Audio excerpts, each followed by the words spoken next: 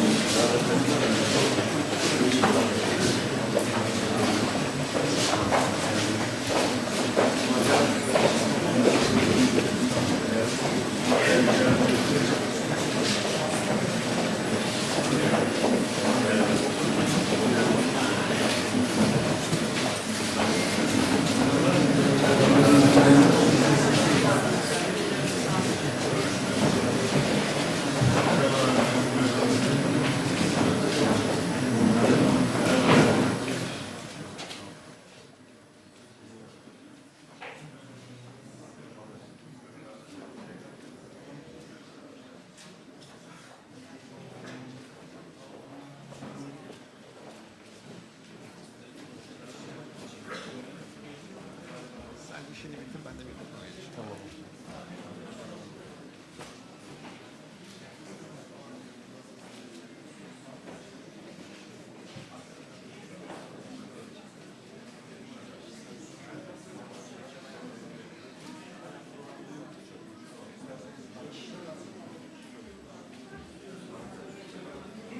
Buraya alabiliriz.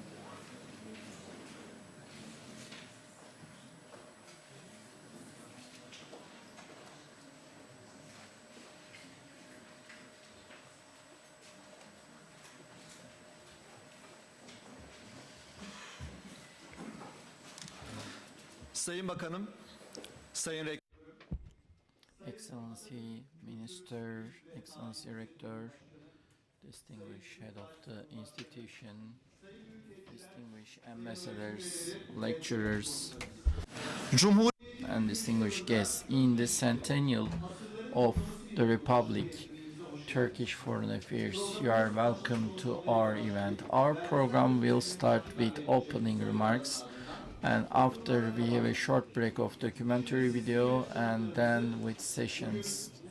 You distinguished guests, we would like to thank who bring us together and who we are indebted to for all martyrs and veterans. I invite you for a stance of honor.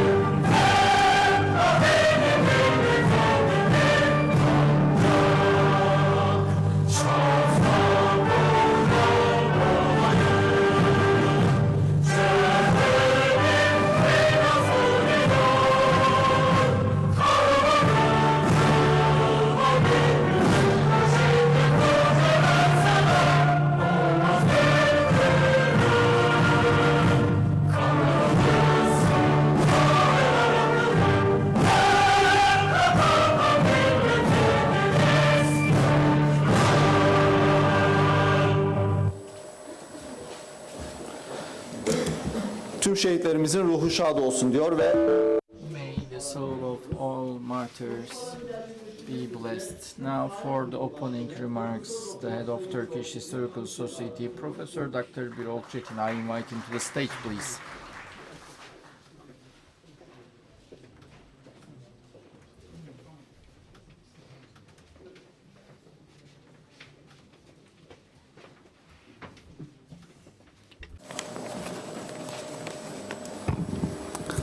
Sayın Bakan, Excellency Minister,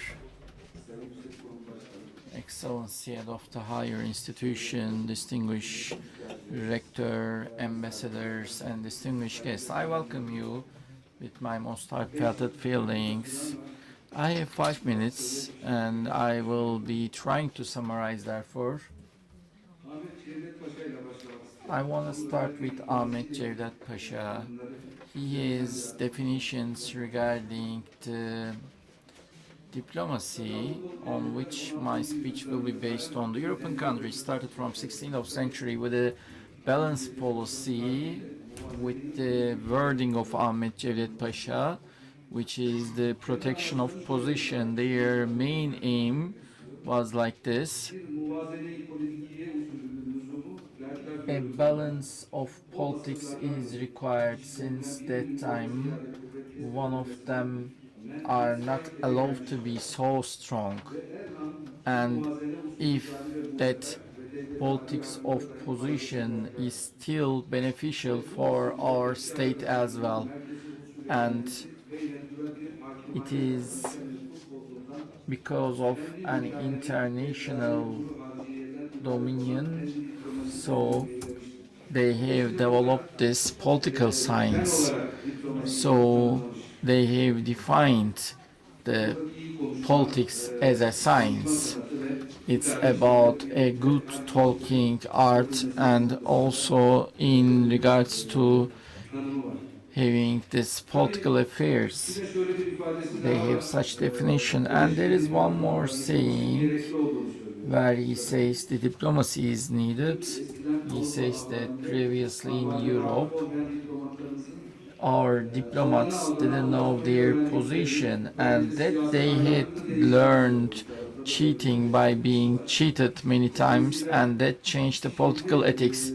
He has this critics. Actually, the science of history is a must for government, especially again Ahmet Cevdet Pasha with his saying, it is a must for statesperson to learn the history, both learning and teaching, and between themselves they make this balanced politics to make it, not to make one of them so strong, because after the geographical exploration they have this politics. We also get benefit of this balance, but it needs to have a purpose. Ahmet Cevdet Pasha make an allegory of compass. The diplomatics is like a reading compass. So where our compass show us, the diplomacy needs to have a purpose. Yes, it's a method, but as to how it should be, so we need to look from the perspective of our state tradition. So why we gonna do the diplomacy? What's the main purpose and objective? Since Orhun monuments, the state has always protected the poor and oppressed. There are these kind of sayings, and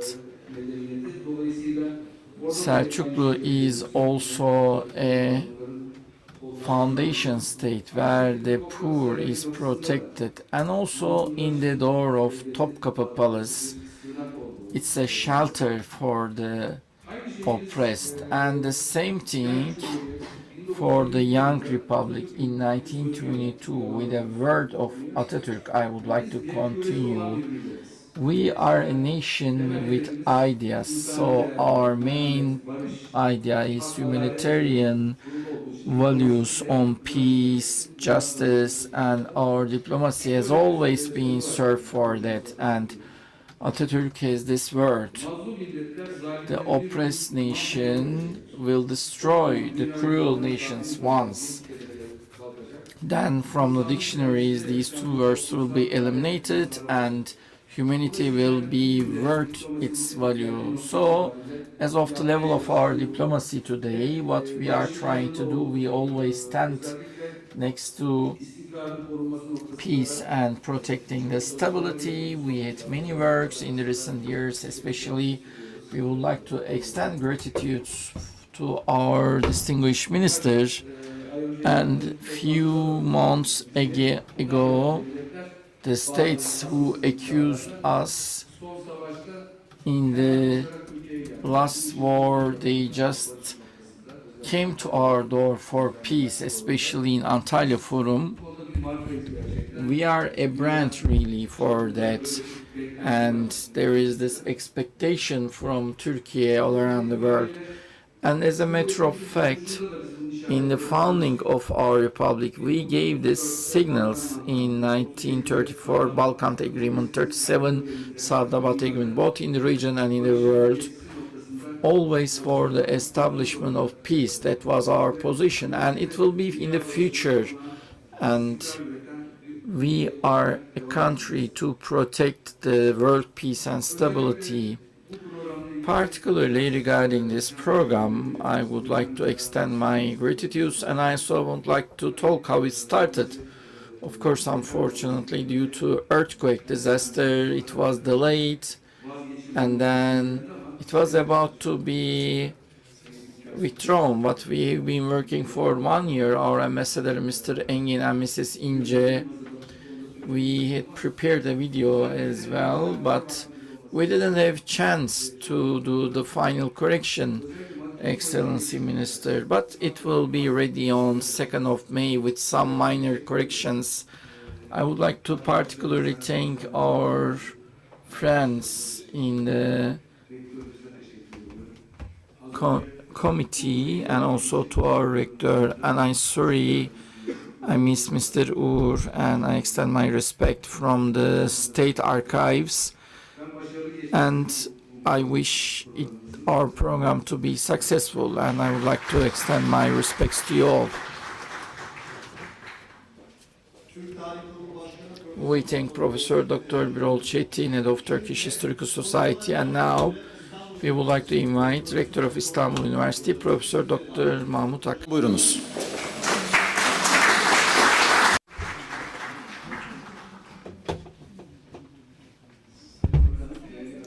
Distinguished Minister and guests, in the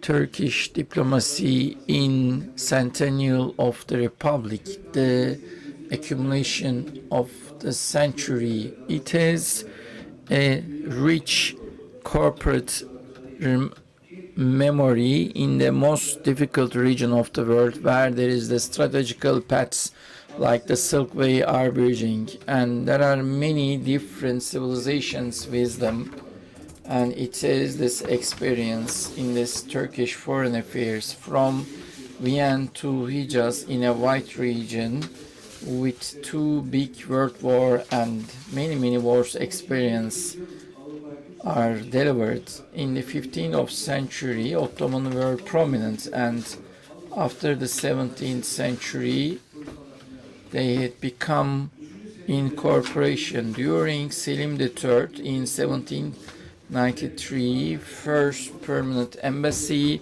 Yusuf Agah was the first ambassador to London, and based on reciprocity, the diplomacy started.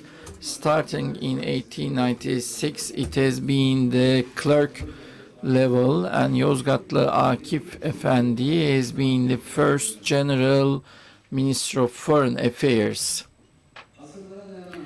And this accumulation of centuries in the beginning of the 21st century with the Independence War, it has been a great art of diplomacy. And in the 2nd of May 1920, with very restricted opportunities, the Minister of Foreign Affairs in Lausanne had shown a great diplomatic victory, and after the First World War and the Independence War diplomacy, Lausanne Convention, and between the two big World War, Balkan Agreement, Sadabak Agreement, and the Commission of Nations, these kind of regional and global agreements, and 20th century Turkish diplomacy with empowering with the call for, with its motto of peace at home, peace world, has been the only protector of the peace, especially after the end of the Cold War and start of the 21st century. Many regional conflicts has arisen in this new international system, UN, AGIT, and Islamic Cooperation Organization.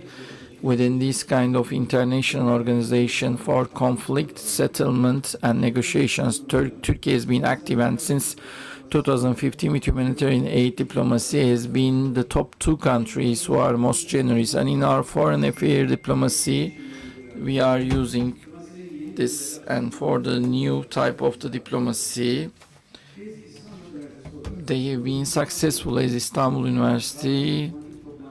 Many historical mission we have hosted, and we have hosted distinguished diplomats of our foreign national ministry. And since our lecture opened with our curriculum and academic works, we have contributed our foreign affairs academically for well-furnished diplomat raising. We have taken important steps along with the strong curriculum for foreign affairs, especially in diplomacy, political science, and international relations. We have applied new curriculum, and in international level, we had signed important projects under the leadership of the university, and with the running of the European Union and NATO, like in support of this kind of international institutions.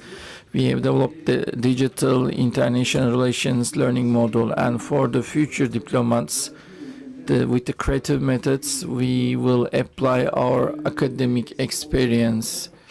We had been feeding them with projects globally, and our diplomats graduated from Istanbul University has been working in a wide geography from Brussels to Geneva, and many of our graduates are working and representing our country diplomatically, and by this way they have contributing our foreign affairs with as Istanbul University with the latest development regarding contributing raising the future diplomats, making them progress, and helping our foreign affairs to catch up with the state-of-art developments. And from here, our university, under the centennial of our diplomacy, we would like to thank everyone who contributed.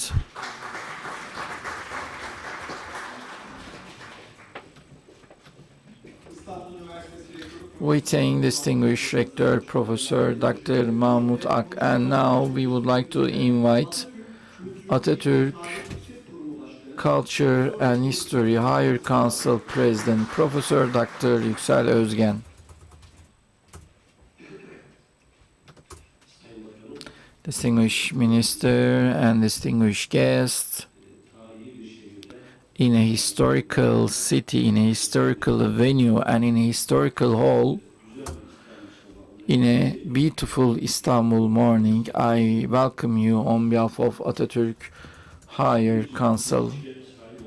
We had a rooted history, as our Minister of Foreign Affairs is representing the modern Turkey internationally as a display and vision. And with this feature and history, our Minister of Foreign Affairs during the symposium will be discussed with all features. And as the Atatürk Supreme Council for Culture, Language and History, and with the Atatürk Cultural Center,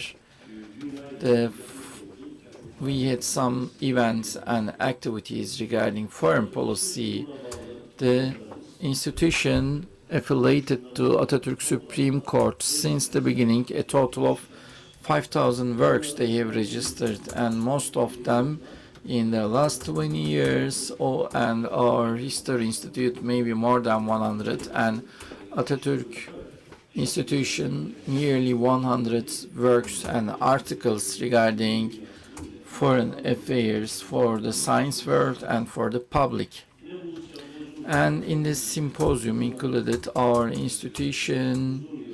For long years, they have been supporting international activities, and they will do so in Turkey regarding social and humanitarian sciences. Our institutions, which are very prominent, along with their publication activities in the recent years with the scholarship program, what Turkey needs for the social and humanitarian sciences, and which is also needed by the Minister of Foreign Affairs as the high quality youngs to be raised. And regarding this scholarship program, I would like to give some detailed information. In the recent years, other than history and literature, we have extended our scope as our state is needed, including language, literature, international relations, these kind of social fields, and also in language, as to our country will need with a high quality linguists to raise them in 22 languages, from Hebrew to Armenian to Georgian to Bosnian. First 30,000 of our students we provide scholarship, and a number of the total scholarships in the graduate, postgraduate, and after the doctorate is 2,180 scholarships, and our amount of scholars are satisfying. Not only we provide scholarship, but also for raising our students in all our projects and events. We invite them and closely monitor, because for future of our country, we believe this institution is very important. And let me talk about after the publication. We have one recent publication, and after our meetings, we will submit it to our Excellency Minister. It has always been talk. Istanbul University has established an institute, and 15 days ago, as the head of the Atatürk Research Center, Turks and Kings, Sarov's centennials and massacres and ethnical cleansing and genocide. With these titles, it is a very important publication which I will submit to our minister. As Atatürk Research Council, Atatürk, in one of his Grand National Assembly speech regarding history and language institution, he said that these institutions in the future in Turkey, in social and humanitarian sciences, it needs to be an academy, and with Ankara on this 29th of October, we are opening an important facility. With that, our institution will be converted in academy, and I would like to mention that. And in the meeting of this, including the history institution, and also to our Minister of Foreign Affairs and the ambassadors, I would like to thank all. I wish our meeting to be successful in the centennial of our republic, including the veteran Mustafa Kemal Pasha, and to all our martyrs and veterans. I remember them with mercy. Thank you.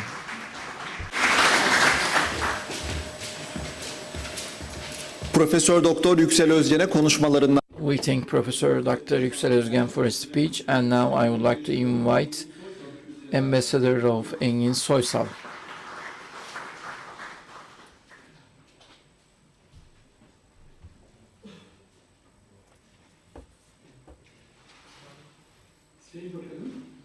Excellency Minister and Rectors and distinguished Presidents and distinguished Ambassadors and distinguished lecturers and participants, first of all, due to earthquake, for the ones we lost, I wish mercy, and for the survivor, we wish patience.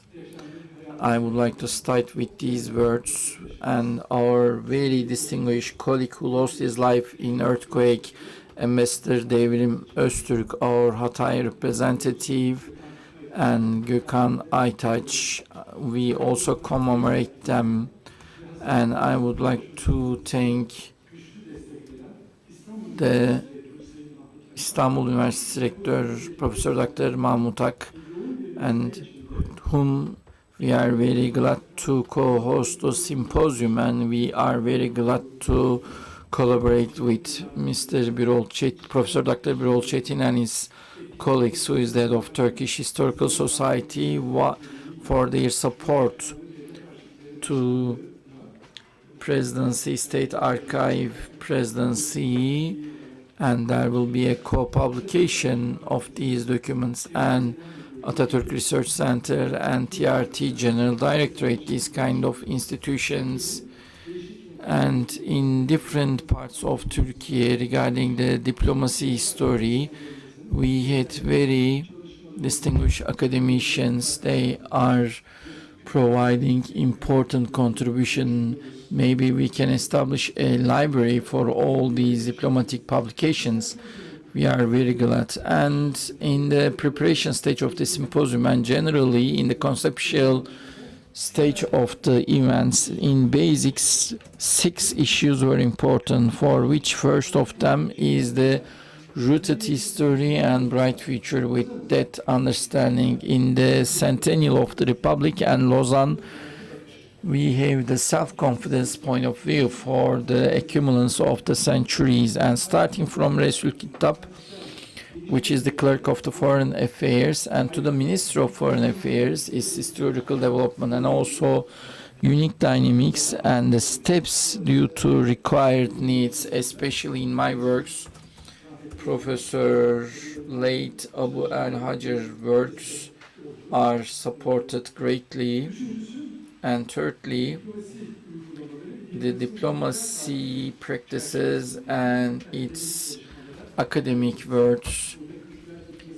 I'm not saying the cultural diplomacy, but the cultural history of diplomacy. And the fourth one is in the foreign affairs, along with that literature, but also in the diplomacy history, the prominent issues should be taken as attention. I said this in Ankara to ambassador in America, in Philadelphia in 1972. The Liberal Arts College made a workshop as to how the diplomacy can be taught as the American Social Sciences Academy. There is a statement there which also took my attention, and it says that when we say diplomacy, generally we understand foreign affairs and foreign policy, but foreign policy and foreign affairs are covering but also destroying the field of diplomacy. Our lecturer accepted this. Actually, diplomacy and history works are quite different. Fifth of them is that the multi-aspect profile of the diplomacy actors, like the connection of literature, art with diplomacy, and traces of the literature in the Turkish foreign affairs with the contribution of Beşir Ayvazoğlu in 27th of April. It will be in Istanbul Medeniyet University, 6th and the last of them. It's always difficult to talk before you. I tried to talk in 3 minutes. The richness of our diplomacy story, to raise awareness to those, to contribute those efforts, and to extend for future years to create an acceleration. 7th century covered some of the books like the Madel, the French diplomacy historian, inside that the Ottoman history and diplomacy where it is difficult to find. Therefore, we need to support these efforts, and with the help of your assignment. Distinguished guest, before I end my words, is the 7th centennial of the founding of Ottoman.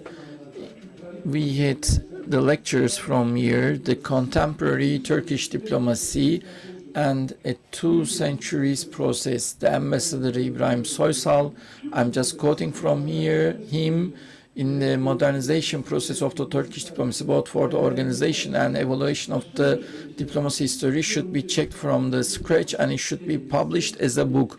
That's my wish, as he said in the quotation, and this and similar symposiums will provide a great contribution. Distinguished ministers, with this opportunity, I would like to thank our elders in the profession, my greatest respects, and while I end my words, I also would like to commemorate our late and martyr colleagues with my deepest respects.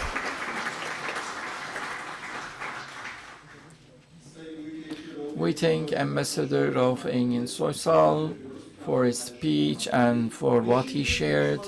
And now, in order to make speech, we would like to invite Minister of Foreign Affairs, Mevlüt Çavuşoğlu. Thank you. Distinguished heads of the institutions and distinguished rectors, deputy rectors, lecturers, instructors, distinguished ambassadors, and our colleagues.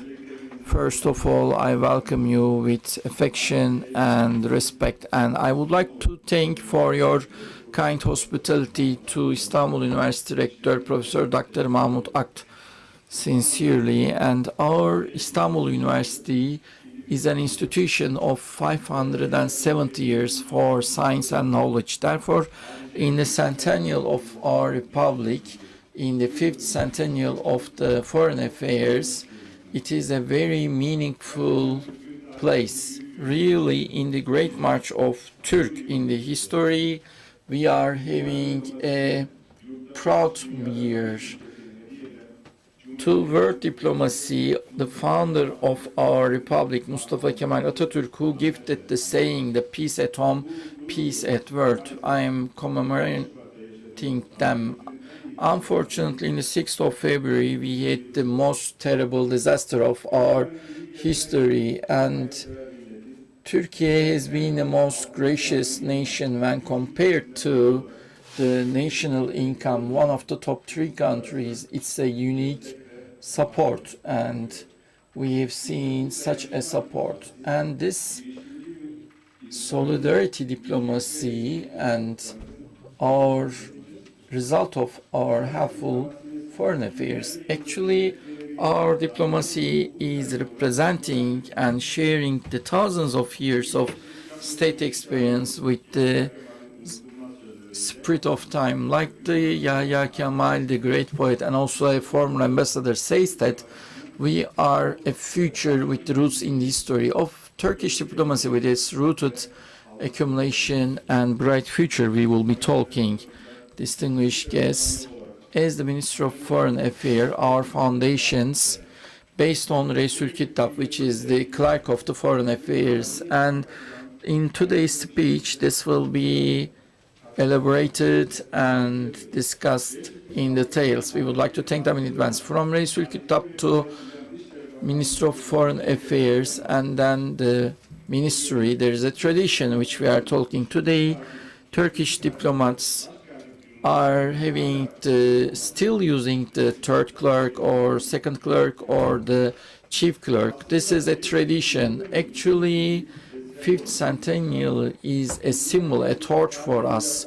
In the thousands of years of history, Turkish nation established 16 big empires. Of course, our diplomacy experience goes way behind, and our ancestors were saying things like the arrow does not come back and an ambassador does not come back, and also that they were saying that there should be no harm to the ambassadors.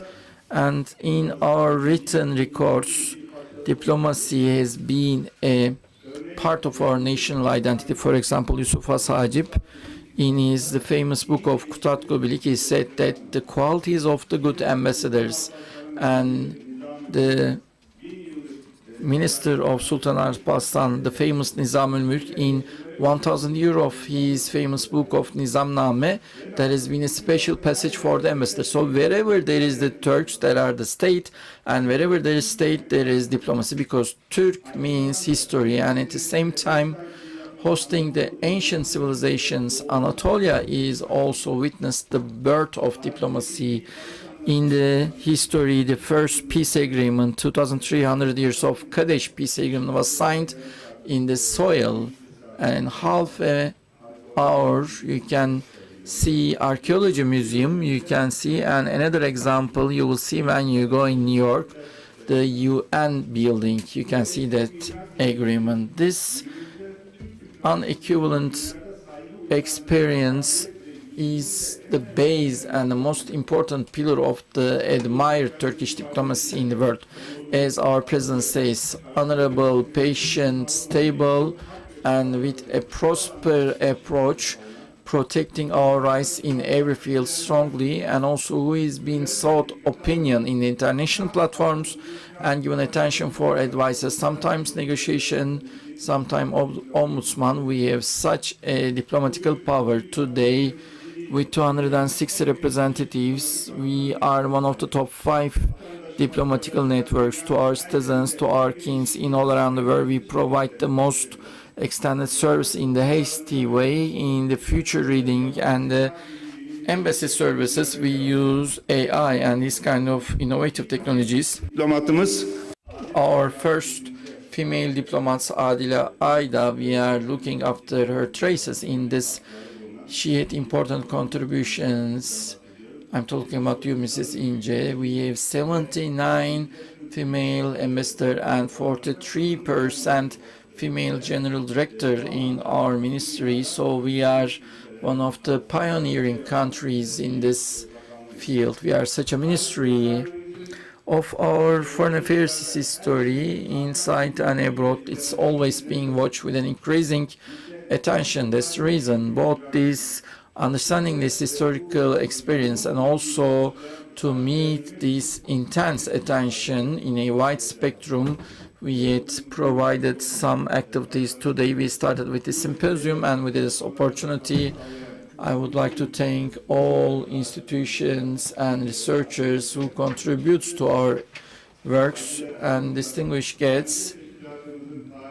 In the history of our foreign affairs institution, there has been many important individuals who led Türkiye, Celalzade Mustafa Efendi and Koca Ragıp Pasha, these kind of former clerks, and Mustafa Reşit Pasha and Keçicizade Fuat Pasha, this kind of foreign affairs minister, and Tevfik Rüştü Aras and Fatih Rüştü Zorlu. The modern era foreign affairs ministers are still among our guides today, and we had some great ambassadors in the world diplomacy history, and also after our security forces, we are the agency who gave the most martyrs.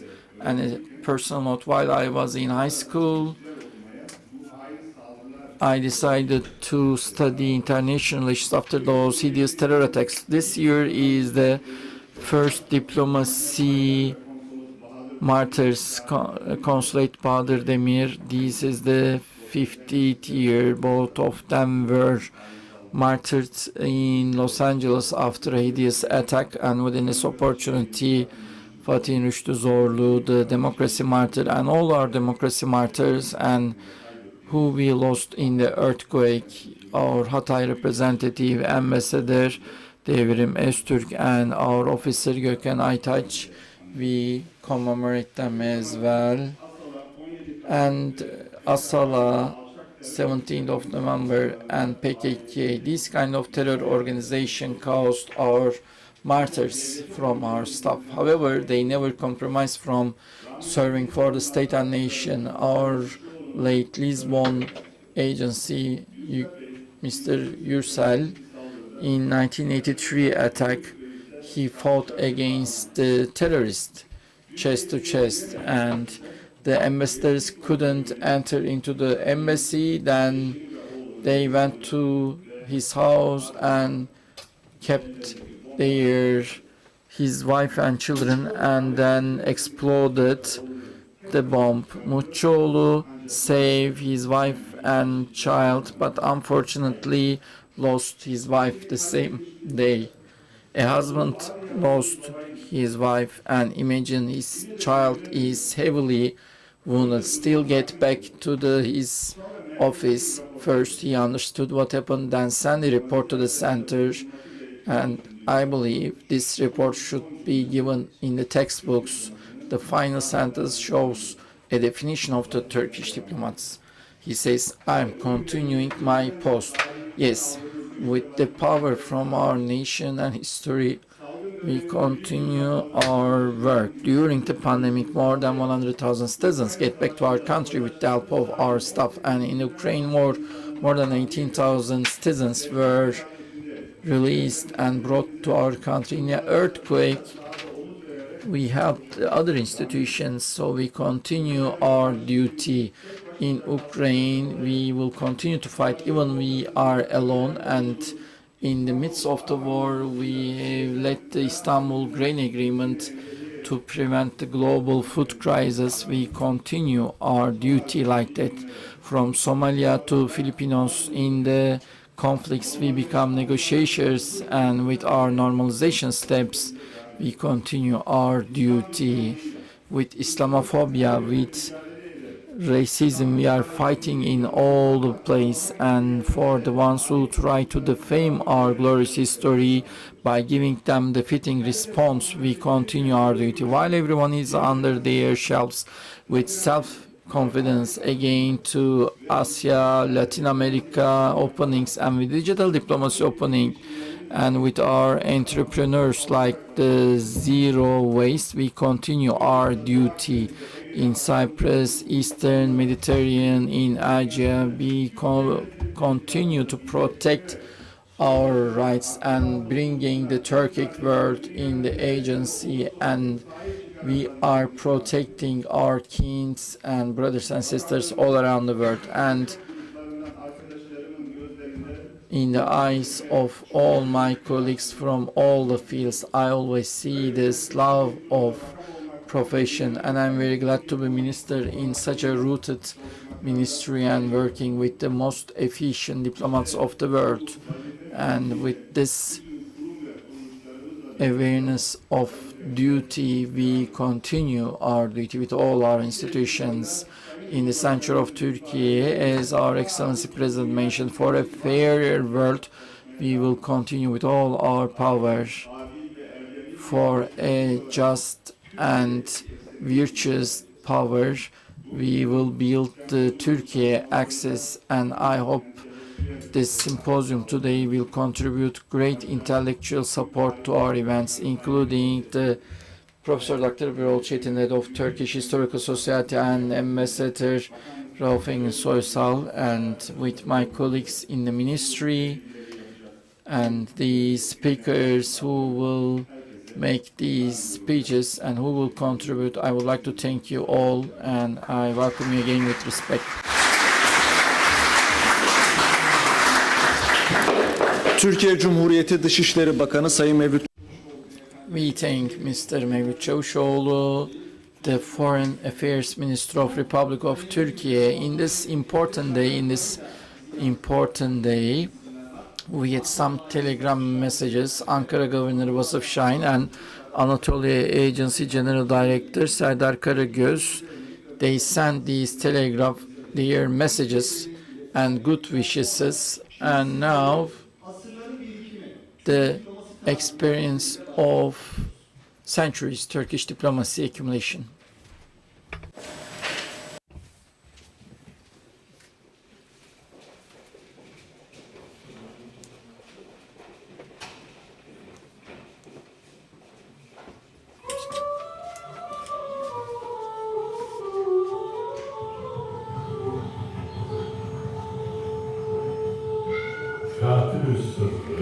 Katib-ü Sırrı, Şaresül Kütab.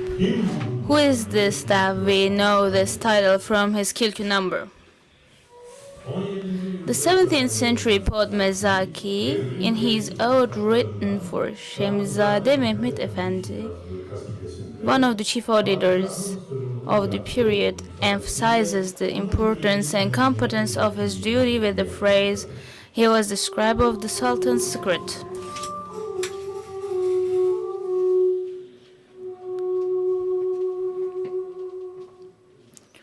Mustafa Kemal Pasha formed a delegation headed by İsmet İnönü, who had returned victorious from the front and signed to the Lausanne negotiations.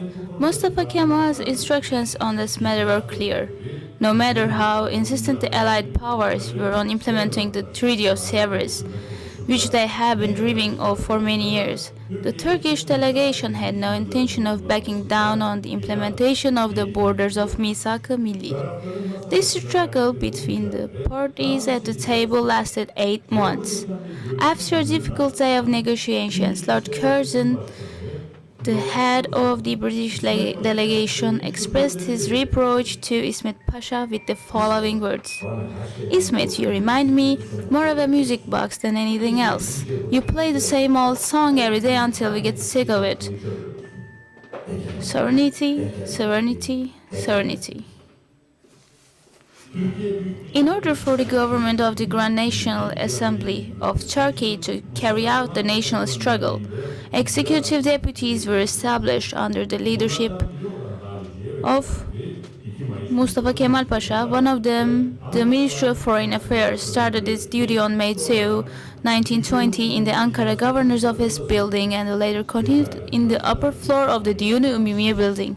Bekir Sami Bey was appointed as the head of the ministry. Even with limited staff and facilities, the diplomatic activities of the Ministry of Foreign Affairs would provide serious support to the military struggle of the government of the Grand National Assembly of Turkey. As a matter of fact, after the treaties of Moscow and Kars, the Ankara Treaty signed with France closes another front. After the War of Independence, the government of Ankara faced greater challenges at the table. After the declaration of the Republic, the Montreux Treaty was signed to regain control of the straits, and Hatay was annexed to the motherland. Among many other achievements, Turkish diplomacy kept Turkey out of the World War II, the most devastating war in history. Yes, the new republic was skilled in diplomacy, but the Turkish ability to solve problems through diplomacy has deeper roots.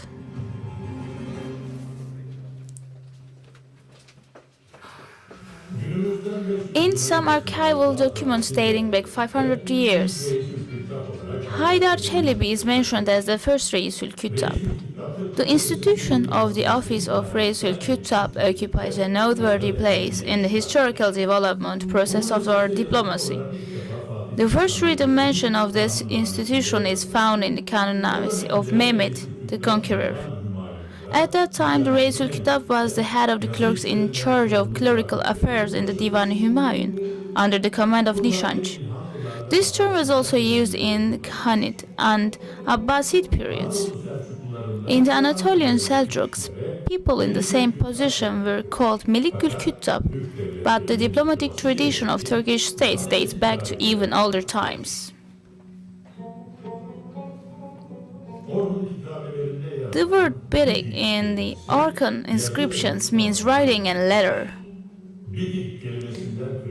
Bidikçi, derived from the word bidik, is a name given to people who served as scribes and clerks in ancient Turkish states, which could also cover foreign traditions. This tradition dates back to the Han state. In fact, the scribes who prepared the letters and treaty texts carried by envoys also had an important place in the state system. In 1525, Celalzade Mustafa Çelebi, who succeeded Haydar Çelebi as Reisül Küttab, served in this position for 10 years and then was promoted to the post of Nishiban for 23 years. Mustafa Çelebi also wrote some works in the field of history that shed light on the period. In addition, his contributions to the writing of official documents such as edicts, Meçhul-en-Name, and the style he used are important.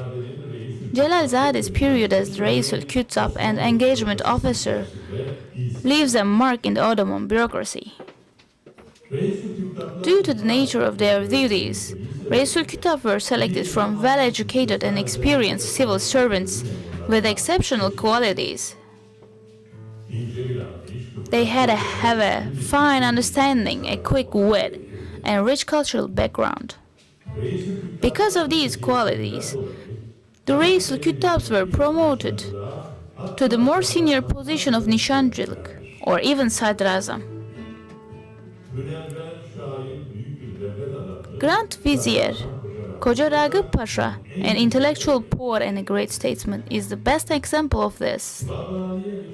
With the transition to Bab Ali, the weight of the office of Reisul Kütap gradually increased, and this office gradually became one of the three most important offices of Bab Ali. The duties of the Reisul Kütap in the field of diplomacy also come to the fore. Although he is a member of delegation in treaties between states, for the first time, Rabbi Mehmet Efendi, Reisul Kütap, takes part as the chief negotiator in the Treaty of Karlofça. He was helpless and incapable in knowing the rank of the Arifi Kar Aga. In this couplet, the poet Naili Kadim emphasizes the intelligence of Sarı Abdullah Efendi, one of the 17th century chief auditors, with the expression Arifi Karagah.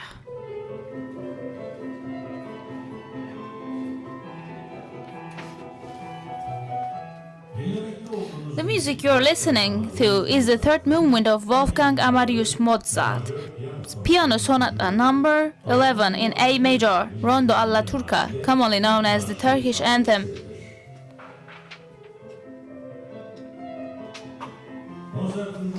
In the 18th century, when Mozart composed this work, there was curiosity and admiration for the Ottoman Empire in the West. Europe was dominated by a movement called Turkish, which centered on Ottoman culture and art style.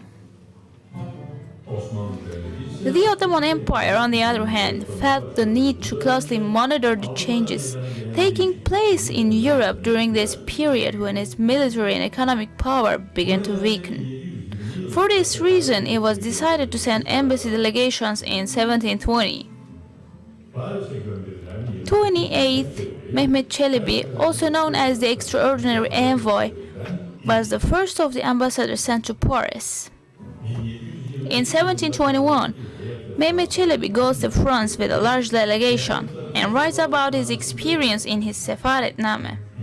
Mehmet Çelebi, who took 28th nickname from the 28th center of the Janissary Corps to which he belonged, took his 14-year-old son Said with him and included his observations as follows in his Sefaretname. When we were coming by canal, the people's desire to watch us was such that they would come from 4 or 5 hours away to watch us from the edge of the river, and they would fall into the water while trying to get ahead of each other.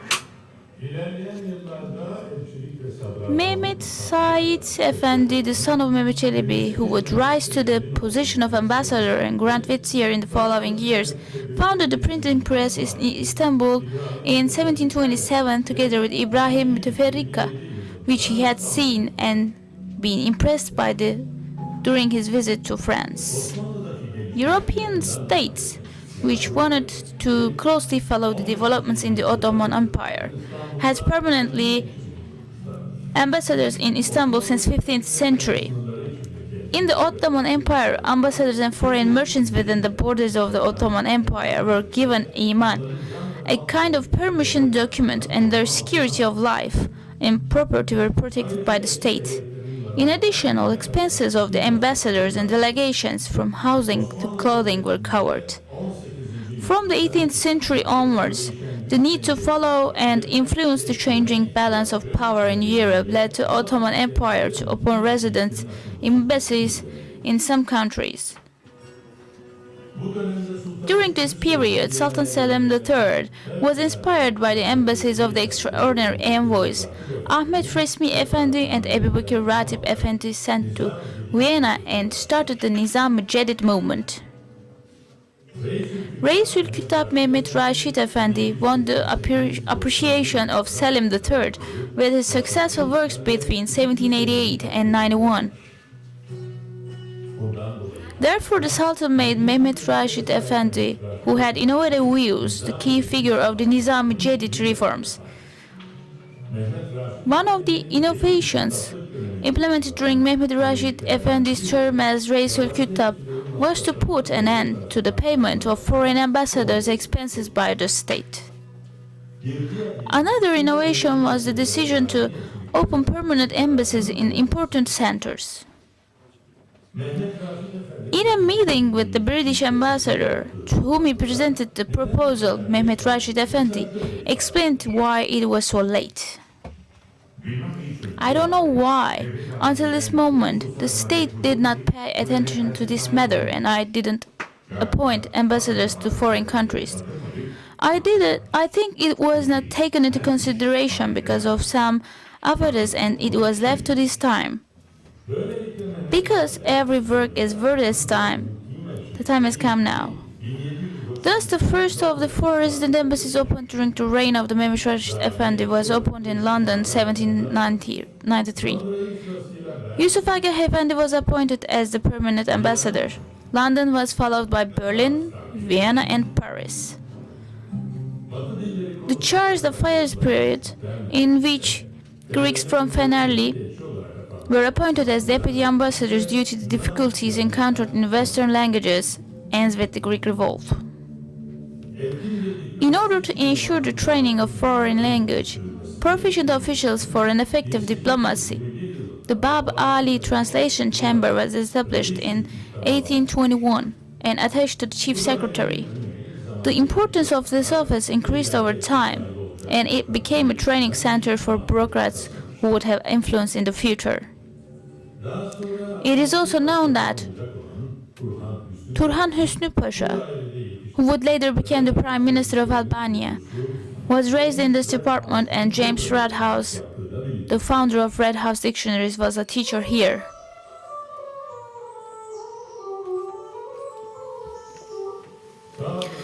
There was a tabulative who was Seyri Sabah and Revishi Dicle Vufrat.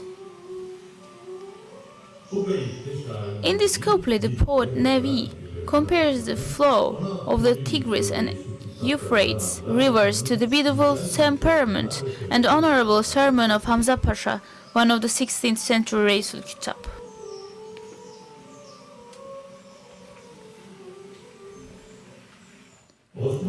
One of the most important dates in Ottoman diplomacy is March 11, 1836. With his edict dated March 11, 1836, Mahmud II ordered the establishment of the Ministry of Foreign Affairs instead of the Reisül Kütap. This made it possible for diplomatic activities to gain a more institutionalized character. In this period, when the Ottoman Empire's military power was weakening and reform steps were being taken in every field, from the army to the economy, the Ottoman Empire applied a policy of balance in its foreign relations. Statesmen such as Mustafa Reşit Pasha, Mehmet Emin Ali Pasha, Keçecizade Fuat Pasha, and Mehmet Emin Ali Pasha, who rose to the position of Grand Vizier after serving as Ministry of Foreign Affairs, became the names that guided the transformation of the Ottoman Empire with the Tanzimat and Islahat edicts. During the period of congresses, when the need to following the world and diplomacy increased, the foreign organization also grew. Following the resident embassies, the princely embassies, which were established in 16 locations, expanded further during the reign of Abdülhamid II and reached 228 in 1909. The internal-external politics of the Republic will be distinguished even in the future by dignity's strength and direction, and by directing and concentrating to the powers of Turkish nation for its prosperity and development. Mustafa Kemal Atatürk. Having taken its place as a respected member of the international community with the Treaty of Lausanne, the Republic of Turkey cemented this position by becoming the member of the League of Nations. the forerunner of the United Nations in 1932. While the whole world was plunged into the Second World Catastrophe, due to the unresolved account of the First World War caused by the appetite for colonialism, Turkey became a stabilizing country that advocated world peace by pioneering the establishment of the Balkan Treaty in 1934 and the Sadabat Pact in 1937 in order to ensure peace in the regions around it. After World War II, our nearby geography became the most dynamic region of the world.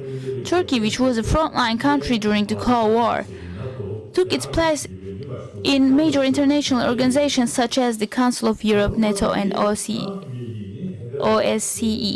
and set full membership of the European nation as its goal. During this period, Turkey didn't come back in protecting its national interest in Cyprus.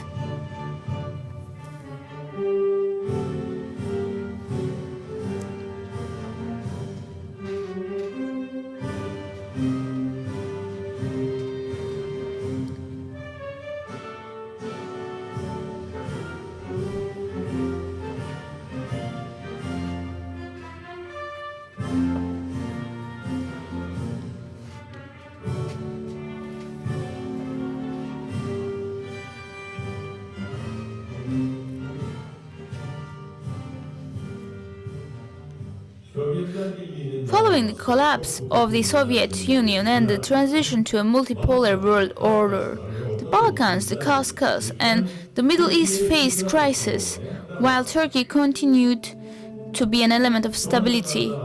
In recent years, Turkey has made new initiatives in Africa, Latin America, and Asia.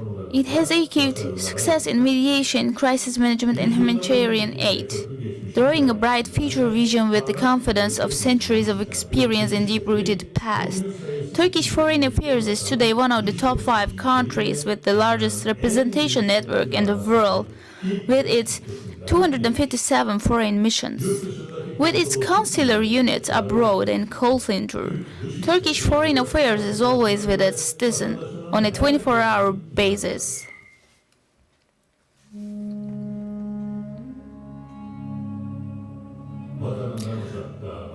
Our diplomats and their families were targeted while representing our flag and our nation away from their homeland. We commemorate all our martyred diplomats and their family members with mercy, respect, and gratitude.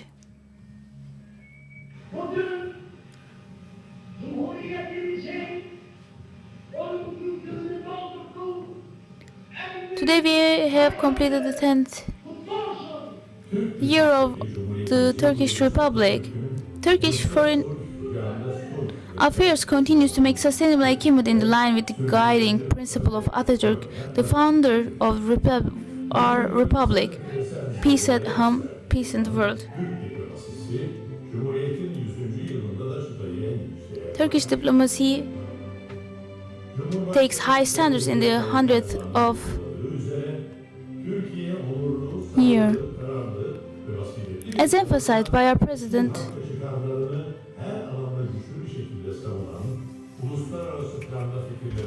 The international plan, they are advised and taken attention, sometimes ombudsman, sometimes negotiation and creating solution to the problems. We are such a diplomatical power.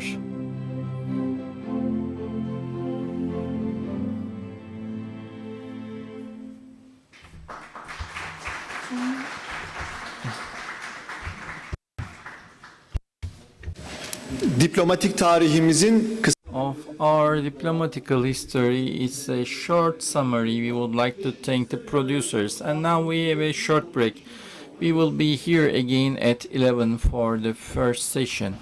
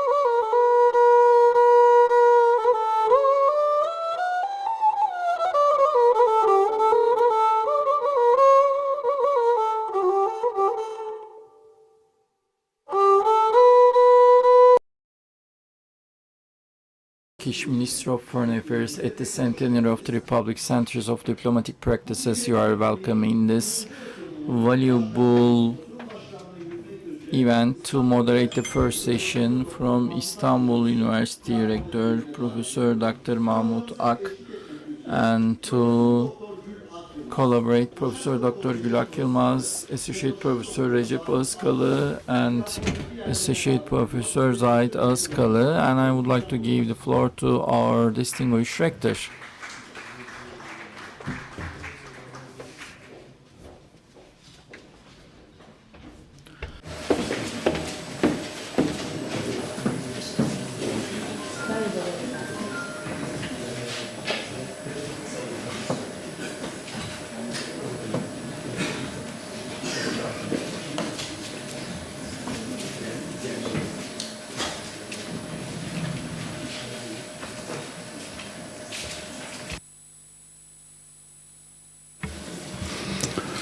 Kıymetli başkanlarım, değerli büyükelçilerim. Distinguished chairs and ambassadors and distinguished guests, I welcome you with affection and respect, and in this session right now, Gül Ak Yılmaz, we will start with the diplomacy and governance approach changes in Ottomans, and from Reis-ül Küttab to Minister of Foreign Affairs. Thank you, distinguished guests. First of all, sorry for my voice. I'm still a little bit sick. I hope I could carry on until the end. For me, actually, it's very pleasing event because approximately 33 years ago, the institution of Reis-ül Küttab and the founding of Ottoman Foreign Affairs Ministry, with that assertion, I got my title. I'm from law, and I'm very glad to study on this topic again.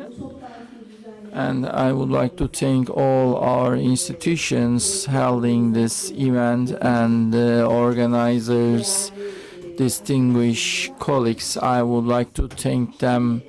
Now we have a very short time, and maybe I could talk 2.5 hours. For that, I want to talk about very basics. Please forgive me if something is missing. And when we look at the other titles, in order not to go into their field as a law industry, I would like to talk about the impact of the Ottoman law over development of Reis-ül Küttab and the other issues. And once more, we work on new archive, and the full titles of all them are in my article. Like mentioned in the introduction movie, there are discussion as to when it started, whether Mehmet the Conqueror or the Magnificent Suleiman. But we know that in the regulation law of Mehmet the Conqueror, he was mentioned, and at that time in the Divanul Humayun meetings, he was such a servant. In 1836, turning into Minister of Foreign Affairs is very important, and which he was only working under a diplomat, and it was not in the definition of the foreign affairs as the head of the clerks, as he was their director. So what happened in this 400 years, such a development from Reis-ül Küttab to Minister of Foreign Affairs? We should answer that. I should say about, as a person talking about it, it's not easy. It is a very problematic period, this 400 years, especially in this archive documents. Once more, I found this out. This is actually within the Ottomans. It is a place where the science department and administration competes. So it's a development of that. Yes, after the Karlofça Agreement is very important for this institution. Selim III and Mahmud II are critical 3. Selim döneminde Fransız because during Selim III, this uncertain times during the French Revolution and this issue of the Eastern problem and then the balance politics required the mutual diplomatics and in 4 centers including London. In this time still in the military field, it was a diplomatical time-saving. Actually, the institution of Reisül Küttab, we should understand like that. And during the Mahmud II in the center,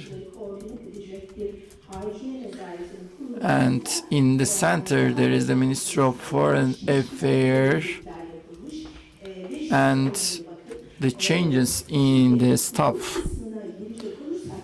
When we go to into law department, as Ottoman law was both Shari, which is religious, and the Urfi, which is the administration of, and the international law is a part of the Shari, which means religious law. It's not in Quran or Hadith, but with the decisions of the Islamic scholars, the world is divided into two, Darul Islam and Darul Harb. Darul Islam means the country of Islam, where the Muslim people are safe and the jurisdiction and execution is with the Muslims, and when there is the Muslim law is practiced, and the otherwise is Darul Harb, which is the non-Muslim country. And as a result, the Islamic law people says that one day all the world will be under one law and one nation, which means it will be all Darul Islam. And until now, with the non-Muslim countries establishing diplomatic relations and other than agreements of ending the wars are not appropriate. This is their approach, and therefore within the time of development of Reisül Küttab, having the diplomatic relations, and it is a little bit difficult due to this approach. And in Islamic law, regarding the international law, there are some basic books. One of them, Kitabul Harash, Ebu Yusuf Hürsü Şeymani's life story. So in the Islamic law, they are under Kitab-ı Siyar.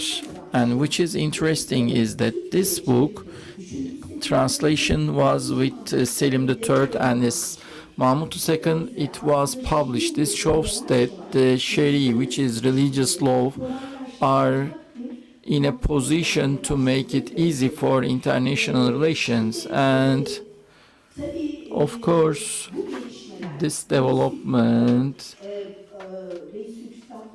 the institution of Reisül Küttab to be carried to the Babali, which is the palace, and the Nishancı, which is another public servant, to remain out of the palace. And as the international relations get more intense with the development of law, the development of Reisül Küttab institution gets faster, especially when international agreements are more intense than the Reisül Küttabs are more prominent. Again, there is another restriction of the Islamic law.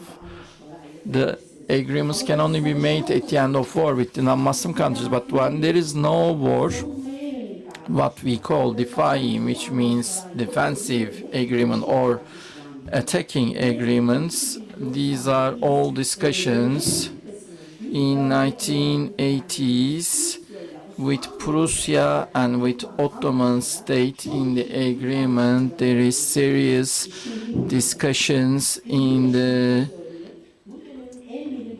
religious law, and which is very prominent, which is the Reisül Küttab in their own houses when they talk with them, and definitely they have some Islamic law representations were accompanying them,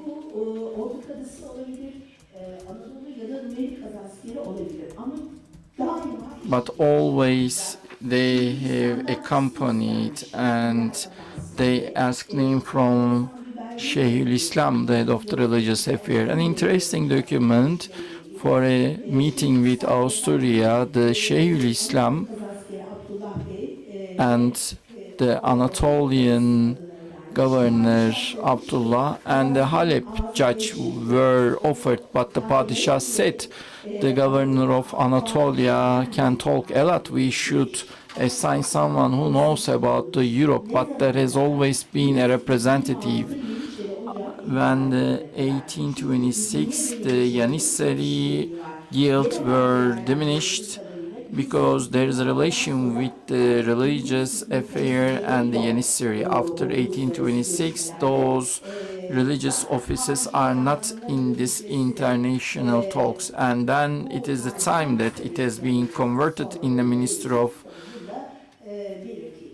Foreign Affairs of this Reisül Kitap office. In the agreement with Prussia, it is the real development of the Reisül Kitap agency. There is a reaction from the religious governance. The then Şeyh İslam Mahmud-Zade Abdullah Efendi, the Padishah, took some statement from them, and also from the governors, and also from the consultancy of the scholars. And another document which I have reached, the Şeyhül Islam was asked his opinion, and that opinion, he said, very interesting thing, Hamizade Mustafa, yes, Jihad and Gaza is about religious law, but the outputs, the decision will be given by the Padishah, because the ammunition, food, shelter, clothing are from the Padishah, and it belongs to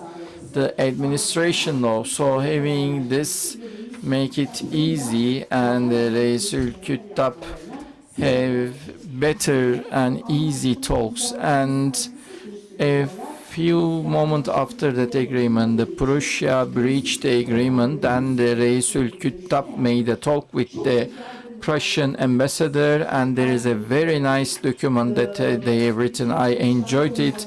All the talks issued are written documents, and there Reisül Kitaps are acting like the master diplomats. They don't take a step back, and they protect the wishes of the Ottoman state. And even interesting,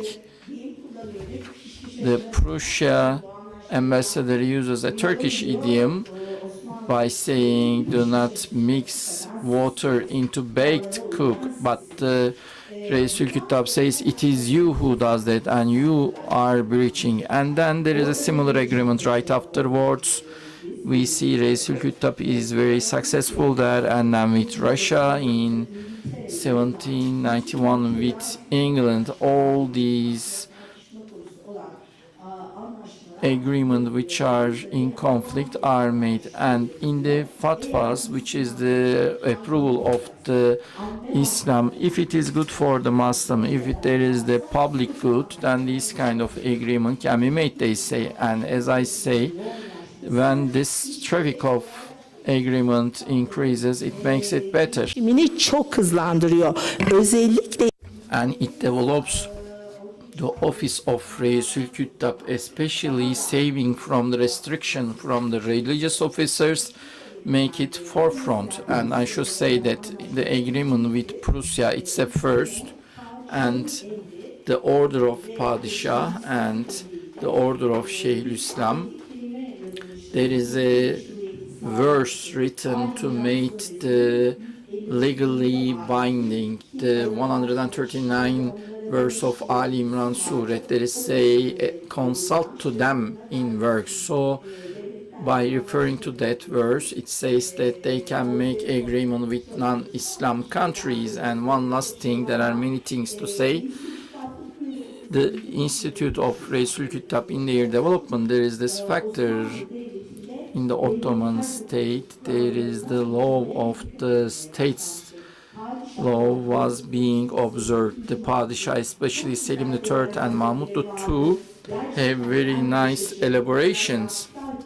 They are so knowledge about it, and they say that the law of state principles, we should not be against them, and especially in the revolution fights, Ottomans were neutral at that time. Passage from the Bosphorus and the closing vessels, they said that we should pay attention to that, being neutral, and I always sent orders to the Reisul Kitab and their duty to observe the international law has affected in development of Reisul Kitab office and being turned into Foreign Affairs Minister. I'm sorry, baby, there are some lackings because of the time. I hope when it is published, it will be much more beneficial. Thank you for listening to me. Thank you, dear President. Ankara Hacı Bayram Veli University lecturer Gül Akyalı, we thank her. She talked about the legal aspects. Actually, it is very matching and in relation with the historical process. Now the second one, Associate Professor Recep Ağızkalı from Marmara University, from archive documents, the Reisul Kitab list, and over the list there are some assessments he will be sharing with us. Thank you, distinguished chair. Evet, ben bu tebliği de hazırladım. In this paper, regarding the list I have prepared, I will make an assessment. The Reisul Kitab in the Ottoman State Institute, they are very important. Kişilikleriyle de They are showing themselves with their personalities and they have important traces in Ottoman history. They are the statesperson.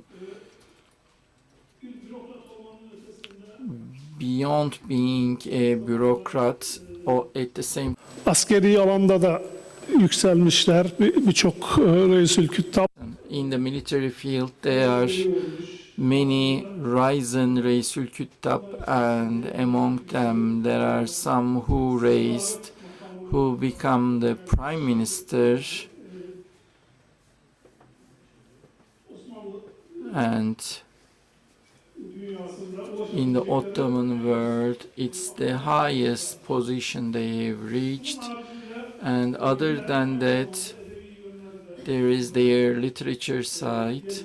Meslekleri icabı Due to their position, their literal sides should be improved, as they have been raised from clerk because they have this literature aspect. Therefore, some of them are D1 and some of them are not poets but müretteb.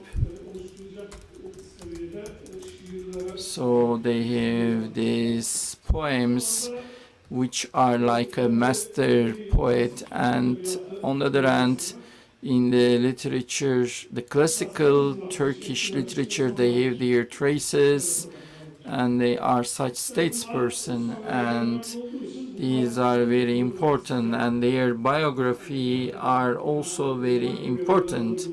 In what position they have served, these should be known. This is important. Therefore, there are few lists being made regarding Reisul Kütabs.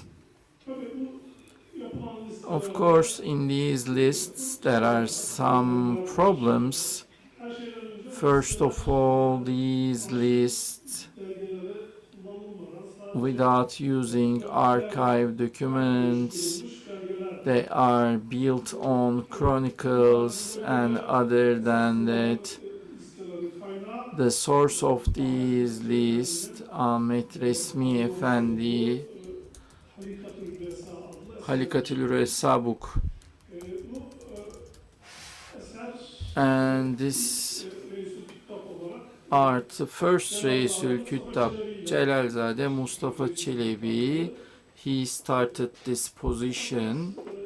However, interestingly, the next Reisül Küttab, Haydar Efendi history, it is before him, therefore it should be started with him, but instead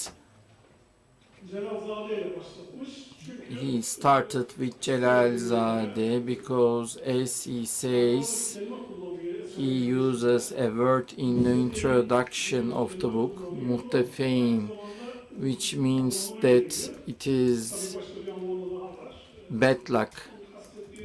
I don't believe he mentions the other meaning. I believe he thinks about bad luck because the first Resul Küttab Haydar Çelebi, and his name was mentioned with the trigger of the Yenissery rebellion, and for that purpose he was executed when the İbrahim Pasha returned from Egypt campaign. Görüyor. Böyle bir kurumun So he sees there is a bad luck, and such an important institution should not be starting with such person. Therefore, first Reisül Küttab is not Haydar Çelebi for him. For him, Celalzade Mustafa Çelebi. But historically, as being a Reisül Küttab, Celalzade Mustafa Çelebi, in his book Tabakatül Memali, he is mentioned Haydar Çelebi, and later on in other places in Betut Tebabi, but the real source is Tabakatül Memalik. And there, according to that date, the first Reisül Küttab should be him, but the position of Reisül Küttab as a name, it is Haydar Çelebi, but before that, in the law book of Mehmet the Conqueror, it was mentioned as well. So Haydar Çelebi being first cannot be taught. On the other hand, there are the problems regarding the code of laws of the Mehmet the Conqueror, that it might not be correct, and or there might be some addition, especially regarding the Reisül Küttab. Those articles can be added afterwards. There are such claims, and they make it a connection until Haydar Çelebi. In no place the position of Reisül Küttab was not mentioned. However, according to our findings previously, even though it is not mentioned as name, tabiriyle Reis-i Küttab. Reisül Küttab or Reis-i Kittab, which means actually the chief clerk, was not mentioned in the Haydar Çelebi Ruzname during the Egypt campaign of Yavuz Sultan Selim, and when returning from the campaign his name was mentioned in the port while they were getting back to Istanbul by ship, together with the Nişancı, which is the foreign affairs director at that time. Therefore, his name was mentioned. Therefore, starting with Haydar Çelebi or Celalzade is not very right. Another claim, Hüseyin Hüsamettin's, the famous writer of the Islam history, he has a book called he mentions two Reisül Küttab living in Kutbettin Ahmet Çelebi, one of them, and Mehmet Çelebi. They were in the position of Nişancı. They were also coming from Reisül Küttab position. So there is this claim. I have just looked a lot for that, and where we can find out from foundation books, because they were witness. So under those foundation book, there is a huge list of statespeople. We couldn't find it, and there were not in those articles. And also in the Code of Law of Mehmet the Conqueror, there was an article which was important. When Reisül Küttab are promoted to Nişancı, they become also the head of a state.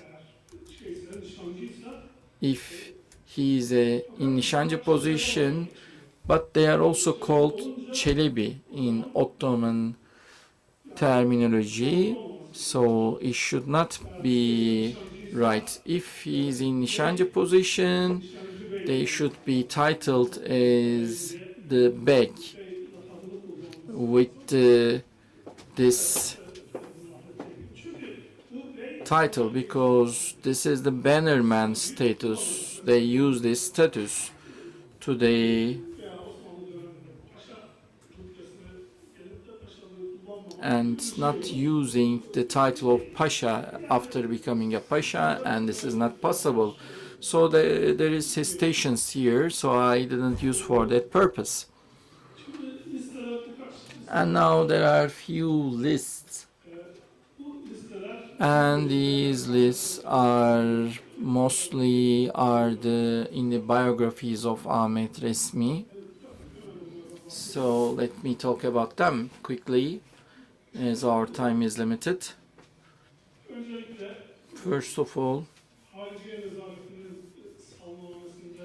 in the record book of the Ministry of Foreign Affairs, there is that list. It is the summary of Ahmet Resmi. Afterwards, there is a list of Danışmendi. It's more comprehensive. He divided the list into two. Olanı yani Divan Santil Ahmet Sıtkı Paşa. It's like 1656. It is for the Nişancı position, and afterwards for Reisül Küttab position. And as it did not started with Reisül Küttab, it is not a problem. And there is another list.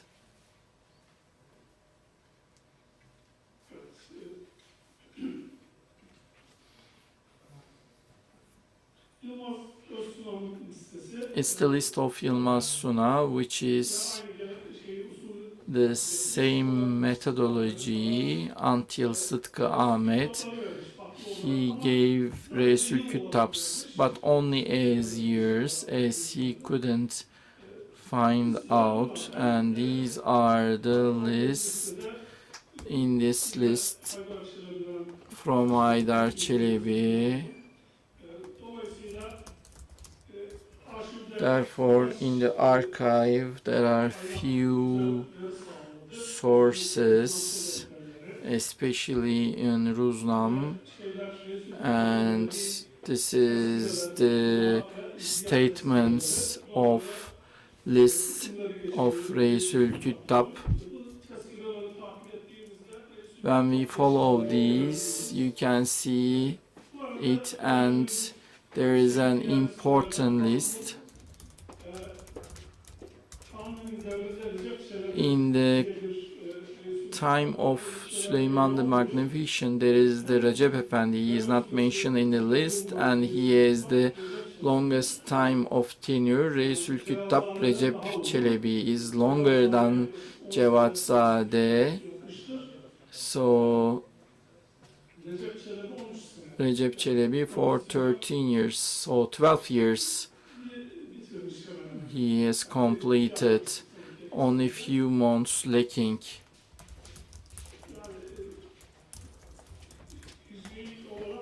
So in the old dating, it's like 941 and 53.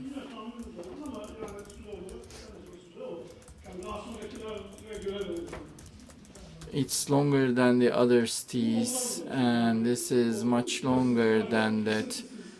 So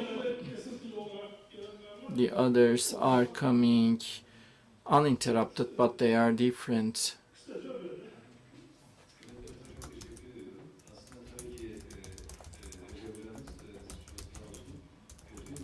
Thanks to Mr. Recep, he just extracted from all sources, and I'm sure that his notification will be representing the new information. Thank you so much.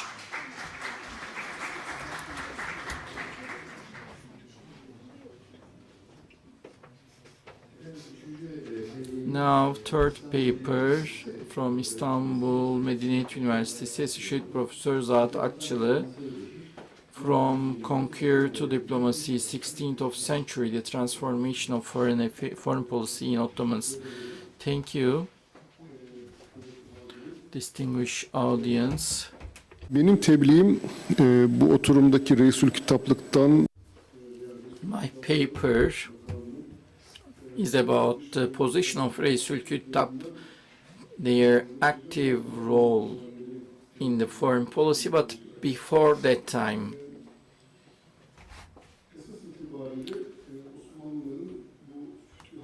Actually, the Ottomans passing from conqueror to diplomacy for the foreign policy. I will try to explain how they passed. I want to read few things from here. Starting from 14th century, conquest was their purpose. When they were in the northwest Anatolia, small kingdom, they become a great empire, and their political life, Anatolia, Bulgaristan, Flakovia, and a wide geography. In 1453, they conquered Istanbul. genişlemesi hızlandı. Memlükleri Then Ottomans continued to expand east and west. They conquered Hungary and Arabic countries in the midst of the 16th century. In the south, Syria, Hijaz, Egypt, Ethiopia, Northern Africa, and in the north, Crimea and Hungary, and in the east, Iran and Baghdad, in the west, Adriatics. And the beginning of the 16th century, Ottomans, with the assurance of this vast extension, were more ambitious and assertive in establishing universal empire, and their neighbors Habsburg and Safavids they were faced to. And in the midst of the 16th century, those politics turned into diplomacy and negotiation-based peaceful policies, and by extending and surviving and enforcing the soil integrity, it turned into such policy. And in this study, there have been some turning points, these turning points and whys, and the role of the people for this change. And during this notification, it can be summarized, and in the midst of the 16th century, where the extension politics are found to be not sustainable, then they see diplomacy as the main tool of foreign policy. To understand it better, actually, the first period of the 16th century, that competition we need to mention, but to use the time more efficiently, I want to pass it more hasty. Shortly, we can say, in the first half of 16th century, two great competition, one of them Ottoman Habsburg and Ottoman Safavi, and between these two rivalry, other than ideological and material fights, there has been some fights in Black Sea, and the universal empire assertive in time seemed to be unpracticable, and at the end Ottomans made peace with Habsburgs and Safavids. In the midst of the 16th century, everyone who are tired and exhausted of this competition are ready to make peace. At the end, with Habsburgs Edirne Agreement and with Safavi Amasya Agreement in 1553, and with both agreements finished the half-century rivalry, and also for the next period it was founding documents to set the tone for relations with Habsburgs and Safavids. It's not only with Habsburg but also France, Venezia. It was foreseen all European countries were in peace. So this agreement with both affiliation and peace allies of Habsburgs for 5 years, and also which was previously under Habsburgs for North and Western Hungary, Habsburgs will pay a tax for that, and it was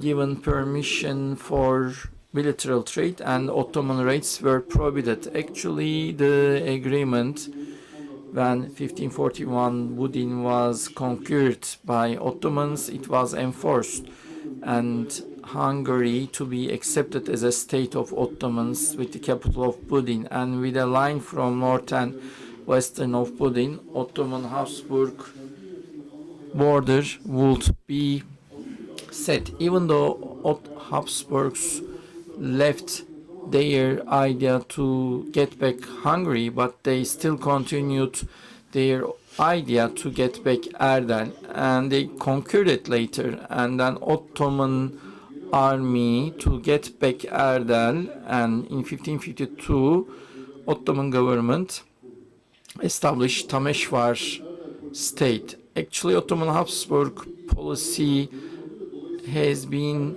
interpreted as a breach of the peace agreement, so that's why Ottoman sent army to Erdel. The first purpose was not conquer, but a defense purpose.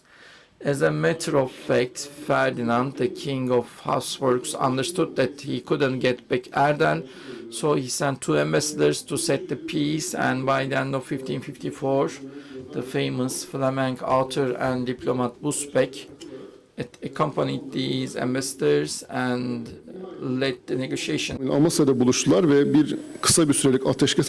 They met with the Ottoman Padişah in Amasya and a short ceasefire, and these negotiations for agreements continued. And 1562, actually, the first agreement in 1542 was re-accepted, and once more Ferdinand withdrawn his rights on Erdel and committed to pay 30,000 golden tax, and it was a reference for the next diplomatical relations, like in the next Habsburg agreement in the second half of the 16th century are the same agreements with minor changes. The most important change was 1606 Zigvatoruk agreement. So those titles of the Habsburg, now they have the equal titles with Ottomans, and that the tax they paid, the tribute, was cancelled. But despite all these changes, Zigvatoruk are still protecting the soil integrity of Edirne agreement, unbreachability of the borders, the free diplomacy and trade. It was repeated. Shortly, this agreement in the midst of the 16th century is the most important founding document. And when it comes to Ottoman-Safavi relations, in 1525, Amasya Agreement, similarly, after the Nahçıvan campaign, the Ottoman-Safavi rulers accepted peace and ended half a century of rivalry. So as long as one side breached the soil integrity, the peace would continue, and the Safavids will end their ritual to curse for the first 3 caliphate, and the Ottomans would permit Safavi pilgrimage to go to Mecca. And first time this border was set, Erzurum, Kars, Bağdat I was kept in Ottomans, and that border mostly is still same. And Ottomans, exhausted of fighting in 2 frontiers, led their imperial claims and then accepted that both sides are regional powers. The Amasya Agreement is also relieved both borders to be protected against trade for Safavis, They had continued their fight against Uzbeks, and also they could be more safe against Ottomans. However, after Tasmaps died, the king of Safavi, Ottomans started a new fight with them until 1590. At the end of this long fight, Ottomans conquered Georgia and Shirvan, and the young Safavi king first Abbas asked peace from Ottomans, and 1590 Amasya peace was returned back. However, Ottomans, with the safety and assurance of military victory, they refused, and they put the condition to continue the places where they have conquered. And Istanbul agreement is more advantageous when compared to Amasya agreement. However, Shah Abbas established a permanent army, and at the end of the century, they have taken Tabriz and Revan. On the contrary, Ottoman failed and left those cities, and after big struggles in 1612 there is a new peace agreement, and the new conquest of Abbas was accepted by Ottomans, so returned to the Amasya agreement. As a result, in the midst of the 16th century, Ottoman foreign policy turned into a peace-based diplomacy from the conquest. I tried to show the basics.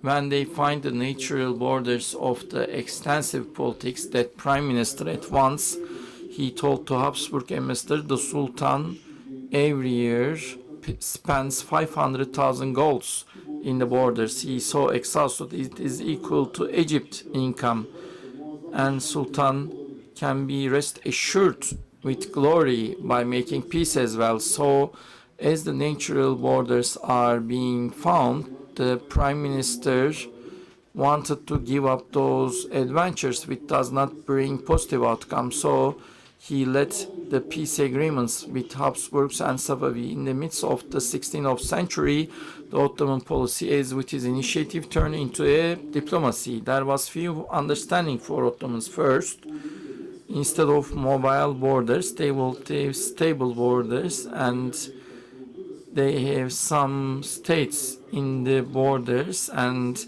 they were protected against the assault of the enemies. And the leaders who seized the material cost of this rivalry wanted peace, not only for Ottomans but also for the neighbors. As a matter of fact, for the agreements whose time ended, Ottomans and Habsburgs started negotiation, and with the same agreement they always renewed the agreements. So the Safavis, when see this time of peace and benefits, they wanted it as well. Starting from the second half of the 16th century, it has been a reference, and these agreements was the main focal points, and they are the founding agreements. In summary, Ottomans, their extensive policies since the beginning in the midst of 16th century turned into a diplomacy-oriented policy. Thank you.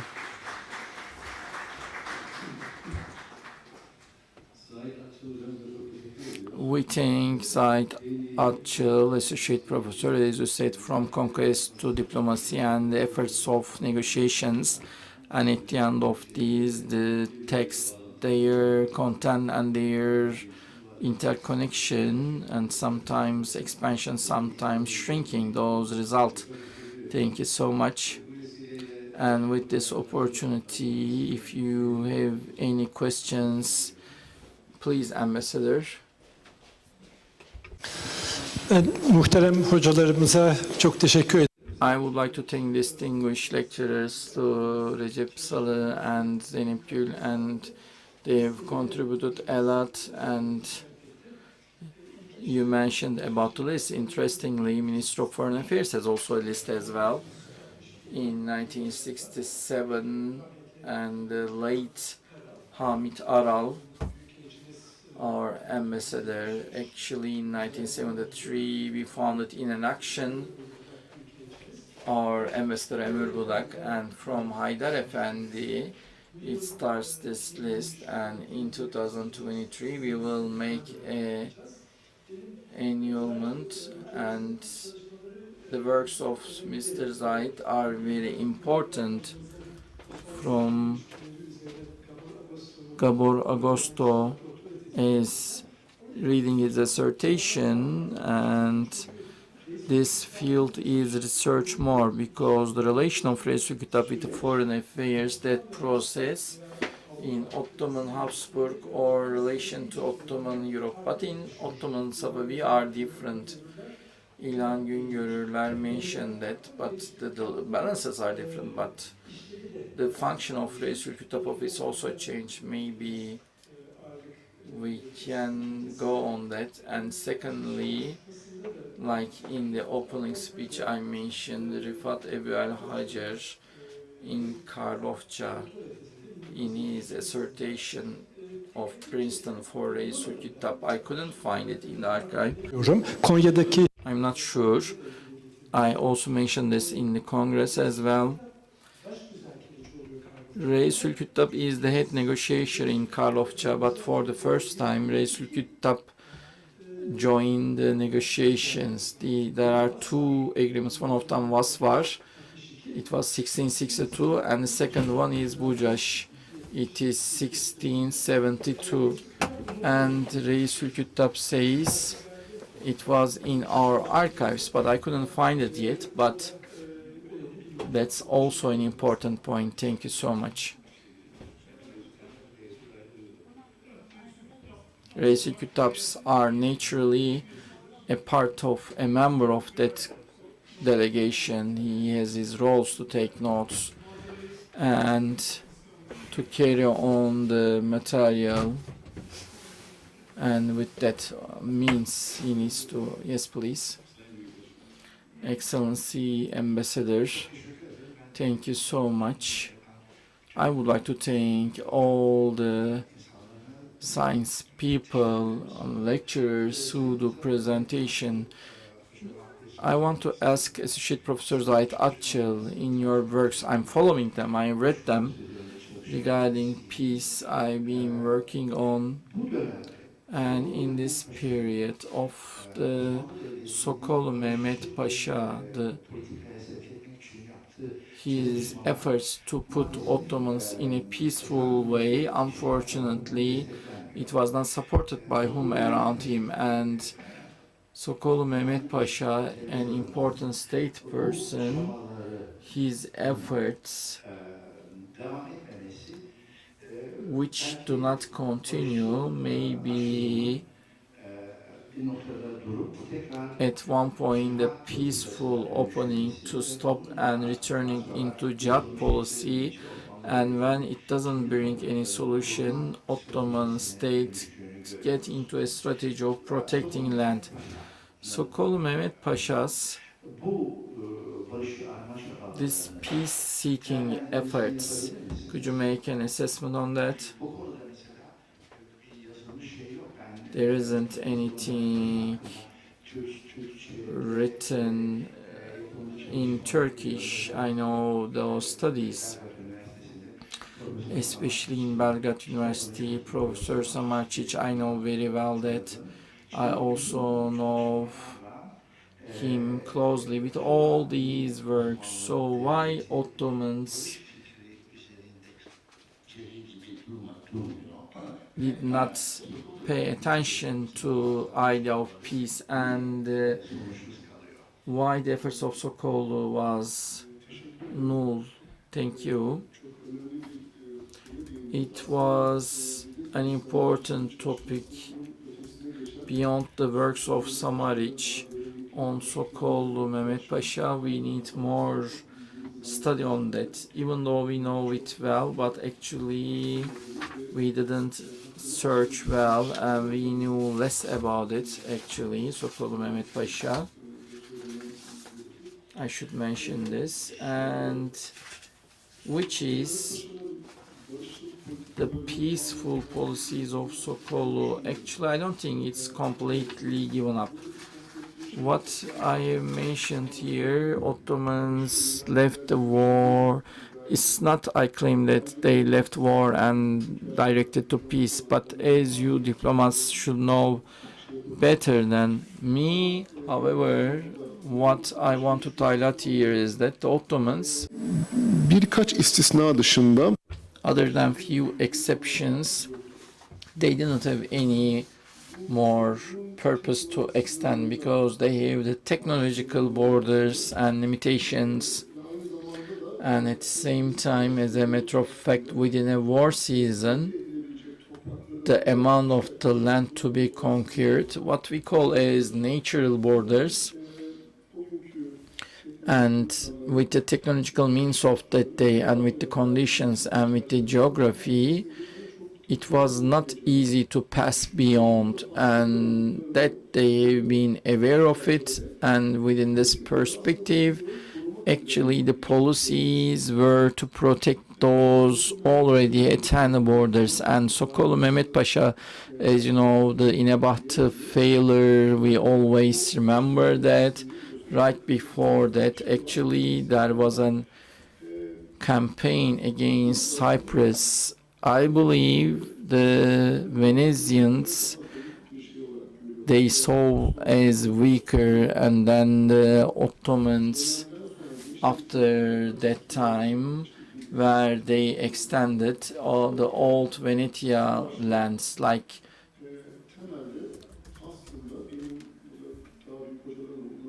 Crete, and the wars in relations with Habsburgs. The argument of the Ottomans not to conquer, but you breach this contract, so we come here to punish you or to protect here. Therefore, from this perspective, Ottomans' main purpose instead of is protecting the borders mostly. And secondly, as we can see the policies, solving them with diplomacy is the first recommendation. As you know, it cannot be always solved with diplomacy, and the war become inevitable at times. Due to this, the war can go on at that time, but of course there are some fragments and some sects, they are also in favor of war. We can talk about it as well. Thank you. And we need to add that especially regarding Persian issues with Sokolu having the peace is the impact of the Prince Bayezid and its impact. We can get the final question from you.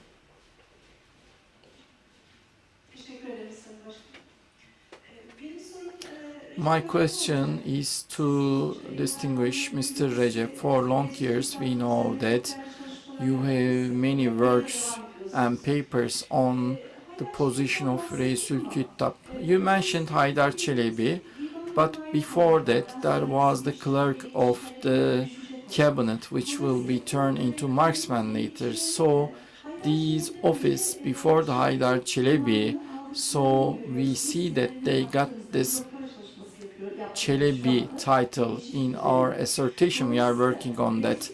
So regarding the origin of the Reisül Küttab, maybe there is a conversion from beylikçiler, which means the clerks, because we know that they are in the forefront in the international correspondence. I wonder, do you have any new findings, and if you can share them? Thank you.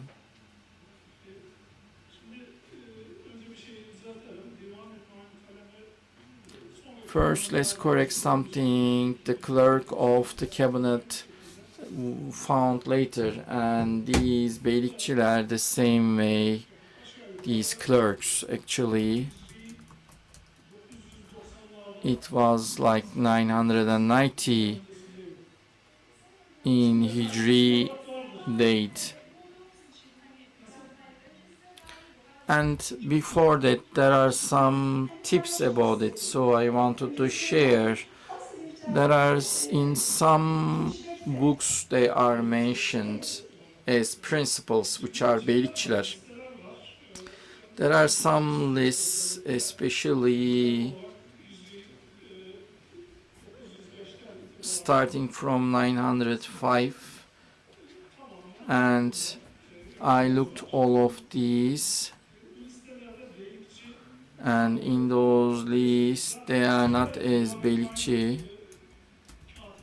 Divan-ı Hümayun, and some of them are belonging to marksmen, and some of them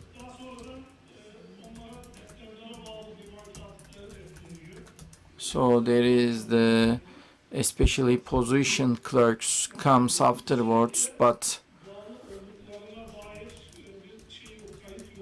there is no record about it. What I see, and it's like 990 in the old date with the name of principals, but afterwards we see it all the time. Can it be a connection in the principles? They are not Reisül Küttab.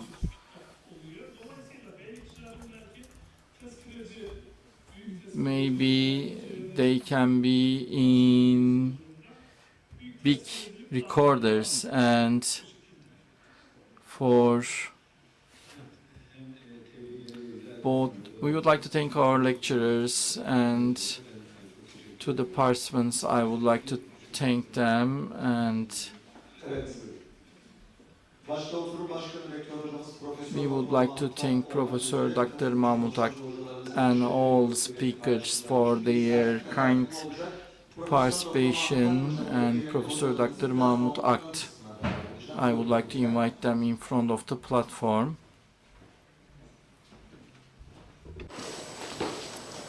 Rektör hocamız tarafından öncelikle Profesör Doktor Gül Ak Yılmaz hocamıza bir sertifika takdimi olacak.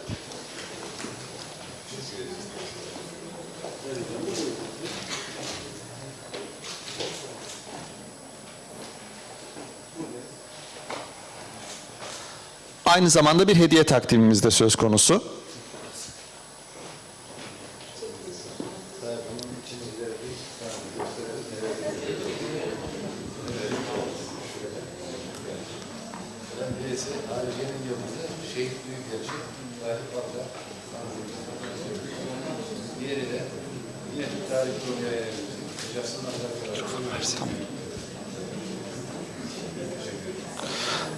Evet, Doçent Doktor Recep Ahısalı hocamıza yine aynı şekilde sertifika ve hediye takdimi söz konusu.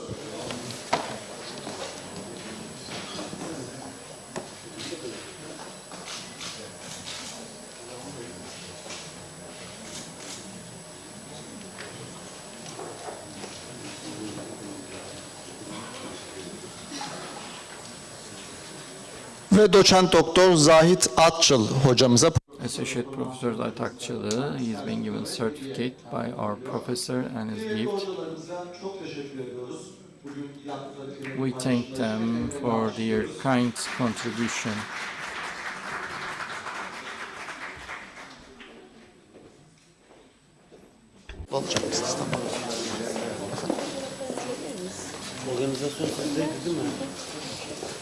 bir toplu fotoğraf için hocalar. Now we will have a family photo.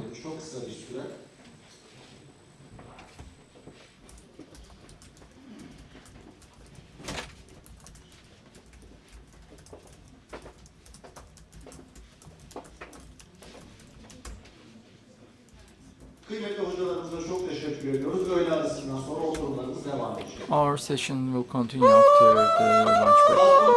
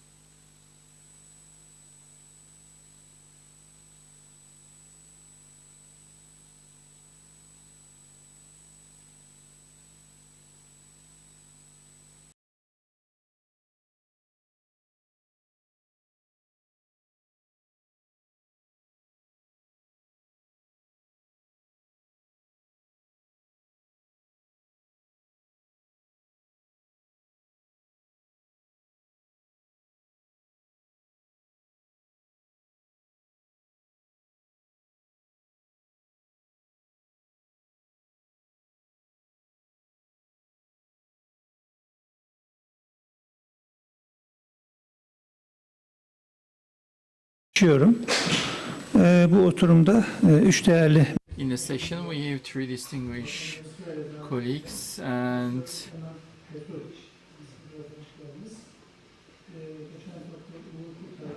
we have Associate Professor Uğur Kurtaran and Alaaddin Yalçınkara.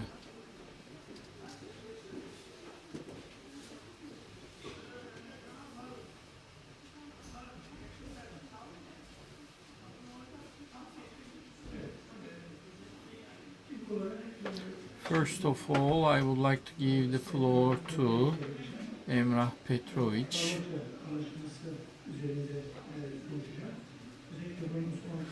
On Karlofça Agreement, what does it mean for Ottoman diplomacy? And the floor is yours, please.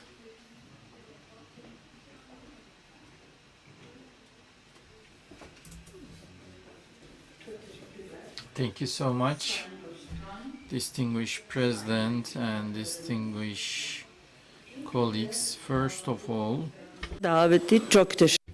thank you for your invitation to this conference. This is a great honor for me, and I'm very glad that I'm here.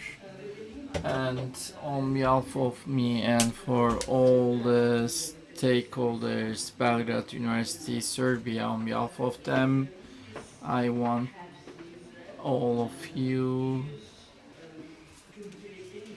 the Centenary of Republic. I would like to congratulate, and of course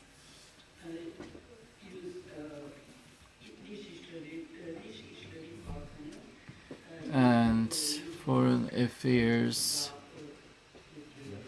I'm also congratulating, and this is for Turkish and Ottoman diplomacy to talk about it. And for that, like the professor said, my topic is Karlofça Agreement. And for international conference, if you allow me, I will continue in English. Thank you. Dear President, dear colleagues, I choose the topic of the Treaty of Karlovac for this conference, since usually the Treaty of Karlovac, this is the picture of Sremski Karlovci of today that you can see, which is in northern Serbia. So you can see the panorama of the Karlovci village. It's nearby Novi Sad. Because it's usually said that Ottoman diplomacy and further on Turkish diplomacy began at peace treaty while signing and negotiating peace treaty of Karlovac, or Karlovci as we say in Serbian, that's the original. And in my paper I first elaborate two main figures of the Ottoman diplomatic efforts at this peace treaty negotiations, which is, of course, famous Reisul Kutab, Rami Mehmed Effendi, about whom we saw also in that short but very good film, and also another person who was very important. He was Terjüman or Dragoman, interpreter, Alexandros Mavrokordatos. But because of time, I will skip that and go directly to the impact on Serbia, because I think that could be of interest to all of us here. And of course, we can have a discussion about some issues there. So, the Great Turkish War, from 1683 to 1699 had great consequences not only to the history of the Ottoman Empire, but to the history of the whole Europe and Serbia in particular. The war was provoked by the Ottoman siege of Vienna in 1683, which led to the formation of a Holy League in 1684, which included the Habsburg Empire, Poland, and Venetia. And 2 years later, the Holy League was joined by Russia, and the armed forces of the Holy Leagues attacked the Ottomans on 4 different war fronts. Not only that some massive war operation took place on the territories inhabited by the Serbian population, but it had also given great hopes to the Serbs that they could establish, if not fully independent, at least a vassal state to Christian Austria. That was the reason why many Serbs who had lived within the vast frontiers of the Ottoman Empire took part in the Austrian troops along with the Serbs who had already migrated to the Habsburg Empire. However, short periods of Austrian domination in Serbia, Belgrade was conquered in 1688, and during next year, Niš, another big city in Serbia, had fallen into Austrian hands as well, showed that Habsburg Empire did not have the intention to let the Serbs establish their independent state, not even the vassal one. They just wanted it to go under the full Habsburg domination instead of domination of the Ottoman Empire. The intentions of Austria were clearly shown in their attitude toward an extremely disputable but important figure in this period, so-called Count George Branković. He was not real count and not real aristocrat. But he can be regarded as the first Serbian diplomat after the fall of the medieval Serbian state. He was born in the prominent Serbian family in Transylvania, and he was brought by his elder brother Simeon, who was Bishop of Gyula, Orthodox Bishop of Gyula, which is Hungary of today, and that was the at that time an administrative center of Transylvania, or Erodel, if you like. Oh, I forgot. Well, that's this Rami Mehmed Pasha and Alexandros Mavrokordatos, and this is the Treaty of Karlo, is the Ottoman version.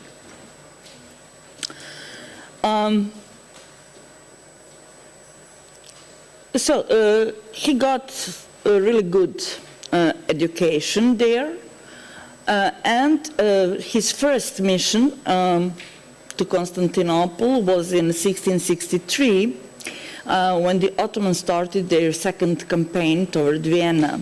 And he was assigned as an interpreter to the Transylvanian deputy to the Sublime Porte. However, the elected deputy died while on the road, and Branković, although only 18 years old, took his place. He stayed in the Ottoman Empire for a year, and after that had 2 more missions to Constantinople. The milestone in his activities presented his journey to Moscow, where with his brother Archbishop Sava was engaged in dialogue with the representatives of Russia.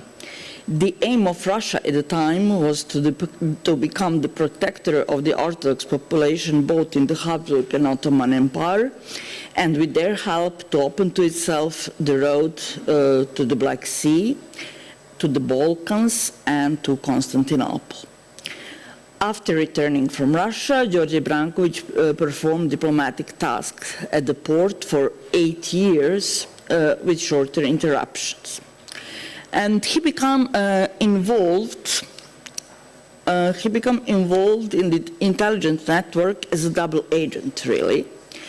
On the one hand, he informed the Porte about the condition prevailing about the Hungarian immigrants in Transylvania, who were the opponents of Habsburg and Emperor Leopold I. On the other hand, he got in touch with the Austrian envoy and informed him about the plans of the Hungarians and the Ottomans. In writing, he presents to the Austrian emperor the idea of creating a special territory in the south of Hungary,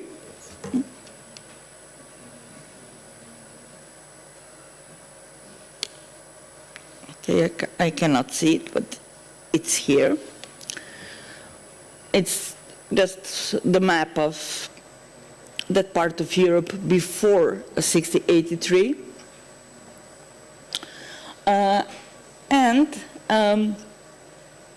That memorandum was sent to Emperor Leopold in 1683, when Kara Mustafa Pasha had already advanced towards Vienna. In the years that followed, George Branković had neither the strength nor the power to raise the Serbs in the Banat to revolt, even when the Austrian troops penetrated the region. In 1688, he changed his political course again and decided to turn to Russia for help, although he did not stop negotiation with Leopold. Where the Austrians were increasingly achieving military success and approaching Belgrade, Branković tried in every way to organize the Serbs to an uprising. However, at the same time, the mistrust of the Austrian court towards him started to grow. The epilogue is well known. The Serbian Patriarch Arsenije III transferred a big number, its estimation is 80,000 people, Serbs, from southern parts of Serbia to the Austrian territory without receiving any autonomy, and George Branković was arrested. Thus ended the dream of an uprising and the state, a dream that will begin to come true more than a century later, with many struggles, ups and downs, successes, failures, struggles, and negotiations.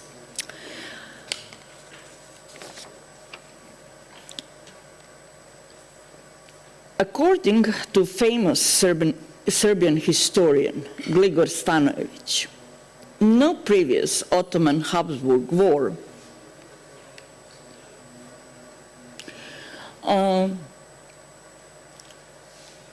had as much importance for the history of the Serbian people as well as for two warring parties as the Vienna War.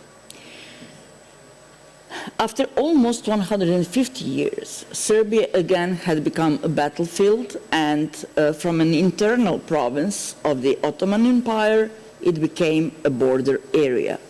Major political changes in Europe had also consequences for the further historical development of the Serbian people. So, as for the Treaty of Karlovci, the first peace initiative came as early as 1689 by England and Holland, but then it was abrupted because of the Ottoman offensive and the recapture of Belgrade in 1690. However, the Ottoman defeat at the Battle of Senta in 1697 showed the weakness of the Ottoman army and the urgent need to terminate the war. With the Peace of Karlovci, the Ottoman Empire experienced the greatest territorial losses in its history. Austria conquered all of Hungary without the Banat region, then Slavonia, Srem, up to the line Mitrovica-Slankamen, and all of Lika, which is a region in Croatia of today. A large part of the Serbs came under the Austrian rule. In that war, Austria asserted itself as the leading European power in solving the Eastern question. However, despite the weakness of the Ottoman army at that period, and also an affordable diplomatic situation, the Ottoman peace delegation at Karlovci negotiation managed to conclude a treaty without further territorial sacrifice, reflecting simply the status quo. With the first conquest in Serbia, Austria showed the true face of the conquerors. Although they were very welcomed as a Christian power, as well as because of the large number of prominent Serbs at the Viennese court, the Serbs quickly saw the true face of the new rulers. The aggressive attitude of the Austrians and the absolute rejection of any Serbian autonomous territory showed the only Austrian goal, the incorporation of the Serbian territories into their empire, which they claim based on the previous possessions of the Hungarian crown. According to many historians, the Ottoman Empire was already on the decline path as early as the death of Suleiman the Magnificent in the battlefield in 1566. After the peace treaty of Karlovac, difficult days will come for the Ottomans, characterized by internal unrest, changes in the throne, as well as frequent changes of grand viziers. Since that moment had begun the perceptions regarding the division of the Ottoman Empire among the European big powers, the so-called Eastern question. And the Treaty of Karlovci is usually, as stated in the Serbian historiography and in the European as well, never mind. So in the European as well, the beginning of the very famous and very important Eastern question was the Treaty of Karlovci. But it was also, for Serbia, the introduction of the period called in the Serbian historiography Wars for Serbia, since after that war, another 3 wars in 18th century between the Ottoman Empire and the Habsburg monarchy were led on the Serbian territory. The period of Austrian rule in Serbia, 1718-1739, has presented a disconnection in the almost 3 centuries long Ottoman rule in the region. The Serbs had greeted the Austrians enthusiastically, convinced that they would have brought many positive changes and contributed to the renewal of the Serbian state. However, the change of events had shown that the Serbian optimism had not built on the right premises. The Treaty of Karlovac was the obvious beginning of the decline of the mighty Ottoman Empire, but also it opened the eyes of the Serbs regarding the intentions of the Habsburg monarchy. And the chain of events later in 18th and 19th century would show that. If you have any questions, I will be glad to answer afterwards. Dikkatlerinizle çok teşekkür ederim. Evet efendim, biz de teşekkür ediyoruz Eva Hanım'a. We thank Mrs. Eva, and we can get questions at the end of the session. Now, without losing time, Uğur Kurtaran, I would like to give the floor to negotiation countries in Pasovcha, their preparation and expenditures. Thank you, distinguished guests. In our presentation, in the close time in Turkey diplomacy, one of the efficient factor, which is the negotiating country, an example in Ottomans, within the scope, first time in the Ottomans, It is used in Karlofça Agreement, and in diplomacy it is called the negotiating country. In Ottomans, there has been a diplomatical tendency. In Pasarofça, the middleman country has been England ambassador, and then Abram Stanyan, their permanent ambassador, and Jacob Collier, the Dutch ambassador. Their diplomatic activities and the diplomatic actions and actually working the agenda. In the Ottomans, the foreign ambassadors are accepted, and then there is a diplomatic transaction and how it is positioned in the middleman ambassadors. First of all, shortly in the Ottomans, a foreign ambassador comes, there are some diplomatic tendencies. They are met in the borders, brought to the Ottoman capital and in the sections, and in this relevant time there are some payments to the ambassadors. Of course, there are many factors. The most important is the status of the ambassador. If it is permanent, everything is paid, but if it is permanent, only the road accommodation. So when we go to the process in Karlofça, Ottoman for the first time used the middlemanship of England and Dutch. Why Ottoman needed? Because in the relevant days, the political and military process of Ottomans in Karlofça, as you know, after a long war, they were defeated, and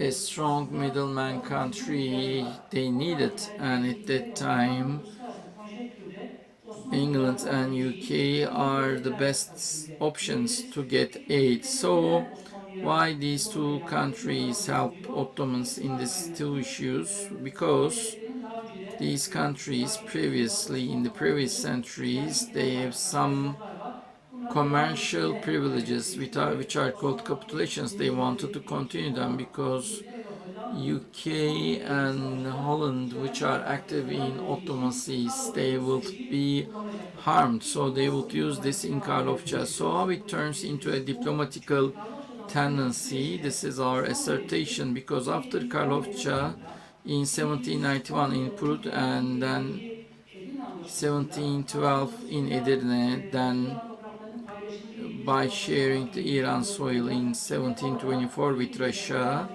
there they got benefit of England and Dutch ambassadors. Then after that in 1736 Ottoman-Russian War, French helped in Küçük Kaynarca 1774, and also in 1792 Yaş Agreement, England, Prussia, Austria and Dutch ambassadors helped. Of course, in making this process after Karlofça, there is this new diplomacy and foreign policy affects the Ottoman Empire is having more diplomacy for the alliances. And shortly, let's talk about Pasarofça and the role of the negotiating countries. As you know, the Pasarofça process after Karlofça, they are trying to recover their losses. In 1714, they opened Venezia, then Austria joined as a result of that war, and when the Austria joins, the negotiators, which are England and Holland, offers for middlemanship, but the Ottomans refuse it in the beginning because they didn't get what they want. But in the upcoming wars, Ottomans lost in Petervaradin. This time, Ottoman asks the middleman, and they will be involving, but the Habsburg wants Temeşvar-Banat, the Ottoman state, turn the process into peace. While the war is ongoing, Belgrade is lost. Then this time Ottomans are going to the middleman, and then Ottomans between Venezia and Austria in Pasarofça. So it is also important. Actually, in Zikvatoruk, the diplomatical principle, which is in a neutral base after Zikvatoruk, Vasvar, and Pasarovca, is a small village of Serbia at that time. For 70 days of negotiation under middlemanship of these two countries, they signed the agreement.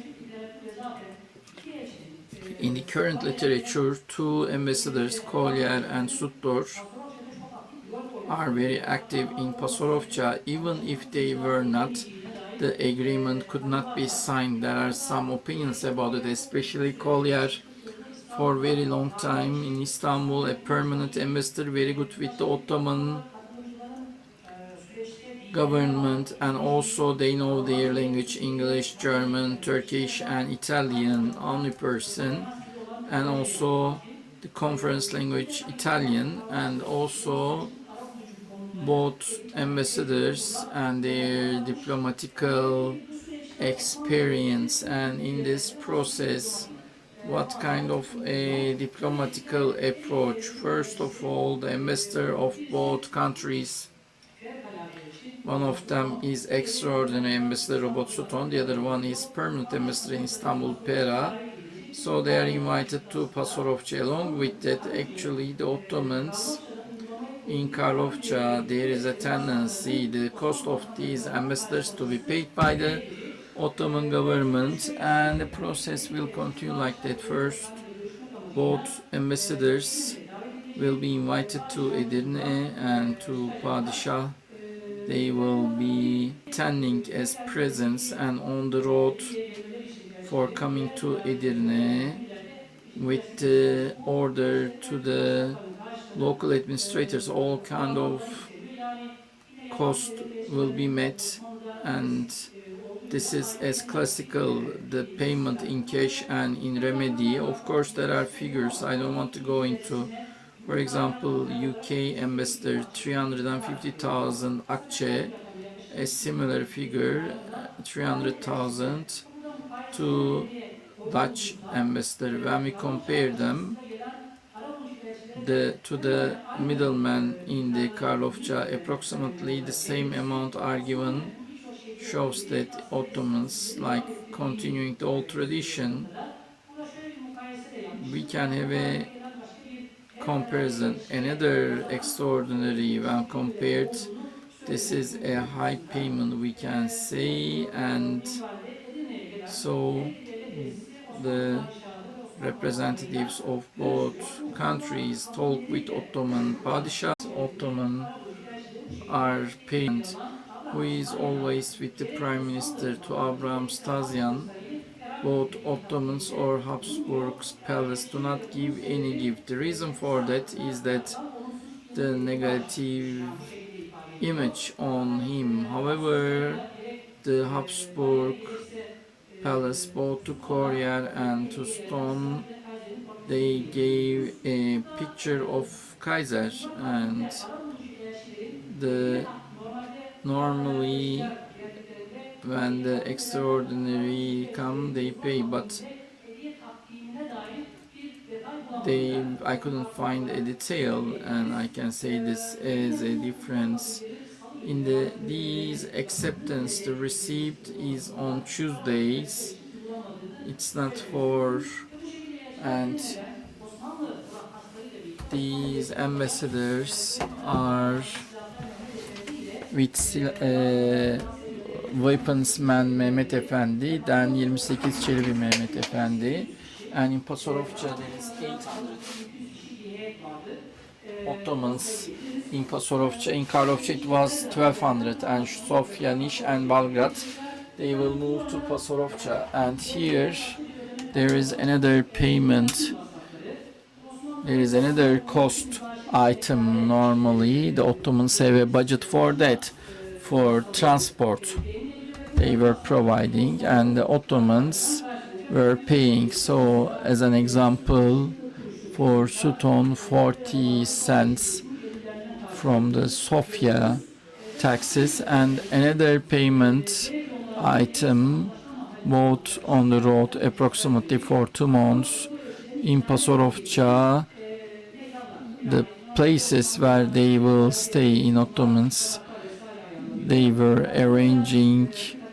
There are some figures, for example, near Mihail Bridge in the Hasana to Sultana for every day 1 cent. 61 cents are given. So in the classical period, an Ottoman ambassador, actually it is a low number when we compare. Actually they are not comparable, and then the talks are completed, and while they return, actually the Ottoman authorities are making all the payments.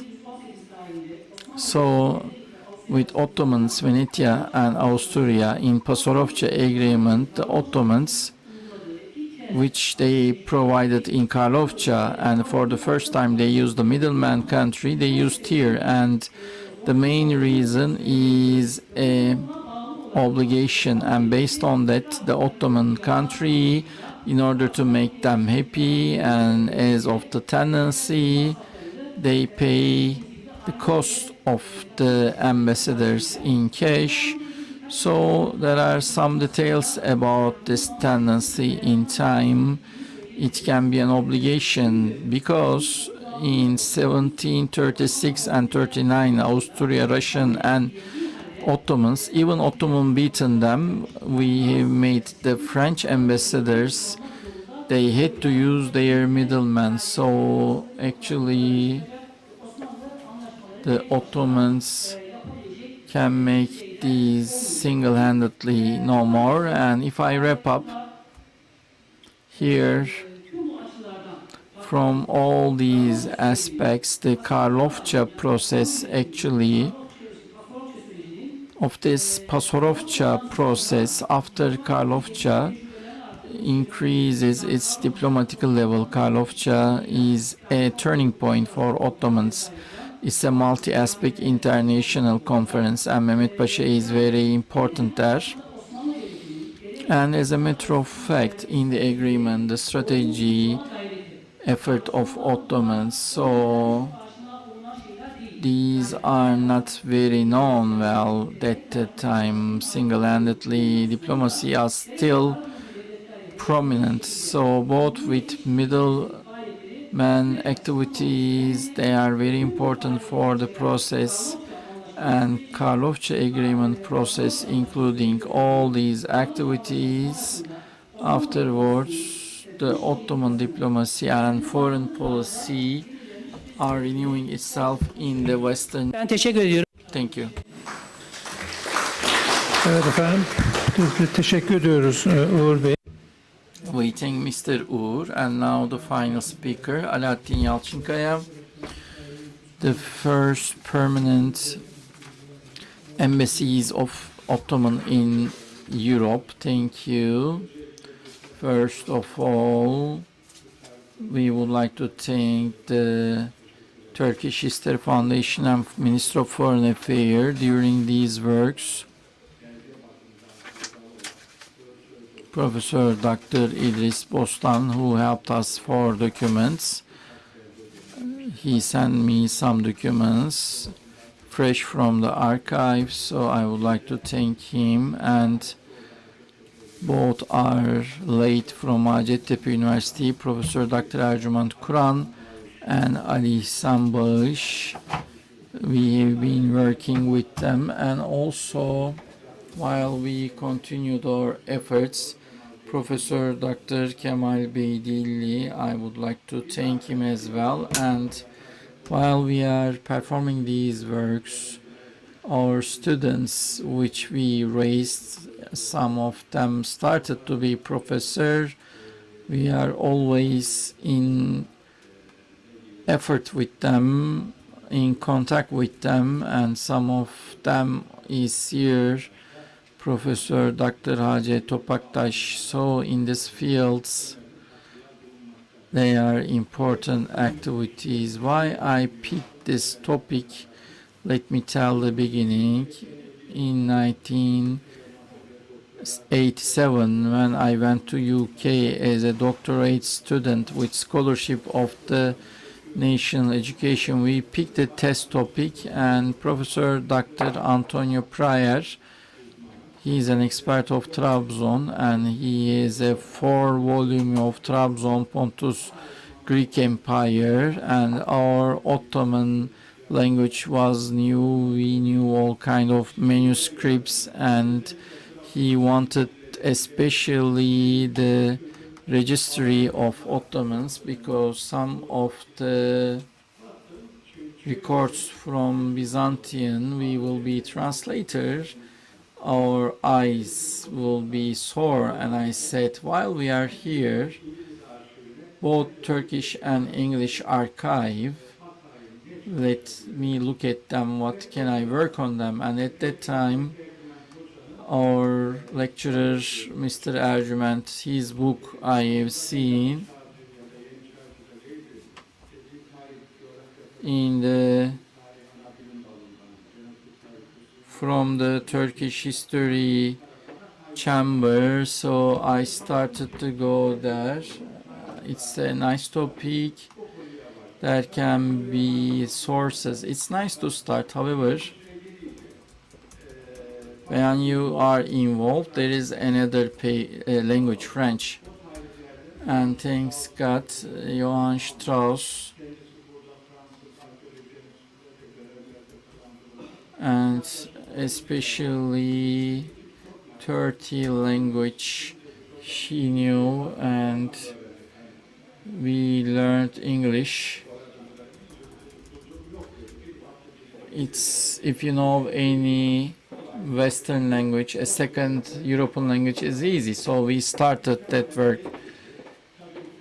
That resident ambassadors, as you know, in Turkey, when compared to Europe, found 300 or 400 years late.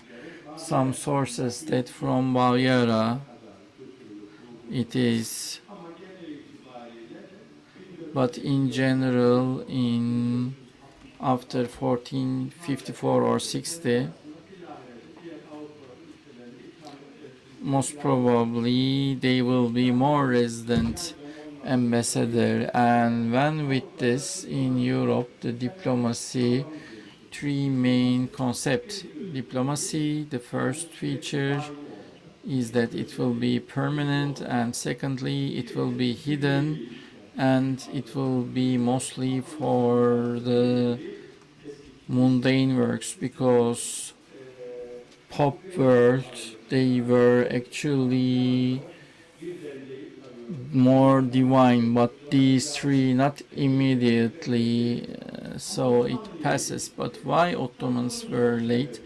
There are many reasons for that, because they were strong and the ambassadors went and they didn't like the climate or food in Europe. There are many reasons for that. Maybe the most important is that the Ottomans is a big country, so they were dictating when they were powerful. So strong countries didn't care for diplomacy, and again they are attending to the diplomacy forms, but the power was more essential, just like today. But when there is a case of casus belli, when it is obvious that there is war, but when you have the power, everything you can do. Ottomans were in that case, maybe in the similarly contemporary big powers were the same, but Ottomans both for military and technology, hep askeri teknoloji diyoruz ama and also in social and cultural means they were in stagnation. And in the 18th century, bazı yenilikler hareketlerini some new developments in that century, we would start the reforms and renovations in Selim III. One of these is the diplomacy reforms in Ottomans.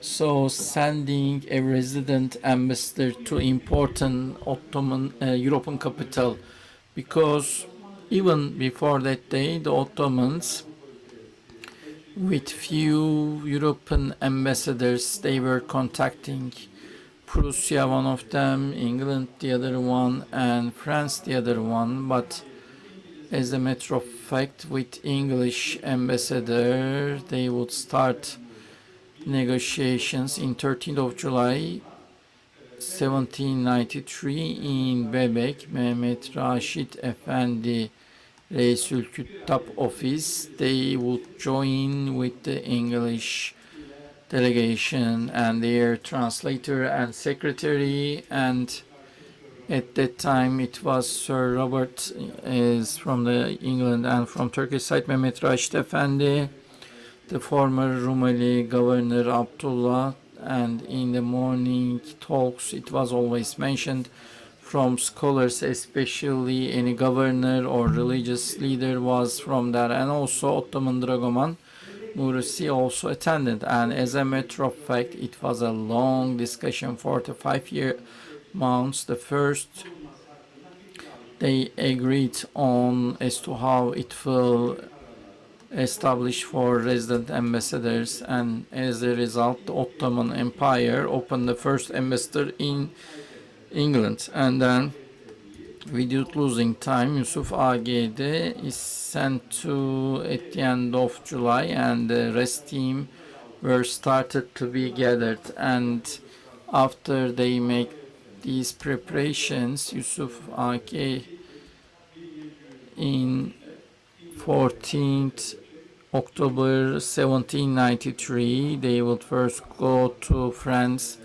and then from France over Ostend port over Dover to London, they would be sending their ambassador.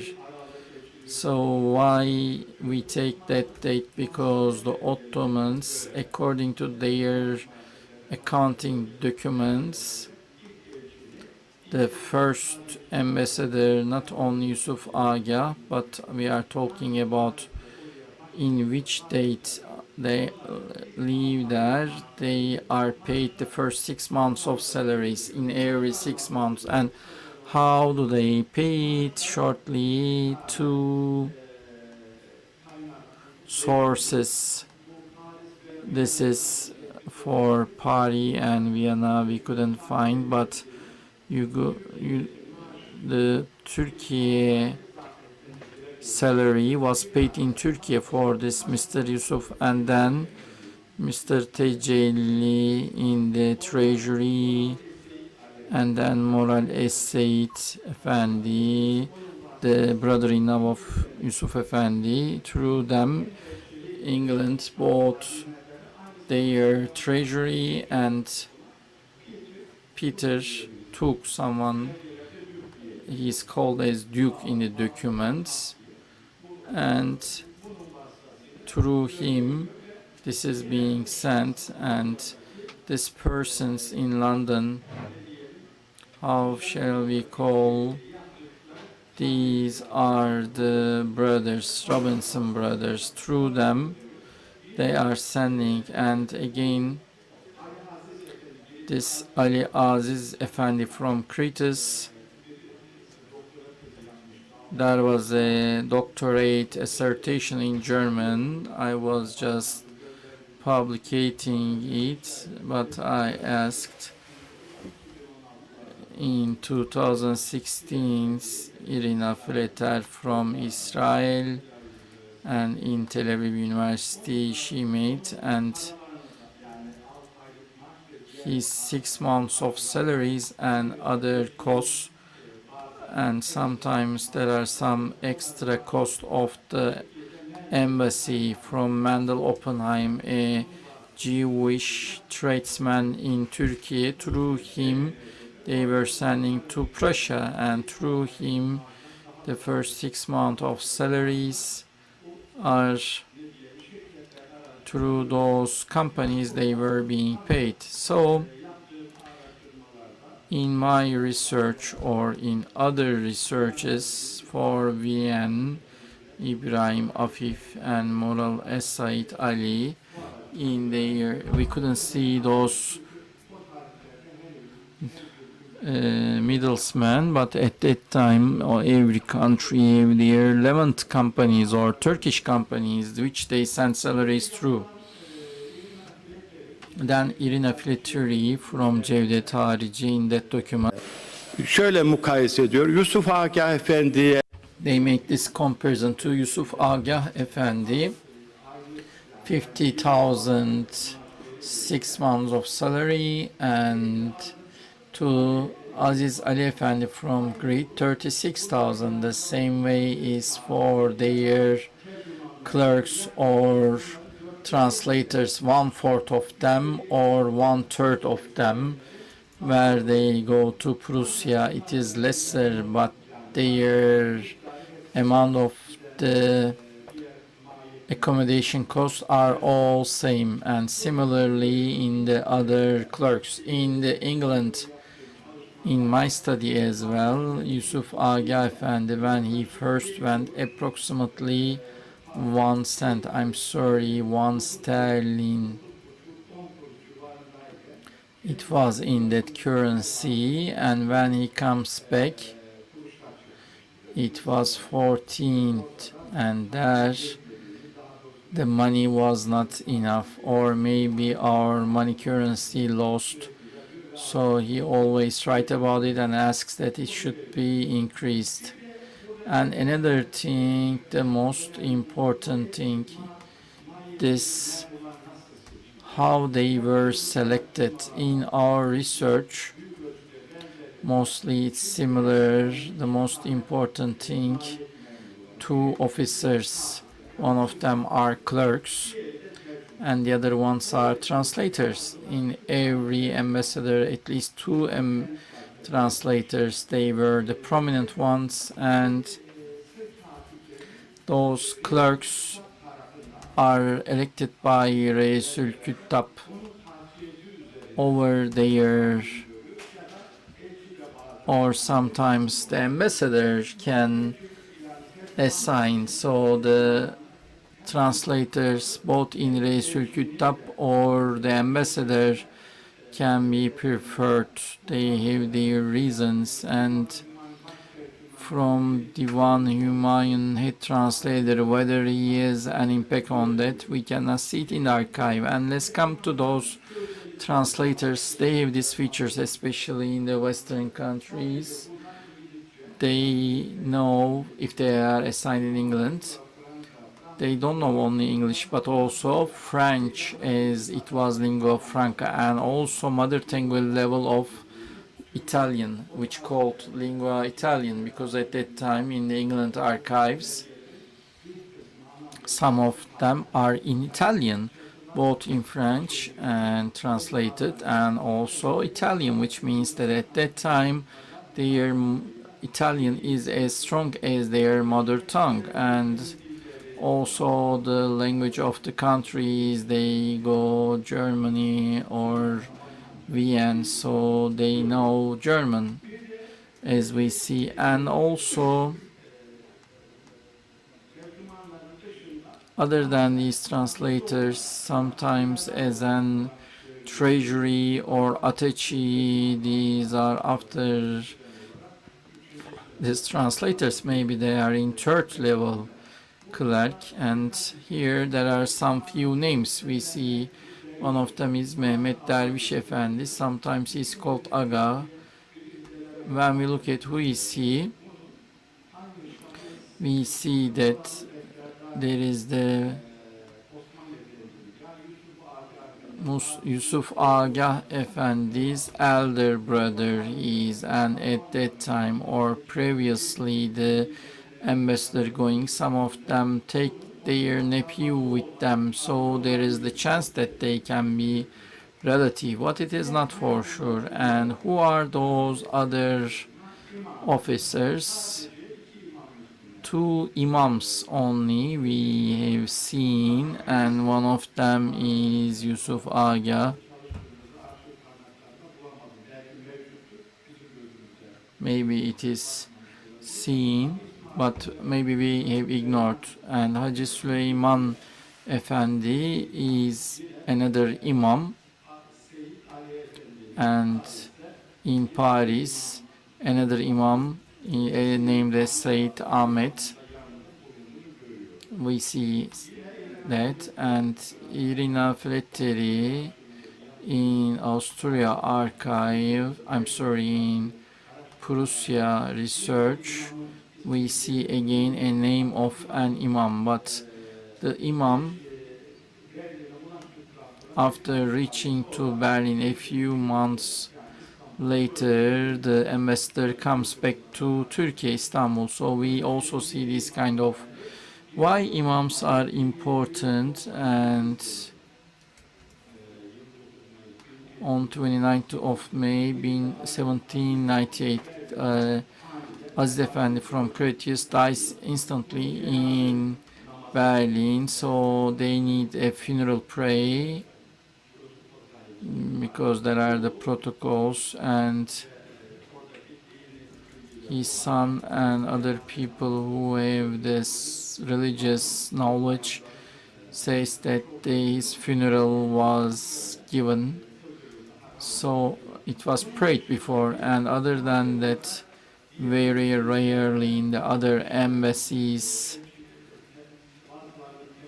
some of them, the names of their translators we know. For example, Ali Aziz from Greece, Yanko or Yanko, a translator again, and another translator is Ian.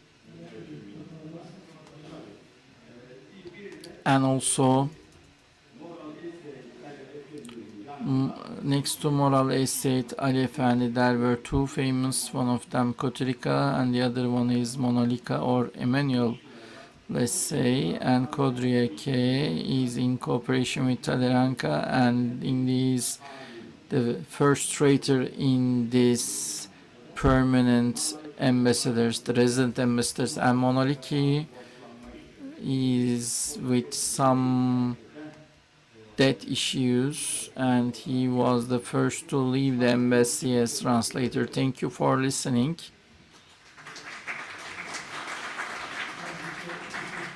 We also would like to thank you very shortly, if you would remember, distinguished researcher Emma Petrovich told us about the Karlofça Agreement, which is a turning point for the Ottomans.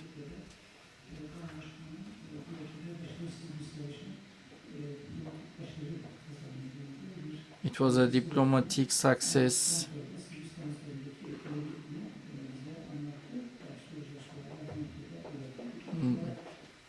And secondly, Mr. Ur, regarding the expenditure, regarding these permanent ambassador, actually it's not about agreement, but it's like a assurance of the agreement. Maybe it can be a question. olarak da And lastly, Mr. Alaaddin talk about the permanent ambassadors and regarding the management of these ambassadors, and there might be other questions. Now, if you have questions or remarks, we wait for you. Please, sir. I have listened very carefully, and my distinguished lecturer Alaaddin Yalçınkaya, I want to ask few questions. First, the staff of Imam, that is all in Ottoman ambassadors. For example, in London, I have seen there is the Imam staff. In every ambassador, there is Imams. You mentioned regarding language. In the 18th century, in the Ottoman Empire, Italian was spoken most, and the Ottoman even, and Italian, Arabic and Persian is more than them. And in 19th century, French starts, and both from passes to Persian, and it become a language all the people talks. I want to ask you this. The resident ambassadors started in 1793.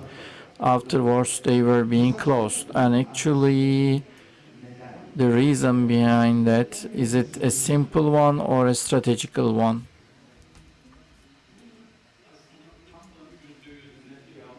It's not possible to give 100% question. First Ottoman Empire. This after the Napoleon invade Egypt in Europe. Let's say in this politics change in Europe. That's one reason. And Yusuf, other than Yusuf Aga Efendi, from other ambassadors, what is expected? They couldn't get that success. For example, if you give example. Bir de elçiler diplomatik kökenli değil. And they are not diplomatical sources. They are from different administrative, like different general directorates for today. And also foreign language, yes, they have some tendency, but generally they don't know well because all the time they depend on translators. And maybe most important one is the cultural. Some of them are getting bored, not only our ambassadors. For example, Yusuf Aga Efendi, he wants to come back to Turkey when he fills his time, so a new person was asked to be assigned, so new ambassadors were assigned to Berlin. And for Yusuf Aga, Ismail Karefendi is brought, and even someone is not assigned, before Ismail Ferru, a second Gregory Vaneri, they say that the second translator, you can stay with Ismail Ferri for a certain time, and he is also saying, I'm bored here, I want to get back. And let me say, the biggest problem of the ambassadors are that their salaries are paid late, not only for salaries, but also sometimes it's about some procurement like clay or some needs of the graveyards. And these residency ambassadors, they send experts from abroad, and many monies paid before by the embassies, and when they come very late. And a third reason, that the expectation, they couldn't see the benefit they wait. For example, they send a cargo, even a post can be sent through Levant company. Sometimes something happens and the situation change, and it can take more than few months. So these kind of many handicaps. But after Napoleon invaded Egypt, everything changes, and most importantly, the expected thing, when they couldn't reach, the budget doesn't cut. So why it start again 1824? It is because the Egypt problem in the international field in 1832-33, and most importantly in 1821, the translators' chamber, it will be fruitful. So more than the non-Muslims, they use bureaucrat translators, local and indigenous, and this was the most important. So in the state there is an international situation, and diplomacy is more important. Yes, please.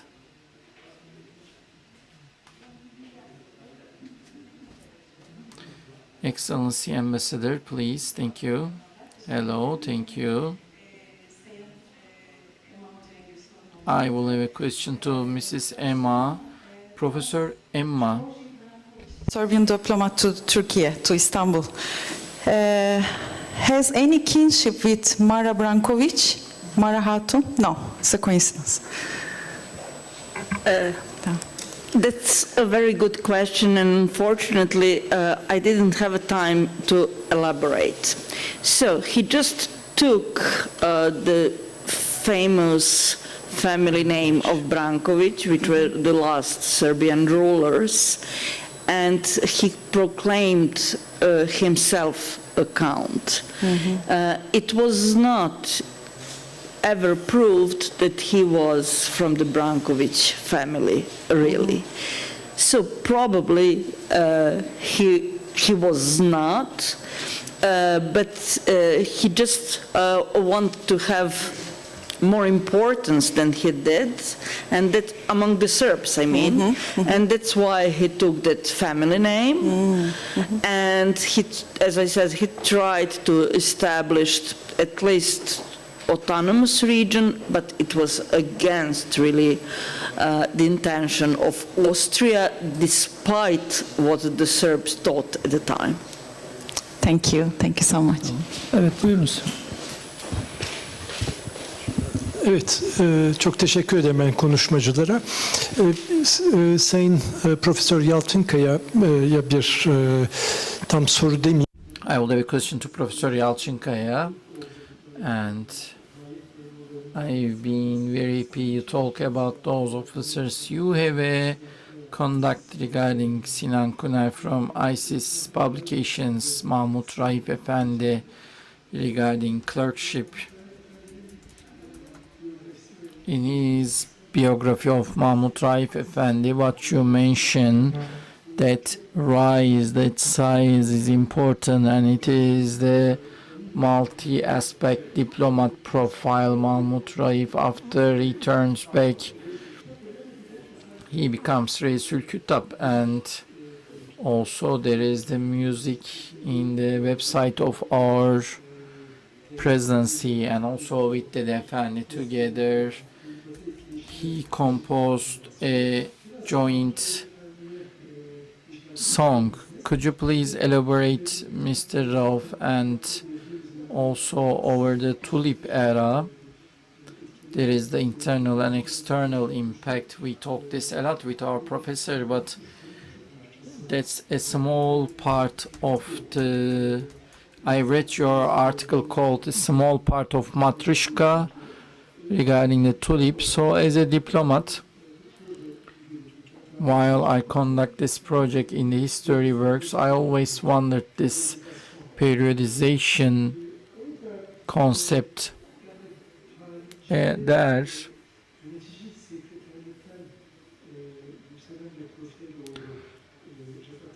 Rıfat Abu El-Harç is converting to a rising profile like in the US. So our internal and external dynamics, is there any some contextual works? Do you think to make it like that? It should be helpful out of the context.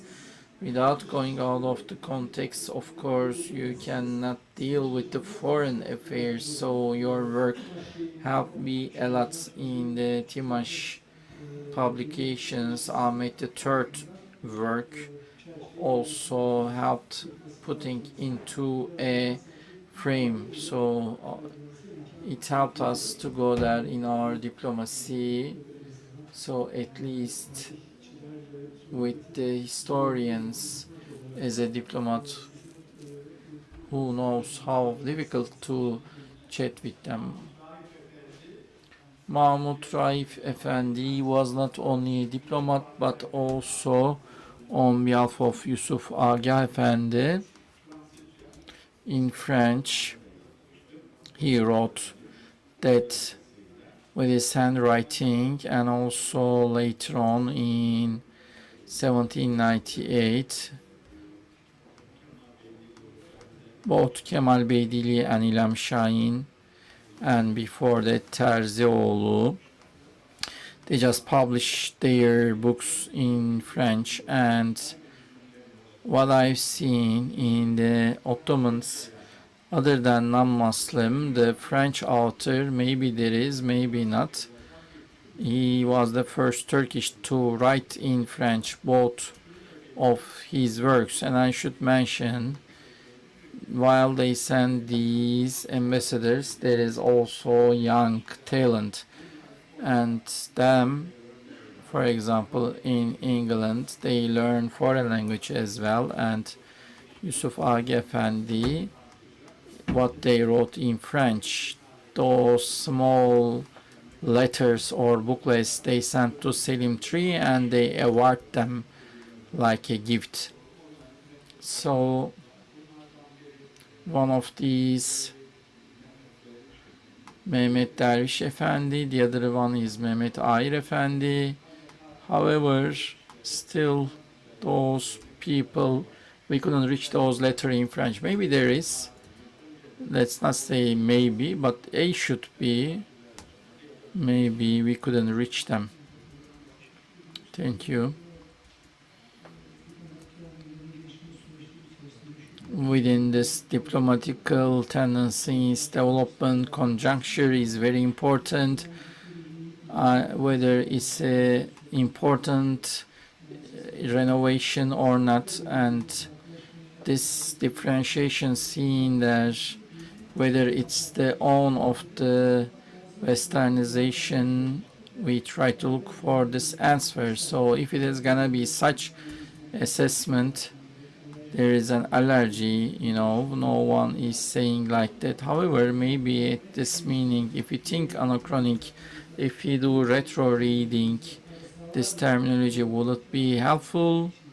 Maybe it can give an answer for that as well. Thank you. So we have concluded. We have reached our time, and unfortunately, I won't give floor to you. Yes, please then, because you insisted. A very first question. To Professor Emma. You mentioned during your presentation, you said somebody kind of double agent. Do you think this gentleman, he's the architect behind this unsuccessful Ottoman diplomacy? If yes, why? No. When I mentioned double agent, it was it was again that person, so-called Count George Brankovic, which is quite important in the frame of Serbian history, but not really in the frame of Ottoman history, of Austrian history, But what he tried to do is to find some ally to construct that autonomous area for the Serbs. So he tried with the Austrians, he tried with Russian, but at the same time he gave information to the Ottoman court. So in that way he was really double agent, because he started his career as interpreter at the Ottoman court, and he spoke 6 languages, I think. And he was also, just one more sentence and I'll finish. He was connected with the most prominent Serbian figure of the time, that was Patriarch Arsenije III Čarnojević, who needed really his help because of that big migration of Serbs and so on. So it's such a long, and I just cut it because we didn't have a time. But in the written version, it would be more elaborated. Evet efendim, bu celsemizi tamamlamış oluyoruz. Tekrar verimli. We conclude this session. It was very fruitful, I hope. I believe 5 to 10 minutes later, we will see you again. Thank you.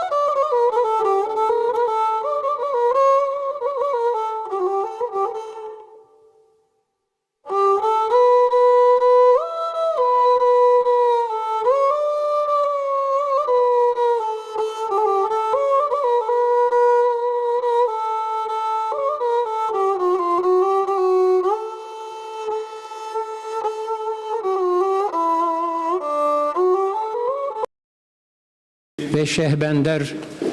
Now our third session, the topic of this is 4 titles, so we need to adjust our time. So just skipping to the speakers, the first speaker, Shirzatan Mahmudov, from Turkestan to Ottoman State. He will talk about the ambassadors. Thank you.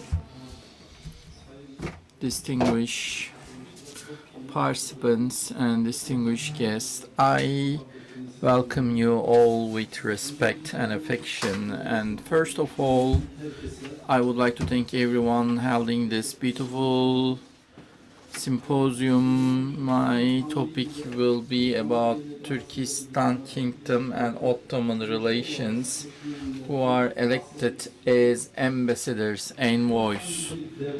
Any state, while establishing diplomatic relations,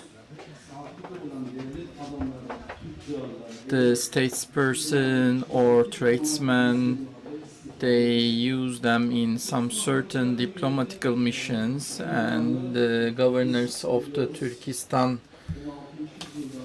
we know that starting from the 16th century, there are 3 governors, Hanship, one of them Vara Harezmi and Hokan Hani.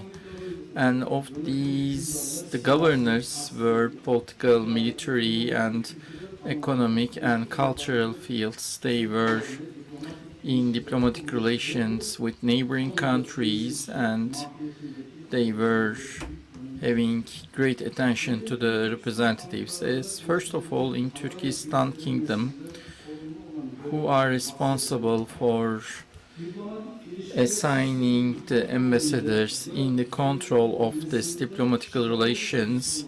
There is the Şiaguk position. This position is the status of the Minister of Foreign Affairs today, just like in the Ottomans, Reisül Küttab position.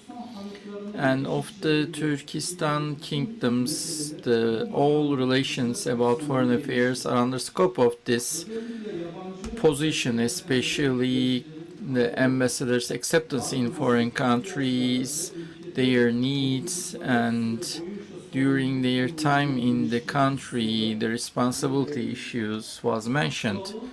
Şiagul is regarding the ambassadors coming to the kingdom. They had previous information because all the information trespasses the state border was given to him. I would like to mention this. The candidate ambassadors recommended by Şaoyum to the king and Muhammed Yunus Tayyip, who worked in this position, and in his book he wrote many important information, and 16th and 17th century books, correspondence and archive shows that the Turkestan kingdoms, the people who works as ambassadors with Ottoman Empire are mostly scholars, so religious scholars, and there are few important factors. One of them is that the Ottomans were leading in Islamic world and having the caliphate, and the second, the Ottoman Empire borders were most safe for pilgrimage, so actually they have the ambassadorship given to those. And thirdly, as Nizam Ülmülk says, the purpose of the governor in sending ambassador, maybe he has some purposes, and also the reason of ulema to be selected, and also the religious representatives, they have some certain titles So it helps them to be elected and assigned as ambassadors. Muhammed Yunus Cam Şuaygup, in his own book, he says, humankind are not equal, but with the sharpness of their mind, they can be distributed, and by this way, Mian Halip Sahipzade with Hokan Tan Alihande in 1841 in the St. Petersburg, the then capital of Russian Empire, as sent as an. So as a result of this, there are important results have been taken. Of course, the religion, people, scholars should have perfect, and in the central management system, while he was Shogun, because of the attack of Russia in that political position, in order to ask Muslim countries, Ali Ekber Hacıl and İhsan Kadimi Nizami, these kind of, they were sent as ambassadors, and all of them are 19th century in Tashkent. The most prominent scholars. It is understood from this information that in the complicated situation of Turkestan, mostly it is regarding to the Muslim countries, and that the ambassadors should be selected from the scholars regarding the Turkestan kingdom. There are some historical books, and the duty of ambassadorship is met by the scholars, and Turkestan kingdoms, their diplomatical relations with Ottoman, the most important materials are the documents in Ottoman archive, and according to the analysis of that archive, Ashtanhallı family in Buhara, Hoca Muhammed Emin, and the Harizm governor El-Barsan in 1735, Molla Ahund Garbas, and the Hokand governor Ömer Han. These scholars are sent as envoys. And from Hokand to Istanbul, only 12 ambassadorships, and 5 of them are with special diplomatical mission, and the rest through this country they made their diplomatical affairs as well. According to these archive from Hokan Hunt, all of the ambassadors sent their IDs now, and there are the representatives of religion. In the Ottoman Empire archive, the most important part is the scholars sent from Turkestan to Ottoman. The information are given there, and as a matter of fact, the scholars sent from Okant, their position, and the ones who are from Ehl Beyt, they are also shown in these documents. In 1837, from Okant to Istanbul, Ambassador Muhammed Zahid Hoca, and the famous from Tarikat Nakşibendi, he's from there, and from Hokant government, he made his duty understood from the Ottoman archive documents. And Muhammed Zahid was ambassador in Istanbul. At that time, he made talks with even English, and with Arthur Connolly a few times he come together, not for Hokant, but all Turkestan to prevent their invasion by Russia. They discussed political solutions. Muhammed Zahid, while in Istanbul watchmaker Govanni was invited, and afterwards in 1842 in Hokan,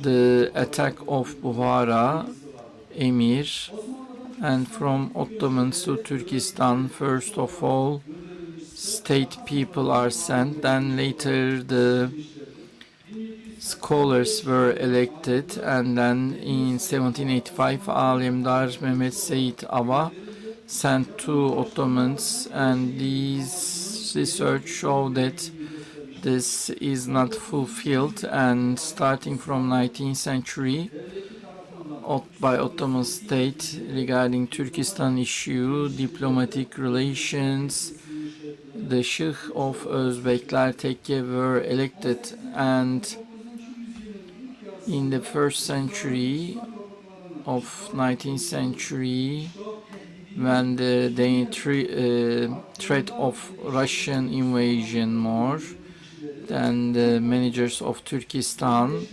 regarding this, they ask political ally, and Hokan rulers put forward the idea of coming together and ask for the support of course,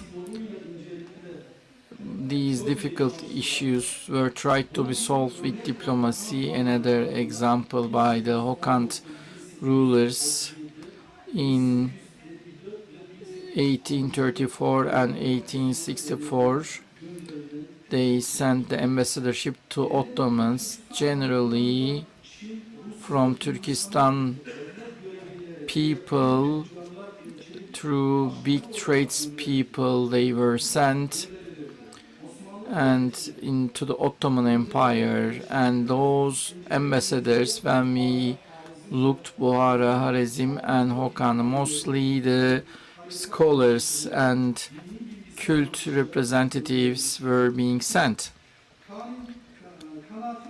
And our idea is that there can be two sides to explain. One of them is, before everything, as we mentioned above, Turkestan leaders with their centuries of leading types, they didn't leave it. So according to those traditions, if you assign an ambassador, his knowledge in science and other qualifications were given attention. And secondly, of the Turkestan people at that time, by sending scholars, so they wanted their wish to be heard instantly, and that their relations to be transparent. Thank you for listening to me. Çok teşekkür ederiz. Vaktinden de önce tamamladığı için üstelik Şirzat Han Bey'e. We thank you for finishing before your time. It was from Central Asia, and as we understand, from east to west, there is a diplomacy will be talked. So if you want to ask question, you can ask now, because if it is late, we cannot use time efficiently. Do you have any question? Whether very immediately? Yes, please. Yes, please.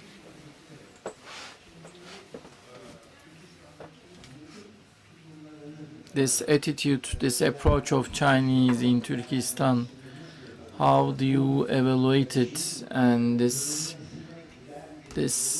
way, is it a way to starting of China to be divided?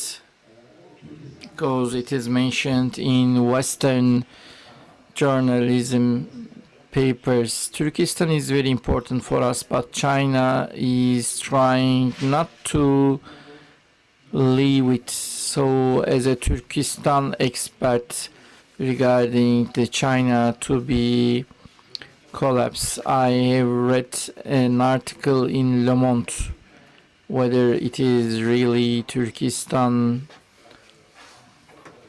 could be a separate entity, or unfortunately whether the Chinese with their policies. I believe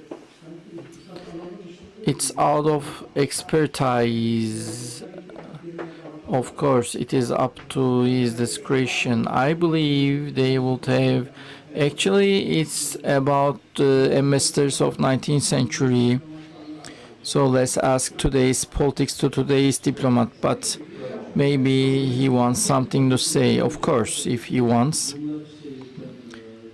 I can talk few sentences. Actually, China do not have lots of roles in separation of Turkic tribes, but Russia, between Bukhara and Hogrand, in between that attack, there is the impact of Russia and Iran in the final research regarding this. There are many, we have seen information, and China, and from Hokand or from Bukhara to Ottomans, whoever want to come, if they want to come, they kept them waiting and they didn't leave them past the border. However, in Turkestan kingdom, China do not have an effect on that. And this explanation gives an idea about today. You're right. Now the second speaker, Hacer Tapaktaş Üstüner, distinguished colleague in Ottoman diplomacy, the function of the extraordinary ambassadorship.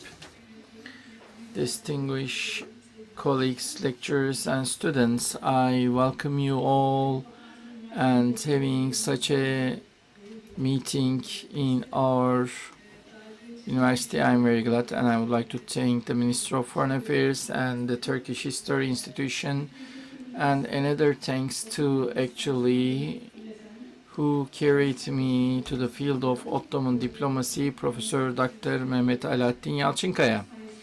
And with the help of him, since the postgraduate, I work on this topic, and I thank him. I believe his efforts are very important. And another thing is that this talk for many years, and 2014, under scope of my project, as a result of it, I would like to say, I would like to take Turkish Sciences Academy. With the help of them, whether nationally or internationally, my works, it has helped me to materialize this work. Yes, today I will be talking about the extraordinary ambassadorship functions in Ottoman, and within this respect I want to say this first. In the general structure of the Ottoman diplomacy, the biggest development is 1793, the permanent ambassadorships to be opened. So before 1793 with other countries and the relations, previously it was with the extraordinary ambassadorships, and after the Ottoman started, when Ottoman sees that there is the damage that not to have the permanent ambassadorships in the European capitals, they started this in 19th century, in the last century. Along with the permanent embassies, the extraordinary embassies also helped. Actually, the study, the extraordinary embassies of Ottomans continued with permanent embassies in 19th century, and it has place in Ottoman politics. And the study also says that the extraordinary embassies are established with different means, and depending on some political means, they have been used as a tool for relation with Europe. And the same way, especially in Abdülhamit II, the Ottoman Empire, to increase its visibility. And within this respect, we want to look at the opportunities where they were established in 19th century. Those extraordinary embassies were continuing while the resident embassies were being opened for different reasons. One of them, the birth and crowning issues, which is also seen in other countries. So many times there were extraordinary embassies to congratulate, or sometimes if there is a death, just to extend condolences. There are many embassies. In 1881, Russian Empire, Alexander II dies and Alexander III crowns. Then Ottoman Empire sends extraordinary ambassador, and in 1885 Davut Pasha went to there and both for condolences and congratulations. And the same way in the Russia throne, another throne change, the Tsar II Nikolai, to extend the congratulations, Fuat Pasha was sent to Russia, and one of the extraordinary embassy reasons was birth in the thrones and to make better relations with Europe, and it was a chance to consult about issues. So they were sending the delegations to congratulate. One of them was when it was the peak time of Egypt in 1882. Grigorsky Pasha was sent to Germany, and the grandchildren of the Wilhelm I as children, so it was congratulated, and then a team was sent. And another example of congratulation, in 1883, Frederick III, on behalf of Ottoman state, to be celebrated by the Ali Nazik Pasha and his delegation, and the second Wilhelm was sent to Münir Pasha and the translator of the palace, Münir Nurettin, and Hüseyin Kazım was there, and Asımzade Sadık Bey was there as well. So another example is in Augustus 1881, when Turan Pasha is returning back from La Haye, the Italian king, first Gilberto, he attended his funeral, and also the duty to attend the funeral of the Queen Victoria was given to him, and Sultan Abdülhamit II is one of the prominent powers. One of the times the ceremonies of crowning, and in the last part of the century, like in the examples Russia and Germany, these kind of, for example, Server Pasha in 1883, the crowning ceremony was sent as the extraordinary embassy. Actually, this was in the agenda, and it was the diplomatic movement of Sultan Abdülmecit. So it also helped the Ottoman issues to be discussed. So invasion of Egypt by the England was also discussed about it, and with diplomatical channels they should be talked. And after the Berlin Agreement, based on the talk, there should be public opinion poll, and Russia, the Alexander III official ceremony to crowning, Hüseyin Kazım was there, and Mr. Hüseyin and Mr. Kazım and the delegation went to Moscow, and then the Alexander III in the Kremlin Palace, they made an official talk. And of course, other than that, not only official ceremony, but also the relevant country state person and diplomatical envoys of other countries, they made those talks. And actually the international community is taken their opinion on certain topics. And third Alexander, in his crowning ceremony, of course the Ottoman delegation, the permanent resident ambassador Mr. Shakir Pasha, and together with Servan Pasha, they were also received by that delegation. And then Kazım Bey from the delegation, as you see on the screen, the photo and album and his reports. So there is great arts. Those are the fragments. Even though photograph and gravure and then the detailed reports we don't have, but still as a clerk starting newly, so there were the early signs of his career, and in the future he would be ambassador in Bucharest, Washington and Rome. And Hüseyin Kazım submitting his photos from Moscow visit, and then in the bilateral and political issues he opened phases, and for Ottoman-Russian relations he added a report. And as he mentioned, Russia's relation with Ottoman Empire, he has this tendency, but we should be cautious. Another crowning ceremony is 1896, the crowning ceremony of Nikolai II. This time Ziya Pasha, the former Ziya Pasha,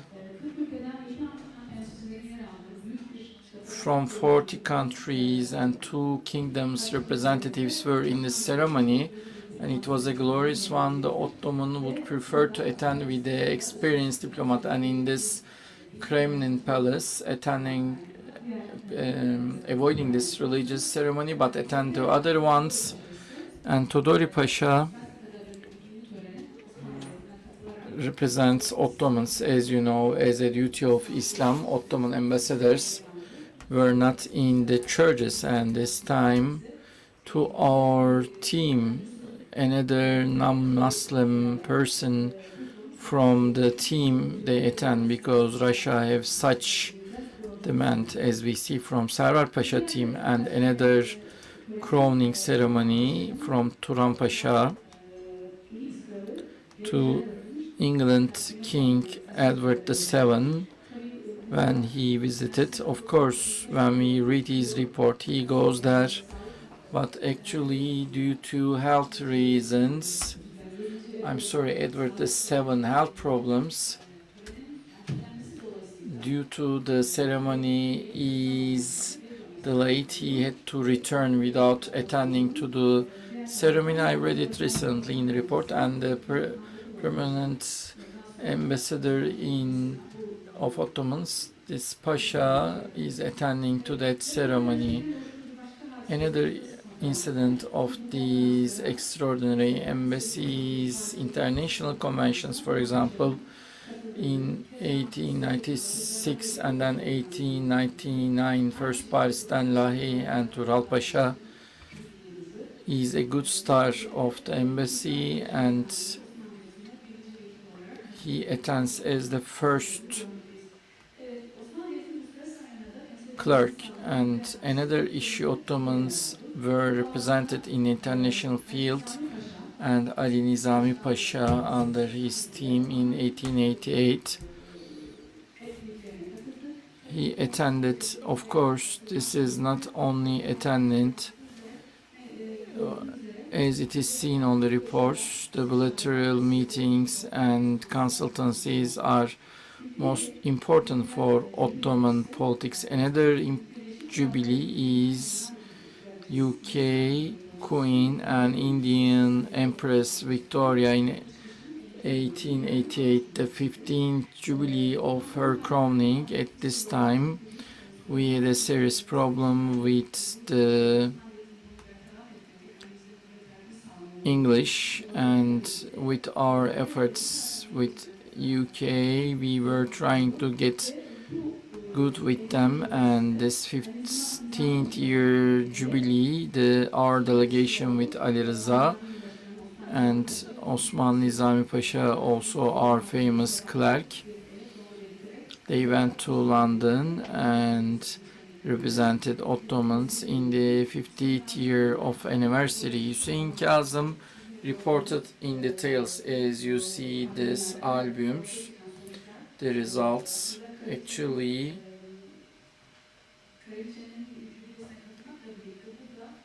attending the Jubilee of the Queen and with other princes and with the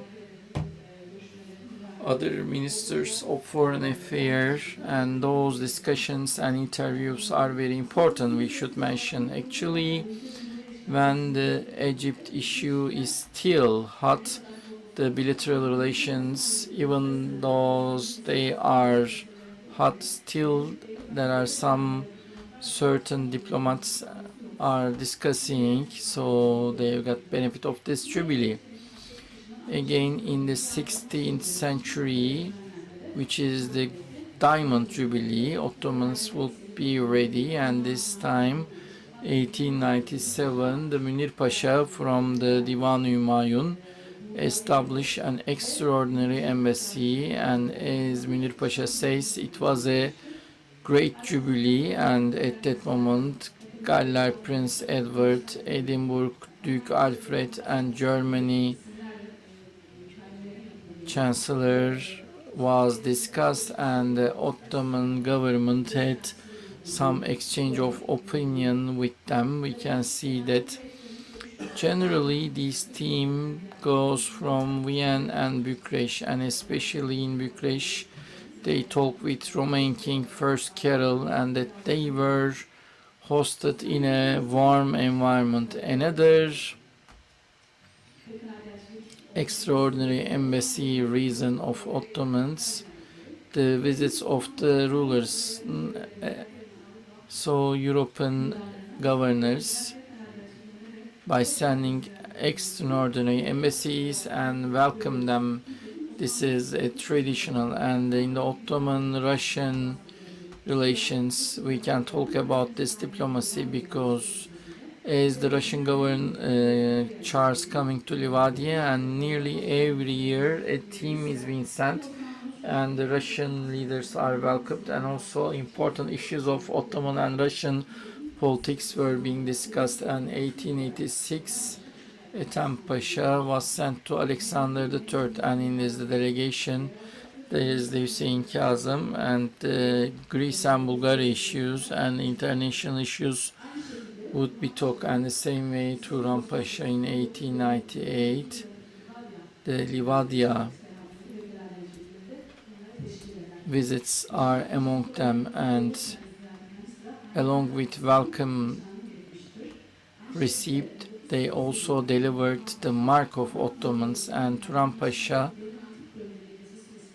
with the opportunity of visiting the German king to visit touristic places, and in Corfu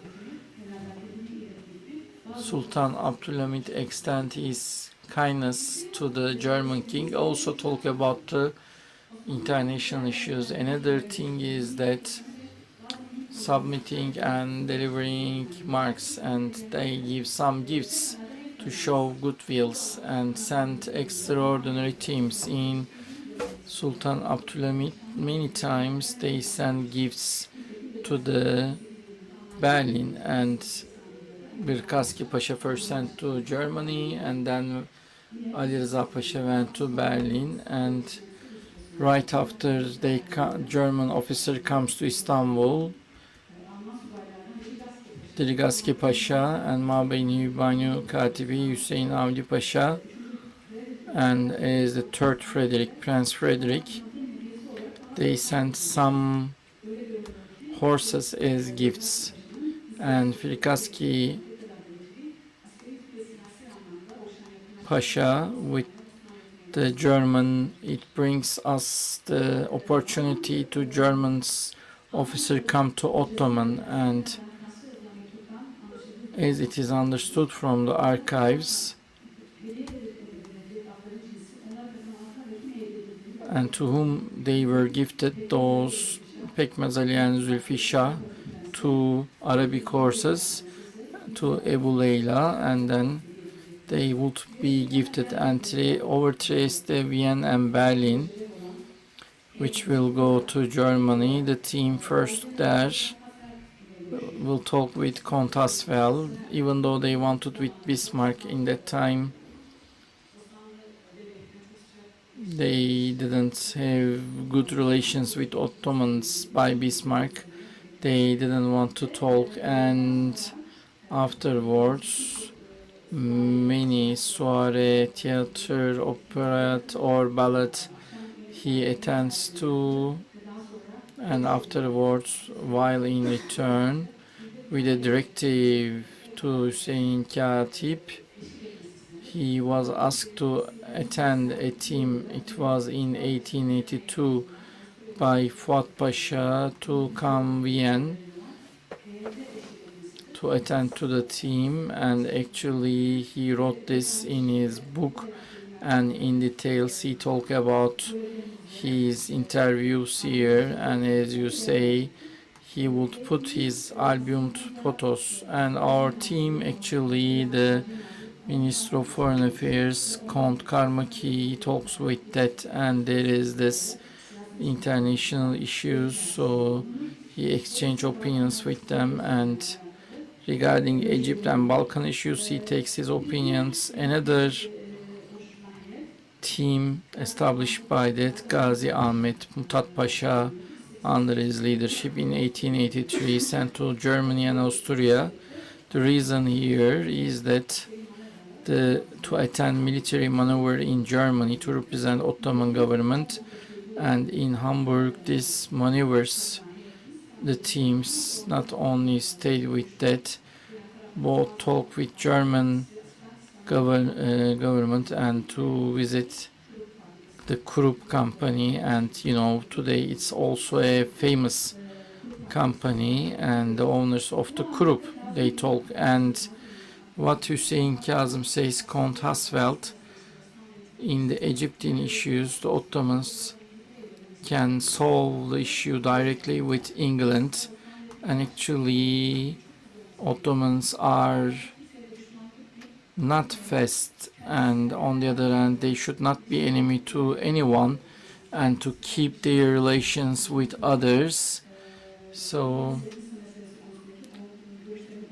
he expressed his opinions about Egypt. And another point, he says he doesn't like Gladstone, and actually the issue of Armenians are the invention of Gladstone, and he says that's the reason when it comes to that. And another, the reason to establish extraordinary embassies are the military alliances. We did it most with Germany, and for crowning ceremony, one more thing I would like to say, a former tradition of Ottomans to Poland, Austria and Russia, they sent an ambassador at every change of the crown and to inform them, but after the permanent ambassadors, such tradition were not changed. Actually, these extraordinary delegation during the crowning of the 5th Mehmet Reşat, who was unnatural ways, and due to it was recrowned, and by this way Galip Pasha to Pope and Mahmud Reza to US, and Ahmet Muhtar Pasha UK and France, and London representative Tevfik Germany, Russia and Austria was sent. And 5th Mehmet Reşat, actually he was not crowned, and for getting support of the big countries, these extraordinary embassies came. I would like to end with the conclusion in order to understand the late period Ottomans. When we look at these functions, it is very vital. After Aristophanes and Berlin, the diplomacy movement of Sultan Abdülhamid is to establish extraordinary ambassadors. The Ottoman-Russian War and Ottoman effort to get back or against those crises are getting more, and to make it for this purpose, Sultan Abdülhamid multi-level trade and these diplomatic reports, it's reality. And when you look at from the profile based, many of the time you can see the same names are given many times. Turan Pasha, Rauf Pasha, Münir Pasha, Ali Nizami Pasha, they are assigned to these and at the same time Sultan Abdülhamit liked these, and other than the extraordinary ambassadors, two names are important who are graduated from the Mektebi Sultani. For many years they will be served, Hüseyin Kazım and Ali Cevat Bey. First of all, we'll have the good levels, and the second one, after second Abdülhamit is withdrawn from the crown, he would be assigned in the bank, and Sultan Abdülhamit, and regarding his solutions and talking on them. Arayışına girmesinin canlı örneklerini sunmasıdır. Bir yerde bu siyasetler Sultan Abdülhamid'in uluslararası sahada kendisini destek bulma. So in supporting Sultan Abdülhamit, and it's the symbolic we use, but as it is understood, both Germany and Austria found Ottoman politics wrong and criticize, and the Ottoman period getting close to Germany because of their diplomatical, and it keeps Ottomans saving from being so blocking and grouping for Sultan Abdülhamit to carry on the balanced politics, and Ottomans getting good politics with Russia, Central Livadi, and increasing delegations the same way.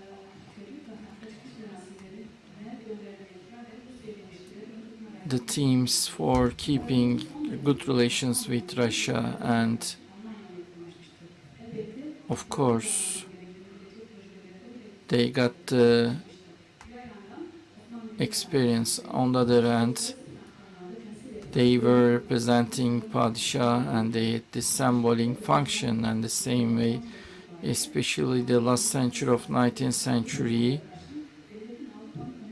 the state has been an important actor and an indispensable part.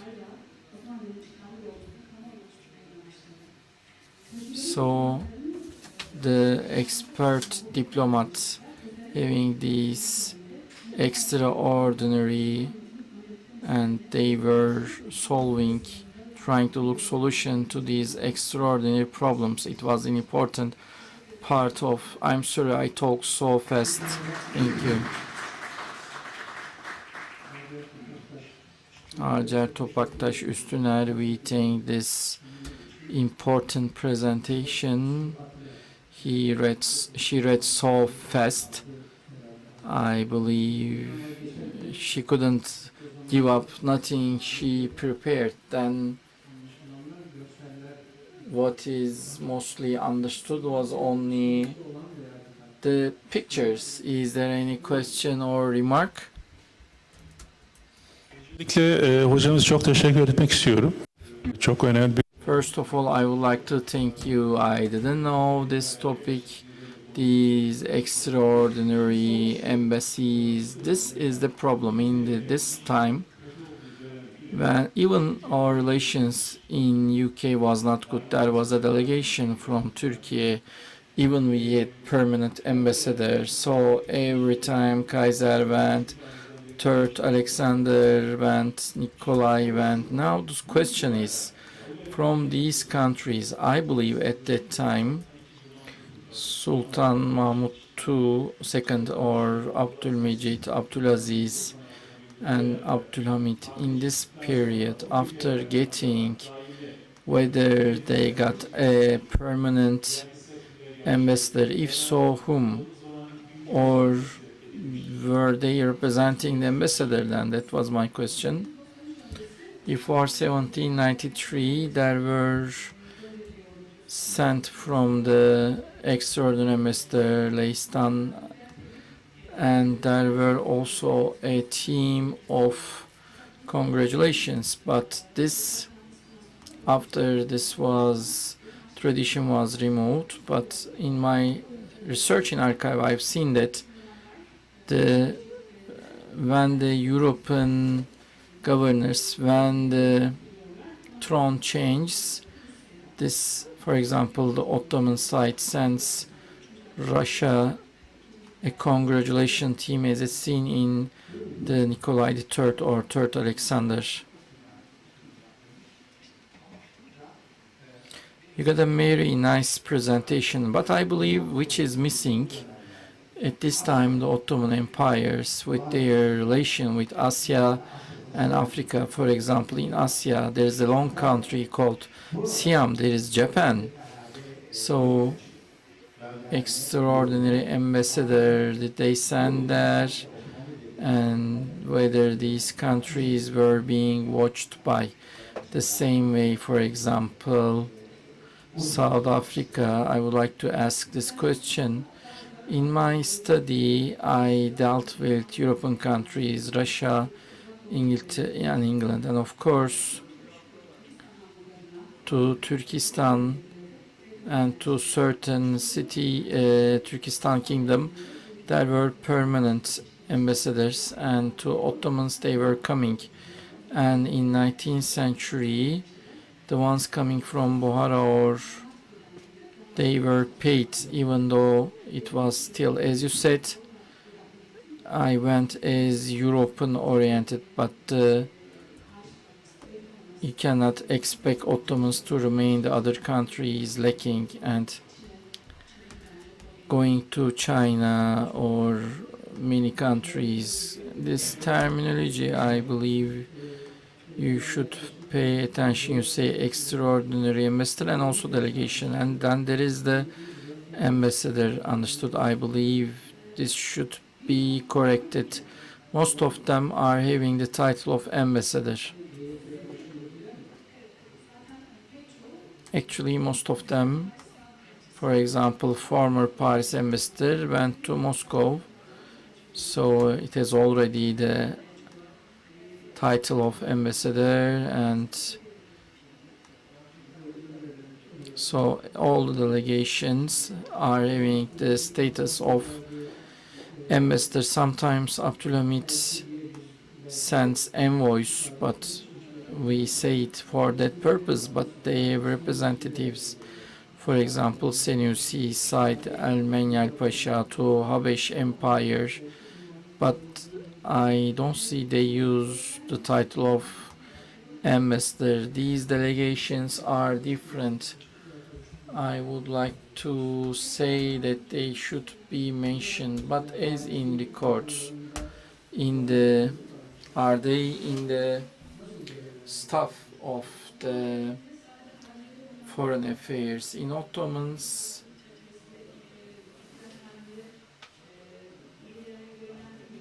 not only diplomats are assigned when in need, for example, who would work in other ministries or as ministers or as the general directors, and from the famous art, the Ottoman Empire, depending on the need, who can be fitting to that duty they are assigned. For example, to the relevant capital, some embassies, when they get back to Istanbul, some part of them are assigned to these duties, but they are again diplomats, so they can be assigned from other duties, for example, governors or from deputies. And also there are some who worked as governors, who worked in the... Okay, I want to ask who comes to Livadiye, why Ottomans say you are welcome. Actually, it is the former Ottoman soil. Actually, it's like this is still our soil, but it is the only way it is made. And whenever a char goes and they are said welcome, like he is coming to his own land. I thank you. A marvelous presentation in your research during archives. Have you ever... There are many numbers here. If you could give... Yes, I have seen some of them were reflected as it was so long. in many newspapers, both the extraordinary embassies, or if it is about the jubilee of the Queen Victoria and the news about them, or the third Alexander, their jubilee ceremony. So our team were also given news, and also the second Nikolai in his ceremony in Moscow ceremony from Ottomans, two journalists attends, one of them Abdullah Cevdet and the other one is an Armenian, Mamadukyan, if I'm not wrong. They went, and in the Russian archive I have seen this in them, and I will gather them in one of our studies. And other than this, in many journals and newspapers these are found. So our third speaker Sezai Balcı and Ottoman diplomat Hüseyin Hüsnü Sermet Efendi. Thank you, dear President. Distinguished audience, I welcome you. Our friends Hacer mentioned Pasha, but these are only Efendi, which are the lower position, and Esat Pasha and Turan Üstü Pasha are bigger people.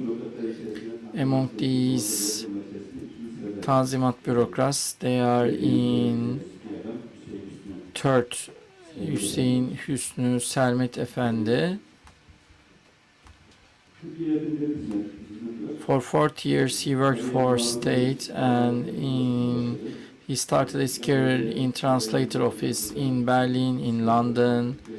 He worked and he started in Peşte, and the first assigned ambassador for a long time. He didn't accept a lesser office. He didn't accept Montenegro. Then for 5 years he stayed there, and then the person we will mention, I will mention his works. A few years ago I wanted to work in Madrid office. I saw him there, that's why.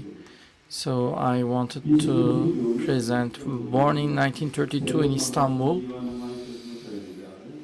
and in the wine he started as translator office. They are called Temurteş Beyzade family and Osman Safdel Efendi, and in his time he got lecture from private teachers and literature, hadith, fiqh, kelam, and one of them will be Ahmet Muhtar Efendi, and Arabic and Persian he learned, and in Babali translator office he learned English.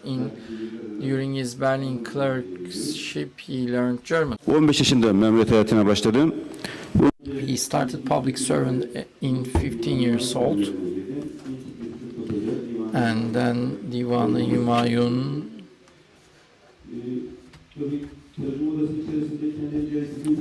We know that within translation office he got the lecture of school, and my doctorate thesis was about Babali in 1852. The book of that ledgers, we still have them. Namık Kemal was there, Agi Efendi was there, and in the translator's office they were getting the summary, and then they were writing their summary. We know whoever we were trying to calculate the exact number, and we know that Hüseyin Efendi was translating from English, and there is the name, and when they got returned. So which officer I was mentioning, how much Hüseyin Rüstü Sermet, he reads like history or dictionary books, and They also read the authors like Schiller, and we found it according to this. And in the translation office, he got 2 times foreign affair works. And the second one is as clerk, and another one he was assigned to Berlin, and in Berlin with Mr. Ihsan he works with, and he remained in Berlin for 6 years, and after that time he was taken back to his office work, and for 2 years he worked there, and then started London at that time under the Kostaki Pasha, and then of course Tanzimat bureaucrats. The Mithat Pasha was also same on one hand, you become. So he was working with Şurai Devlet, and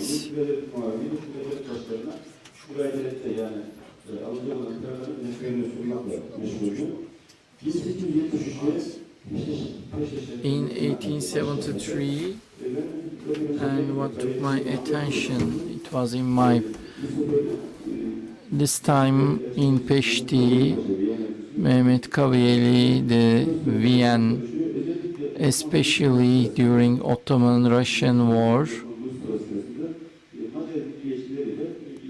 he had close relation with the Hungarian nationalists, and during this time some Hungarian nationalists were made these meetings, and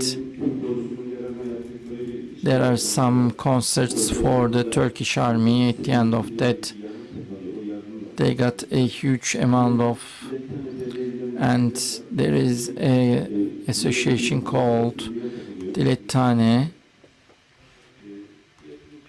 and after this event to Peşte Şehbenderi he was accepted,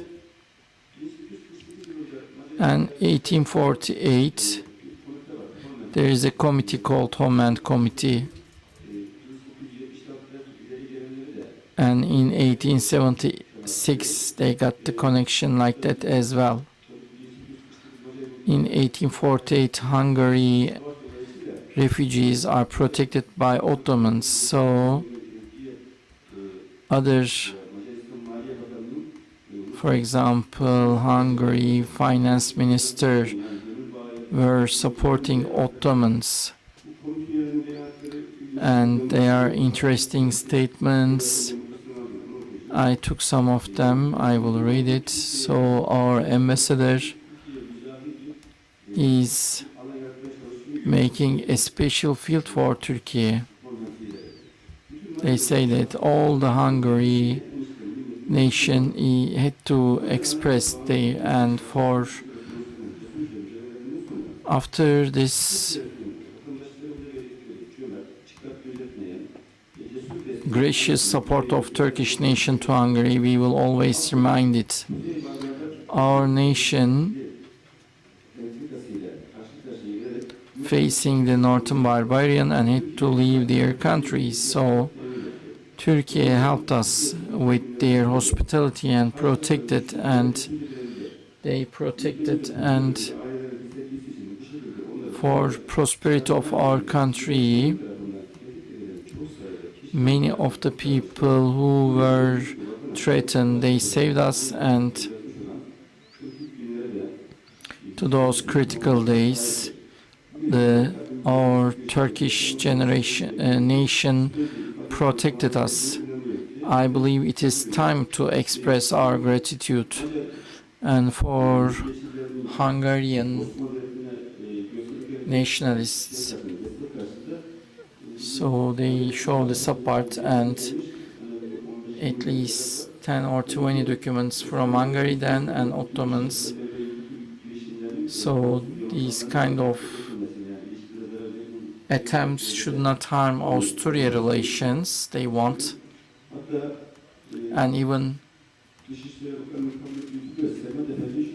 Sermet Efendi says that in order to turn their When the Süleyman the Magnificent won Hungary, there are some books. We will bring them to Topkapı Palace, and Abdülhamit II send them back to Hungary again.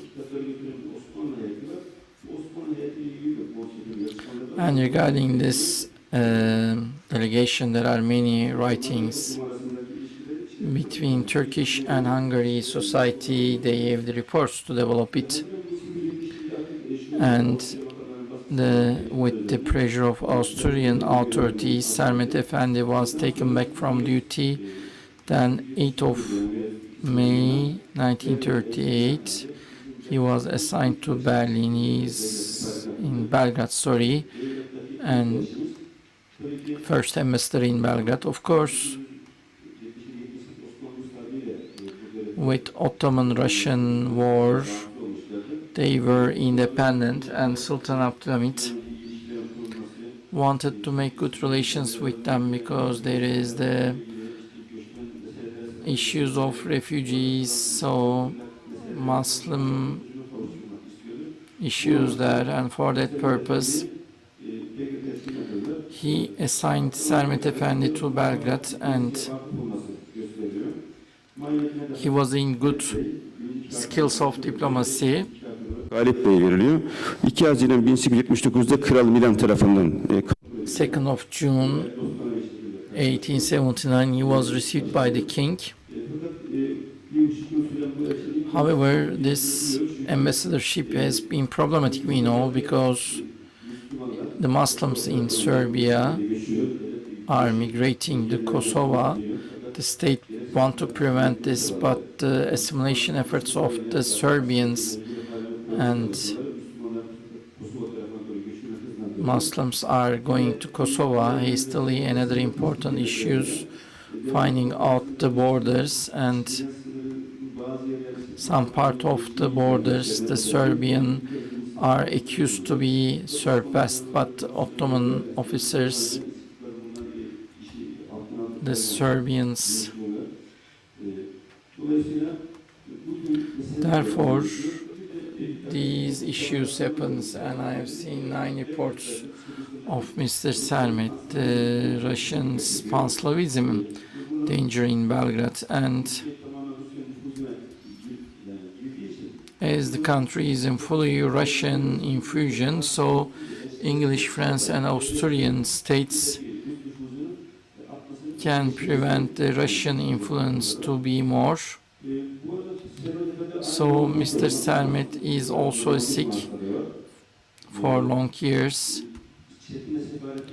and with Çetine embassy, but he does not want to accept, and 1.5 years after we assign him to Madrid in 1880, and then it is found in 1857. So it is not an embassy to be preferred by most until Mr. Sermet comes to force, and other than the routine works of the embassy, Sermet Efendi 10 more tasks regarding UK and France, their policies, how we can add them. He has some reports like that and many reports, the Spain's, and some of them are just in time when England invaded. For example, Spain Minister of Foreign Affairs says they will support Ottoman state and that they prefer Turkey's Ottoman policies, and they have if they want these kind of offers, they refuse it. And in the North Africa issue and one another thing, we want to establish an embassy building, and we found it from Turan Hüsnü Paşa, Seferi Saruk,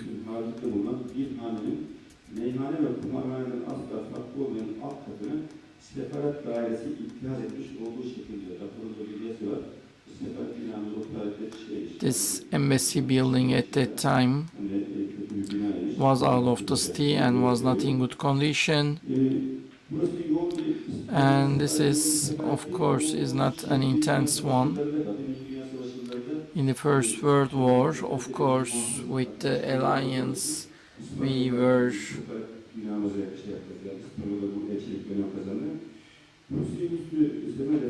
and this Hüseyin Üstü Sermet Efendi worked for 5 years and died in 1896, and Sadullah Pasha died and brought to Turkey, and Sultan Mahmud shrine he was buried. And within this opportunity, a Tanzimat statesperson like Ali Pasha, Fuat Pasha and Reşit Pasha, these are the third or fourth level, we have just reminded them. Thank you for listening. Is there any question? Very short, please.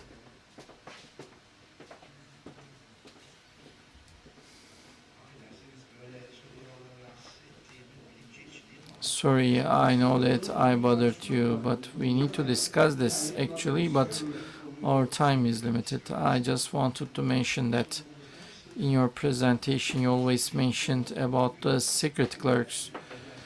Today it is the special secretary of the ambassador, but the Ottomans, as I pay attention, are preferring from their own staff. So there is the special thing. Unfortunately today, in all the ambassadorship, they are all from local, and definitely they have relations with foreign sources. The Ottomans take this, of course, all the big countries, Germany, England, America, they all preferred the Ottoman system, and by whom they assign with secretary, this should be removed.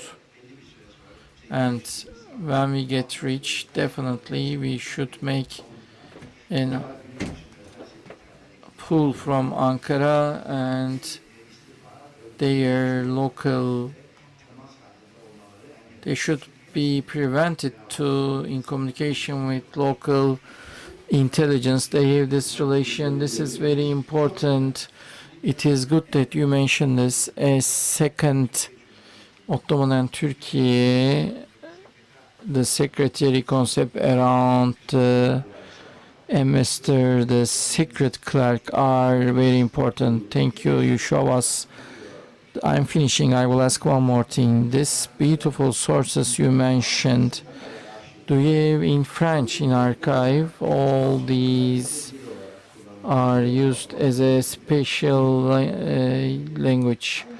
All these documents the same way. Do they have the French translations?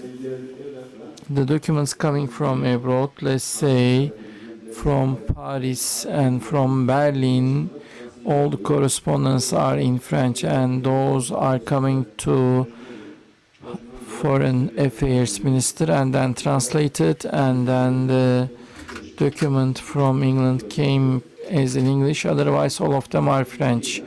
The correspondence going out are translated by translation office, and the outgoing documents are going from translated. That's how they use in English. Other than English, they use French, and that you are right that they have expenditure. I didn't want to give salaries when they are assigned to London. They got 3 times a salary when they are in the translator's office. We see that. The French is the same.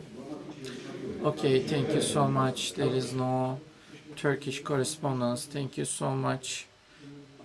Ömür Budak, our final speaker, mentioned the Ottoman consulates in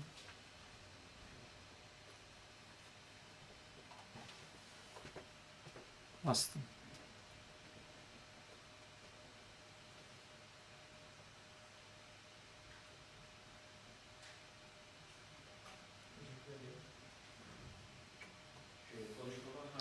Thank you. I would like to start my work for Argentine invitation to Turkish History Foundation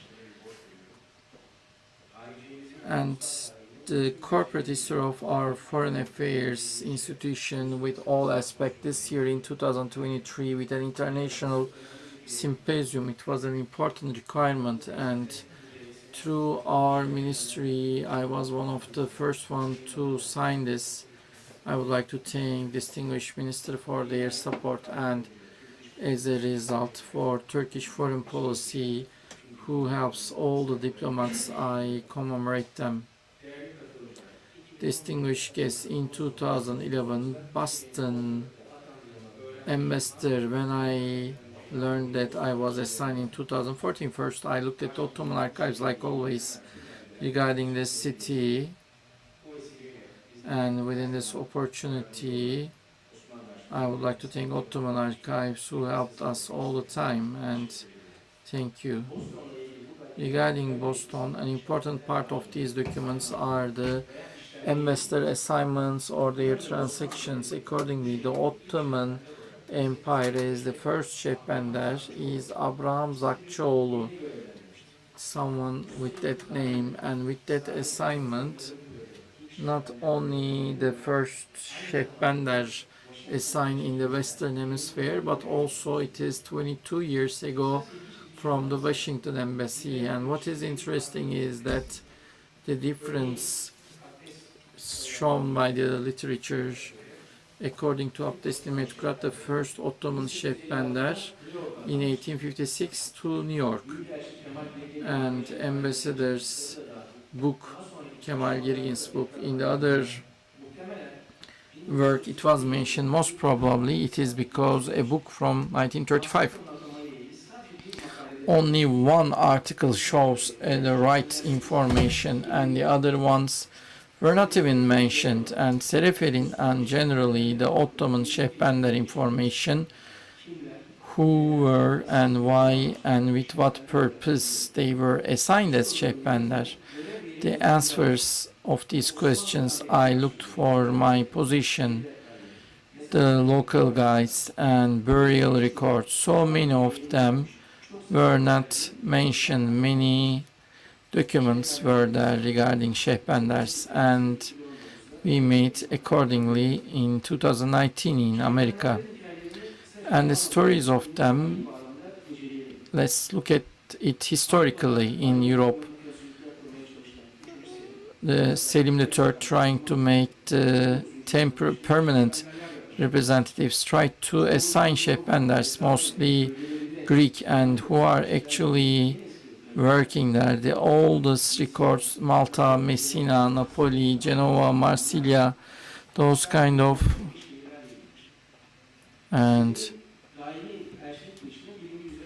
as you know, the permanent assignments were not there. And approximately in the same period, regarding our topic, two different things, the European and Hayriye tradesmen, since century, they were providing the advantage to them, and it was taking the reaction of Babali. Selim III could not prevent it, and by this way the European traders and the Muslim traders turn into Hayriye traders with their own,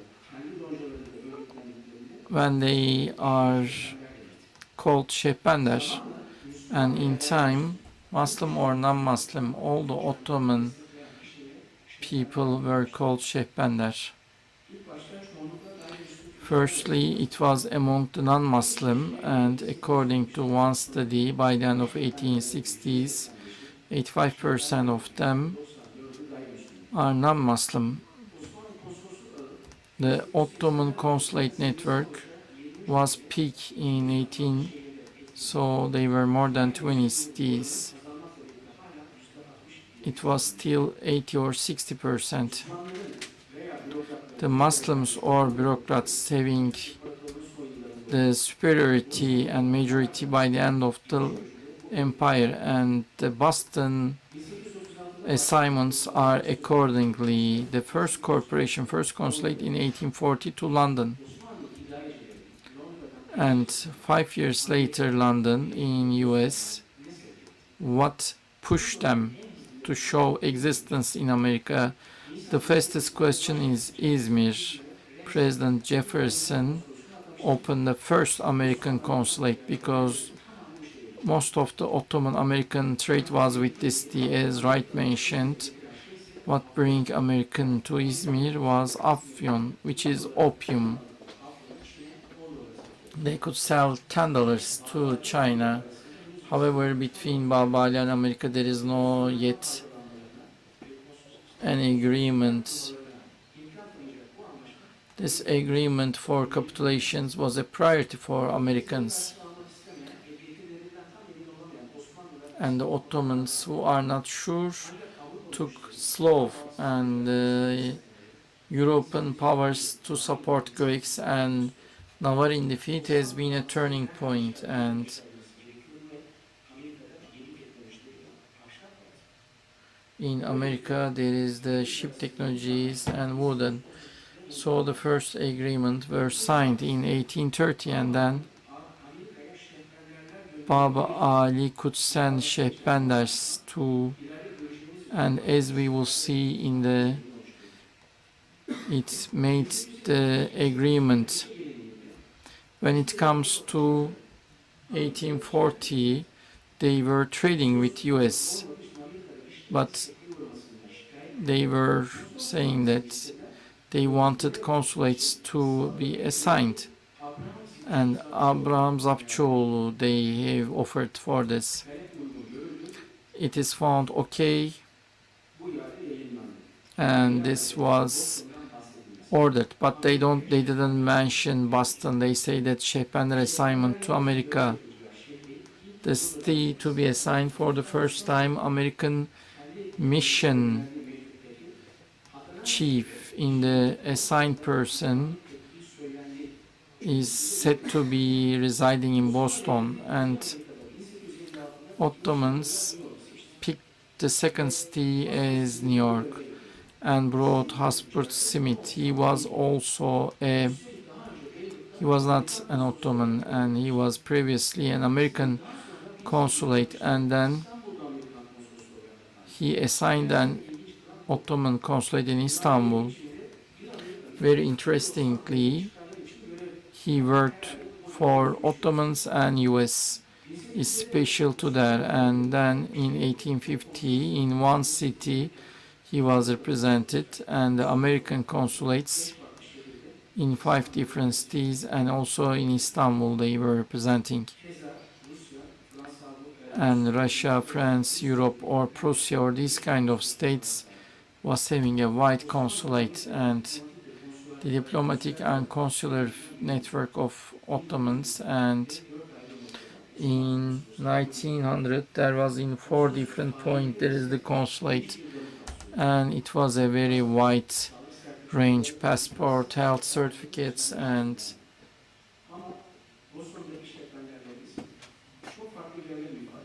they were having different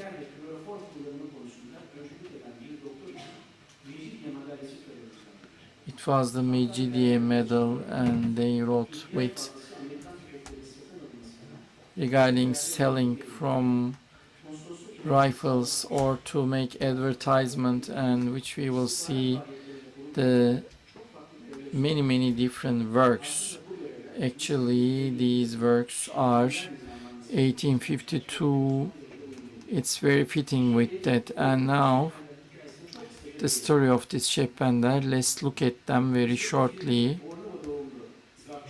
Zapçoğlu, born in Bornova, came to Boston and make a partner. The first Ottoman Shehbender, and the US president accepted this, and afterwards he made a correction with his name. And Zapçıoğlu immediately mentioned that he accepts this duty, and in 1850 he assigned for American passport. So this proves that he is an Ottoman person, and the first visit of an American Ottoman is the naval officer Mr. Emin with the invitation and payment of America. He visited many cities, and while he was there, 2 years later, another consulate, he was hosted by the Ashraf, but neither in the record nor in the, it was not mentioned. And this first official visit, the lack of it is striking. Maybe Babali, instead of him, selects another person. He was not taken, but he read that in the American official gazette that he was replaced. So he just sent a letter that he was ashamed, and then a person named in Izmir, and for long years he was a successful armature, and how he came to America. In one letter of New York Times, it says that Yazıcıoğlu was in humble position from Izmir to America, came in 1839 and by finding Yazıcı and Goddard, he became rich, and he was assigned to Turkish consulate in Boston, and with Thomas Goddard, maybe the first Ottoman entrepreneur. He married with a French lady and got 19 children, and he worked 25 years of service until he dies, and he put 2 statues in Boston, and for Christoph Kolomb it is the first state, and he gave Turkish name to his vessels and used Turkish flag. 1, 2, 3, 4, 8 from the top and 9 from the middle is his flag. And in this painting 1851, the vessel named Ottoman belongs to Yazıcıoğlu. This is having the name of his sister Istanbul, and that he was sold in an auction. Yapımı İstanbul isimli bu güzel tabloyu And this painting called Istanbul 1851 is in the Boston Consulate's house. So Abraham Lincoln given his brush, and he got a great wealth. When he died, he left more than $1 million of heritage. After the death of Yazıcı, Oscar took his post. He was a veteran of the internal war, and he knew during his time in 1884 he was drowned, and the third ship, and there was 37 years old when he was drowned. After the tragic death of him, the other son, Joseph Andrew Yazıcı, took that post. However, again, that work ended with a tragedy, and 23 years old, he was assigned in consulate for 5 years. In the elite platforms, he was very well known. He started his job in his father's company, while everything was nice until 18th of February 1927 to embezzle $200,000 when he was arrested. He said they cannot touch a Turkish ambassador, and then we sent a letter to ONI that they have reached 1830 agreement and that our shipbuilder should be released, and the minister said it is not a law issue but the embezzlement issue, And then Mr. Mustafa, he said he was retrieved from duty, and a head consulate was being just jurisdicted, and therefore he went for an appeal to the constitutional law. Oscar couldn't get a response. In 1999 he was released, and 8 years later he died. And the only thing that took attention of media was not that Yazıcıoğlu was like a seller of fruits. The news was good, and this Ottoman consulate, it is fitting with the, because an important part was Armenian. Many, with thousands of Armenians migrated to America, so it changed everything. And also the ones who come back to Anatolia, they could not be, like Dignan said, by using the,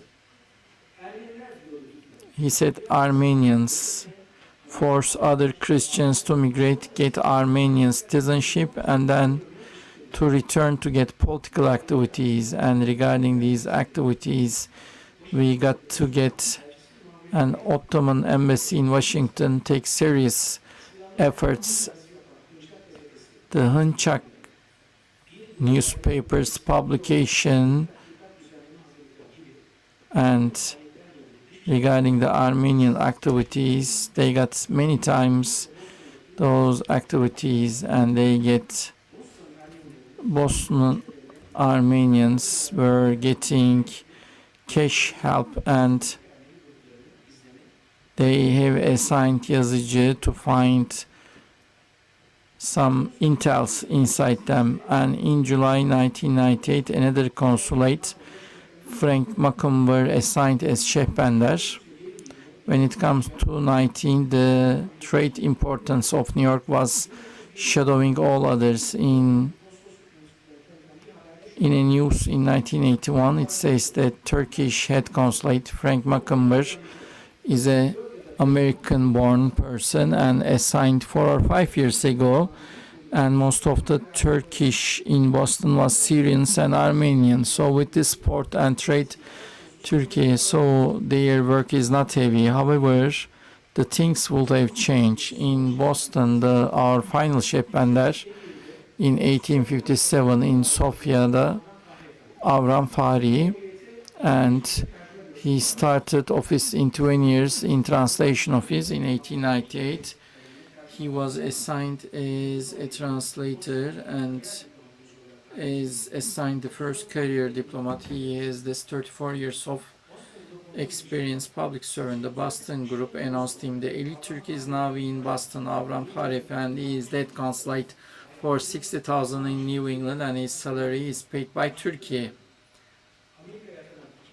And he was one of the 2 head consulates to be assigned in America. One of them is in New York, and another diplomat of White Bay was assigned as consulate. White Bay, he was the first Muslim in New York, and the same way for the full furnished consulate services he was running, because many of the migrant workers working there were requiring passport works. Mostly in the leather houses they were working.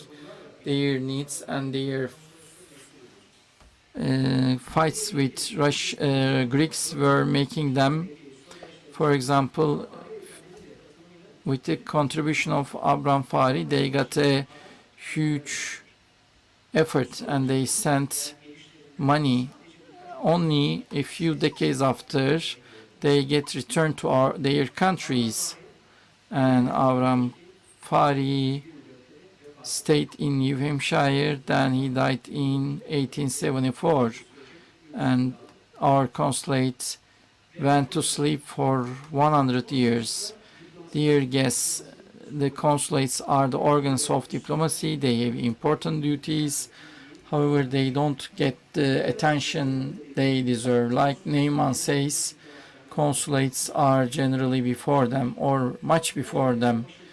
Really, our ambassadorship in Washington, our Şehbender were already active in 3 big cities, and In Ottomans, the consulate works are given by Shehbanders to make easy, and these all three were a movement observed in the 19th century. However, most of them until the end of the 19th century are from the non-Muslims. So I believe it is unique to us, and it is not because the unique diplomacy, but it is about the Ottoman officer understanding.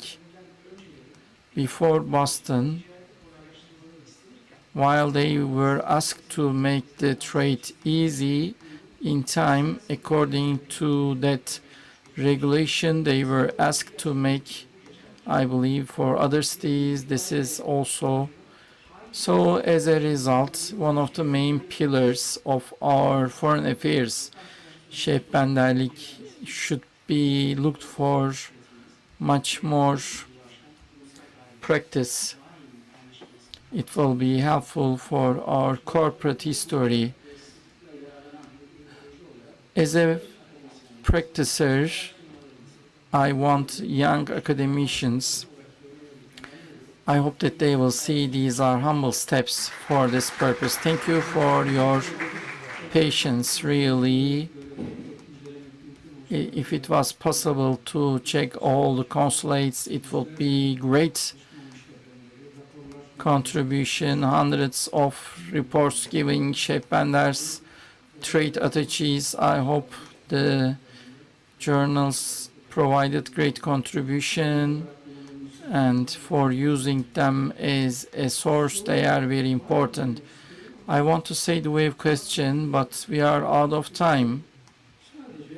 Only one person, if we have anything to ask. But I believe we got too much information regarding the Boston consulate. We thank them, our ambassador. Okay, then we conclude this session. Thank you so much. Bulunduğunuz için bir sonraki oturumda ne zaman başlıyor bilmiyorum ama 15 dakikaymış. Evet, 15 dakika sonra burada görüşelim.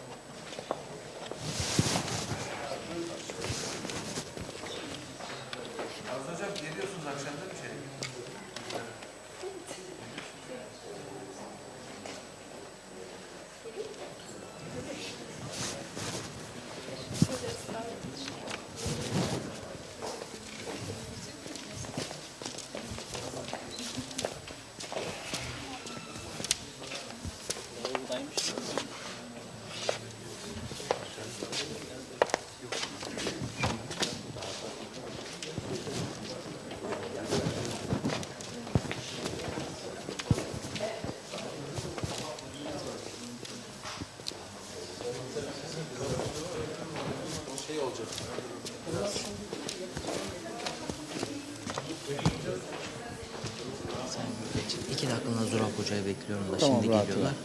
Zurab Hoca zaten Rusça yapacağını söylemiştim size. Tamam. Rusça yapacak. Burada çevirmen olacak, o Türkçe olacak, seslendirecek bize. Tamam. Zurab Hoca. Kolenitse değil mi? Kolenitse okunuyor. Evet, hocamızın tam soyadının okunuşunu bilmiyorum da. Kornelitse, Zurab. Tamam. Zurab diye sesleniyoruz. Tamam mersi. Tamam, alacağım ben.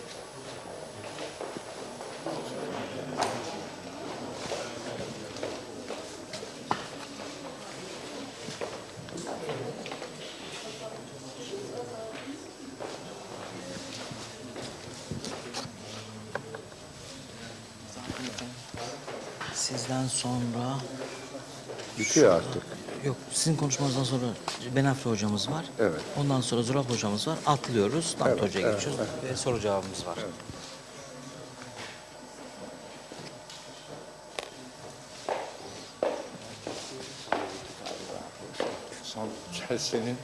Son celsenin şeysi. Bu herkese bunları alabiliyor muyuz? Burada mı kalıyor mu? Evet, alabilirsiniz. Ben bir tane almıştım ama bir tane daha. Sunumlar için ben bir yakına bırakıyorum. Peki nasıl?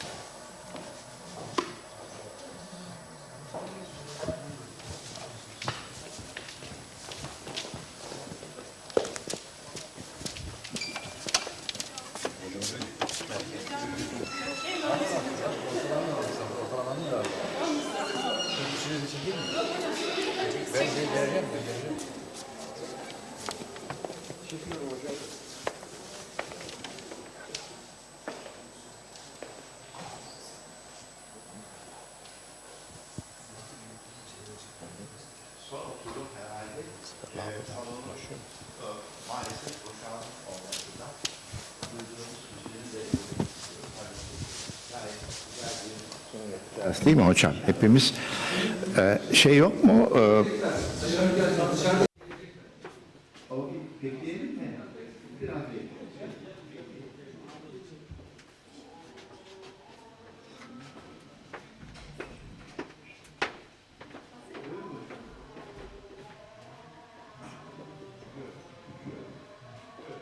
Yes, please.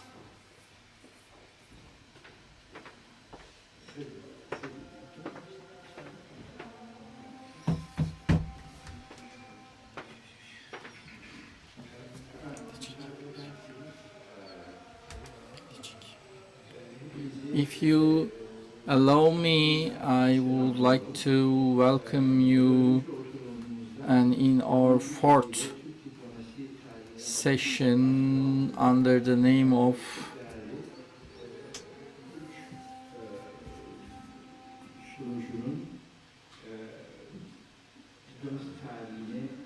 the diplomacy story.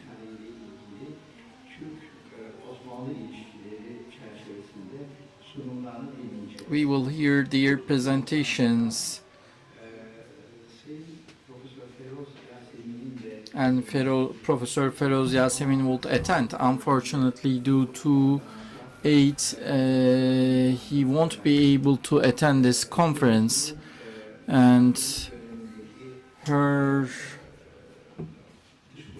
foreign policy during Abdülhamit, her books and are still on the market, and they are very beneficial, I would say, if you allow me once more to your attention.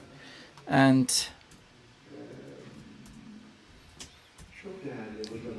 distinguished lecturers, ambassadors, today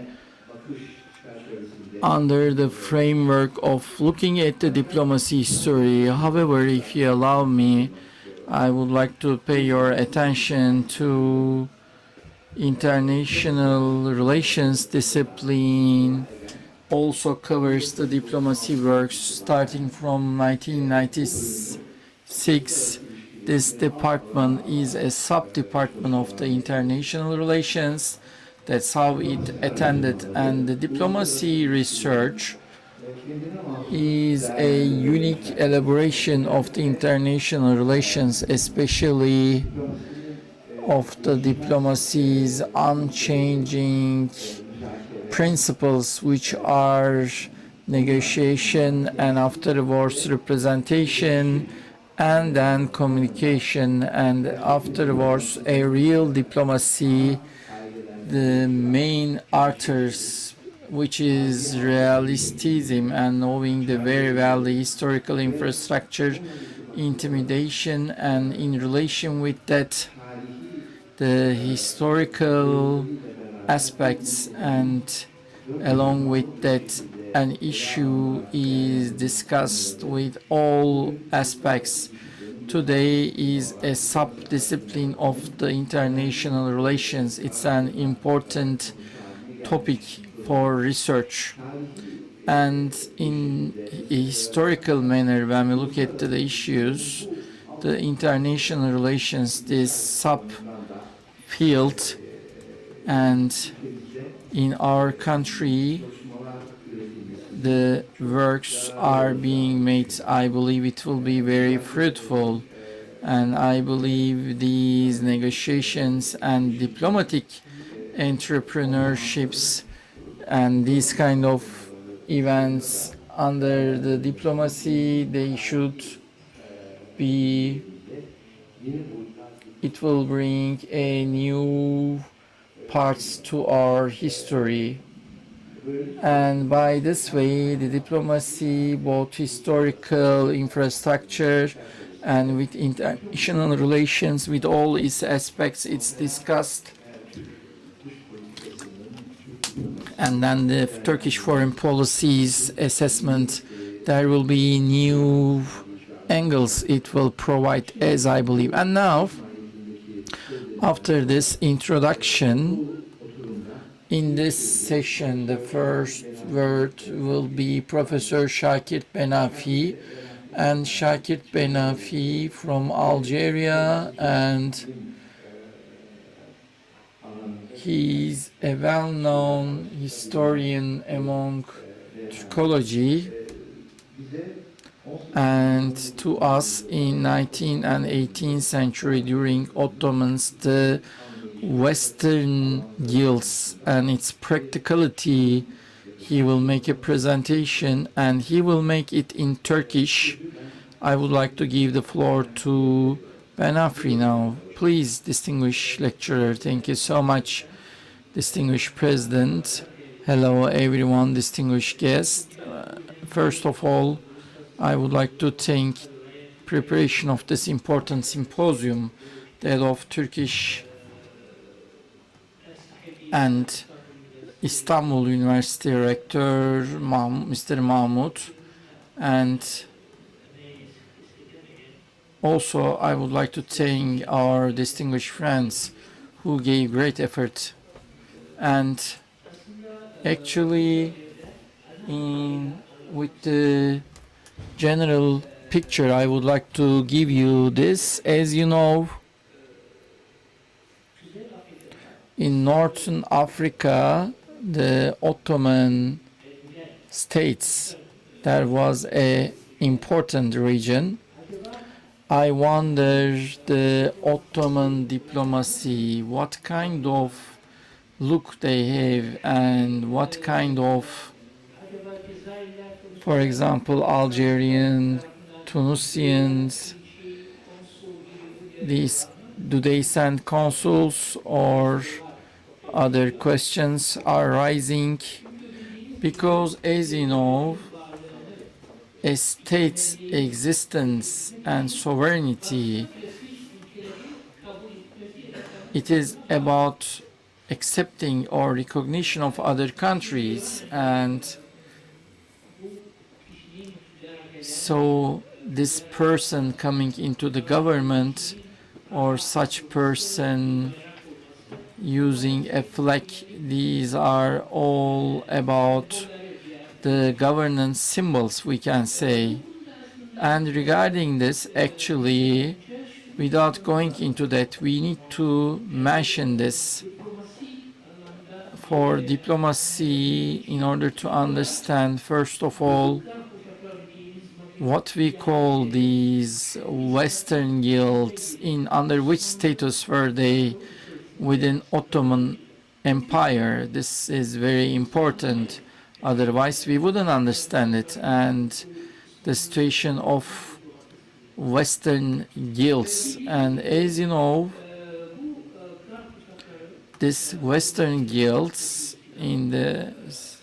until the 16th century, with the relations of Ottoman Empire, they had two periods. One of them is 16th and 17th century, the Ottoman dominance, and it was fully bound, and they were sending pashas from Istanbul every 3 years, and for that it was a full Ottoman states, we can say. And in the 18th and 19th century, a second period, which is the semi-independent or independent states, as we can say. And this was very important because actually we will see that in the 18th century, even the Ottoman Empire was a serious Ottoman state and have an important crisis regarding these Western guild and European country relations. So what is the reason for that? How these three Western Africa countries are semi-independent or independent status? According to me, there are 3 to 4 people we can explain. One of them is that the geography, as you know, the Northern Africa in the Ottomans, it's the farthest and most western part it is. And second factor is 16th and 17th country, the Ottoman powers is going to Western Mediterranean, as you know. The end of 16th century were non-existing in Western Mediterranean. On the other hand, these Maghreb countries, which we call these 3 states, they are in a period of political system and a very important sea migration, so that they are in a respect against the Western countries. And how did European countries understood this? In the 17th century, their own Western Mediterranean trade ships, first they started from the beginning to Ottoman state and President Padişah, they got agreement, and within those agreements the Western guilds are also involved, but they understand that these what we call these Western guilds, West Africa guilds like Algeria and Tunisia, those agreements are becoming non-respect and they don't give any importance, and they have understood that these states should go with another method. And why I'm telling this in quotation, among the orders of the Padişah and canons, first these foreign states, in order for them to accept these, they were bringing some infrastructure orders, and also the same way like Algeria and Tunisia, they were bombing, like the French attack to Algeria 1685 and Spanish in 1765, 83, 84, the English 1816. So it is such a system was found that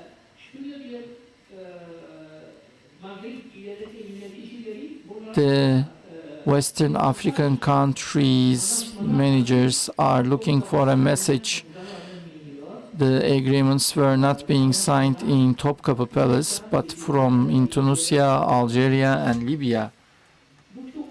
This was very important. And another important point which I need to mention, just pay attention, by the end of 16th century, and this is signed the Tunisia or Algeria regarding France, because maybe hundreds of agreements and with all the European countries, which I will show. And first 16th and 17th century agreement names the Ottoman Padişah in those statements. However, in the 18th and 19th century, the names of Ottoman Padişah does not even mention. So these agreements were like between two independent countries. And as I said, this new status won in the 18th century. So in Algeria, with Western European countries, how they were running diplomatic relations. First of all, in this Islam world, as it was mentioned, Darul Harb and Darul Islam were separate. So without sending a representatives or a permanent embassy, they don't have this idea until 19th century, because Tunisia in 1840, it was an attempt to save the Banyan before the representatives. Why? Because especially for Algeria, in 1600 there was the Marseille massacre on Algeria delegation, were in this delegation and Sinan Aga was with them, but the Marseillais understood that a Marseille ship was sank by Recep Reis, by his crew, and right afterwards this, diplomatic delegation, they have killed it. And Jazair governor sends a letter, as you know, according to the international law, you don't kill an ambassador. So in those letters of complaint, hundreds of Tunisian or Libyan or Algerian representatives in different European capitals. The reason, either renewal of an agreement or a trade ship issue or a king's with that crowning opportunity, they send them. And we should mention that this Maghreb diplomats are nearly all of them either are Andalusian origin, which are called Morisco, Bonetoro, Cabrera, or from Jews, especially from Livorno, Coran, David, Paz, their names we can see, or from the converted ones, because for language they know it and they know the situation in Europe, and for that purpose the Algerian chiefs and Tunisian chiefs were being hired for this foreign relations. They just made a good relation, and this was important topic. I wanted to say it. And okay, this Algeria Tunis, Libya, all these agreements, if we know what are about, they are nearly 5 topics, and one of them is trade, second one is this pirate ships meeting on the sea, and the third one is the captured ones, and the fifth one is in Algeria, the Western consulates rights assigned. Look, this is very important. So a European country, those status of Western guilds, if they are not independent, why until the 16th century, until the 19th century, they were assigning consulates? And secondly, and they sign a commitment without applying to Ottoman state of 12 or 20 articles of agreement in Algeria, Tunisia, Trablusgarp. These agreements are very expensive for European countries because, as I said, a few of times while they were in fight, so these agreements are made with money. For example, Spain has 1 million peso paying to Algeria, and in 1986 they could get the peace agreement, and the Americans the same during George Washington. Nearly $600,000 they paid, and within these agreements, as you know, I will show you those documents every 2 years in Algeria and Tunisia. The consulates were paying tax, which is called the consulate tax, like 20,000 sultani, or they are being paid. What is important, what took my attention in these agreements while we signed them, look, during the Ottomans matter, it is the same. It's like these European countries are having, they didn't have any mutual agreement. It's like one-sided agreements, those privileges, and all of them are heavier burden to consulate. You look article by article 666, and now mutual response, and Europe or America or Spain consulate opens. It's not a church, but to practice their religion, they are allowed. However, on the other side, there is the Algerian consulate or any trade group. When they go to America, they are not allowed. Actually, this is also, we discussed this in the morning. There is the issue of translators, as you know, a few times.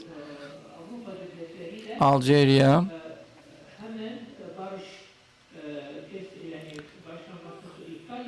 canceled their peace agreements. Why? Because two agreements articles, there are differences in between. For example, between Denmark and Algeria in 1765, the 8th article of the agreement, the Danes say that the pirates of Algeria are not accepted in Dane waters, and in Ottoman text it does not mention. So where it is there, I cannot believe. And another thing in these agreements, the terms, this is also very important.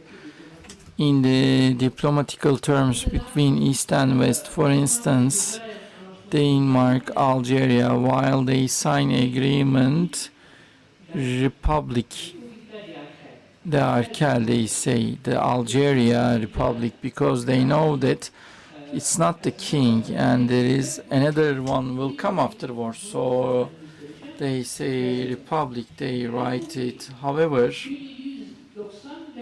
in 17, Algeria and America, those agreements,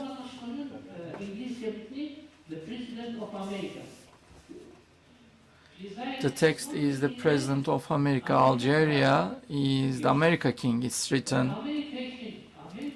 And America, China state, and Algeria is like a region. It's the American Algeria, so there are such terms.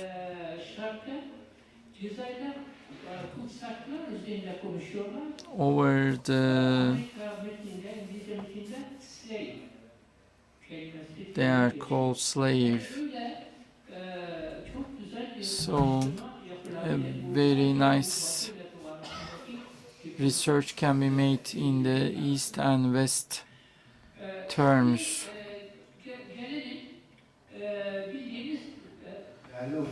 Now we passed 15 minutes, only two things. En son şunu söylemek istiyorum. 19. yüzyılda özellikle In 19th century, especially Tunus and Libya and Algeria wanted to assign consulate France, UK, and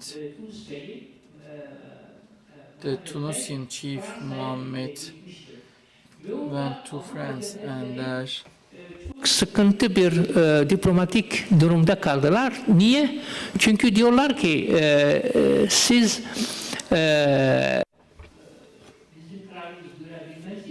in order to under the name of Ottomans ve birkaç defa Tunus Bey'i reddediyor.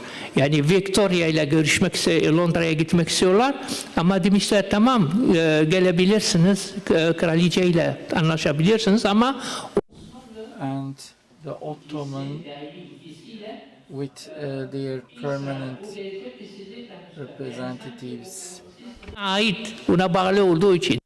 As it is belonging to Ottomans, but Tunisia say we are independent and our relations are in the 12th century. For a few times Ottoman Fransa devleti, Belçika ve Denmark, they say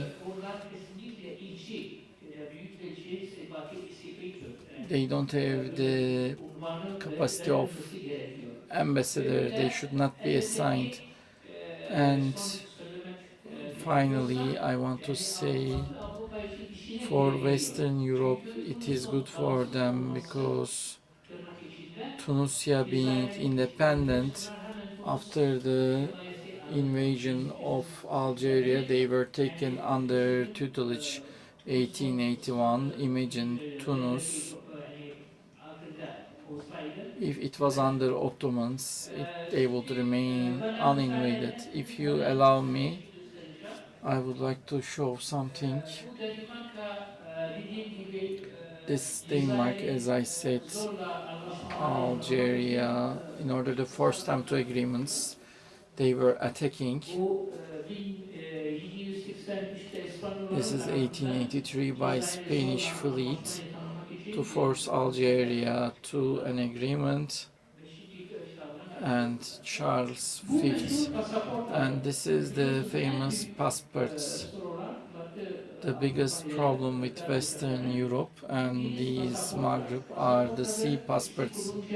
When they don't have or wrong passports, they are taken as rate, and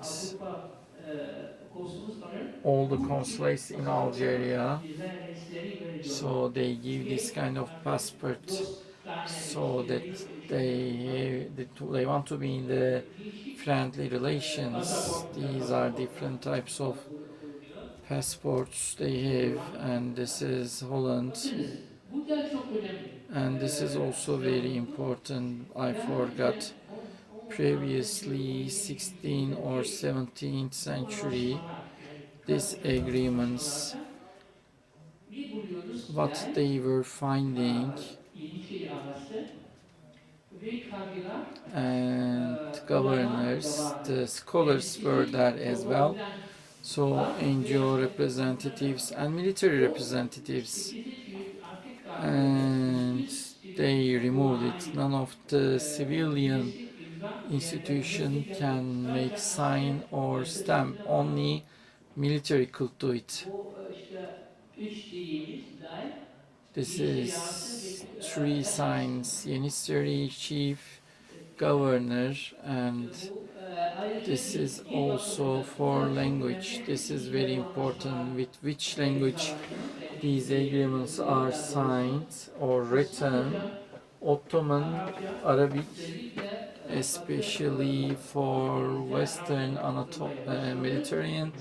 Arabic is like a issue of governance, even dialect, the Algerian, Tunisia dialect. We have such agreements, and this is Libya and Spain.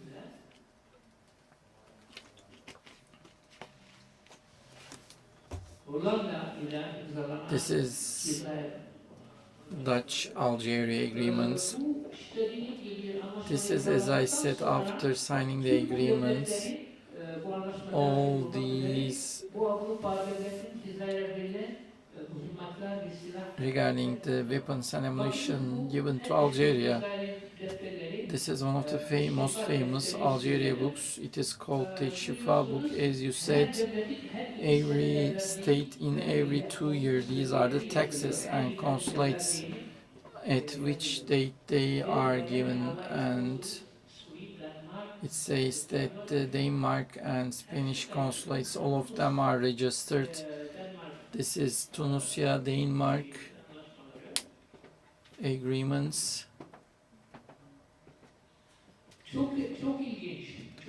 It's very interesting with George Washington and Ali Pasha. This an agreement signed between, even the former and late chief was named. It is written in France, as you see.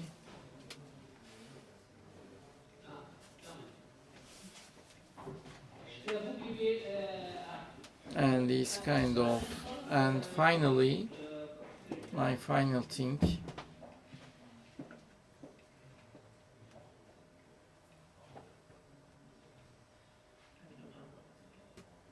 like always,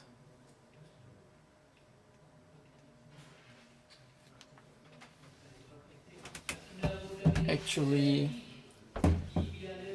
there was a first Libyan ambassador sent to Denmark in 1732, and Denmark, Hacı Abdurrahman, and Denmark didn't want to give such title, so Yusuf Karamanli sent such a letter.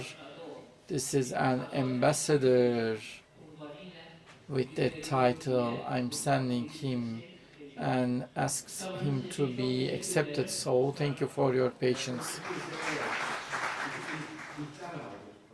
We got warning for delay, but it's not our fault because the previous sessions were late as well. Thank you so much. As it is understood, Margaret is a semi-independent station, therefore Algeria's connection with Ottomans. Okay, thank you so much. It was an interesting presentation. Now, if you let me to Zorat Kolonitsi, he will make a presentation in Russian. and we have a translator. Türkiye, South Caucasia, New Peace Area.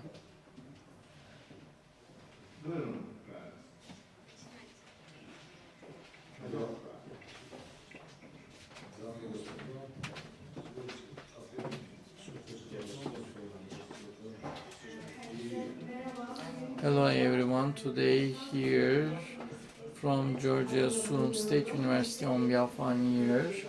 I'm making the university lectureship.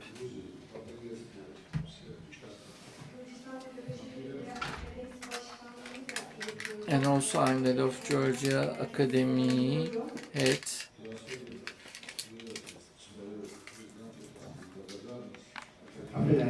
I'm sorry, please, we need to pay attention to time because we are invited to iftar of the ministry. I'm sorry.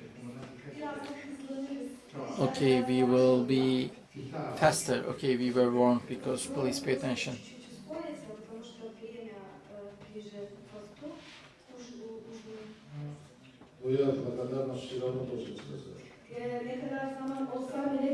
Thank you. I have to thank even we don't have time. And for that I have many reasons.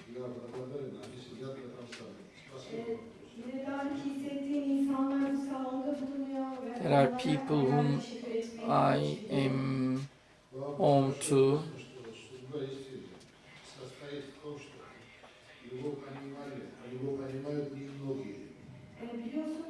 As you know that the destiny of the future, the reality, not everyone understands, not everyone sees. Only the elected ones can understand.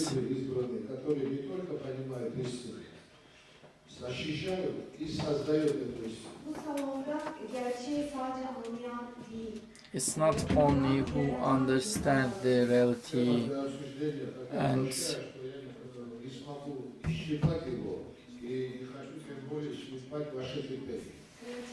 of course the topic I bring is very wide and it's not possible to talk in this time and I don't want to push your patience.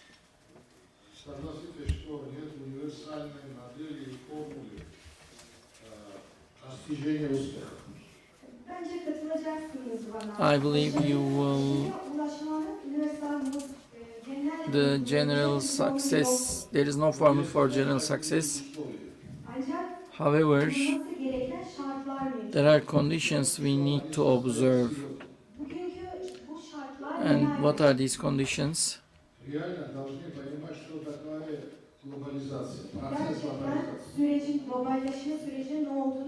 We need to understand what globalization is, who runs the world, and today's world, how it happened, what kind of a status.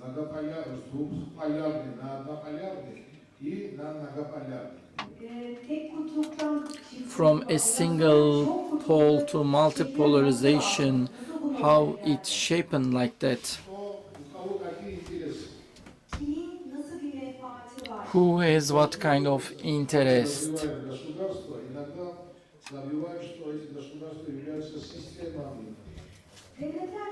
And while talking about the states, sometimes we forget that the states are systems.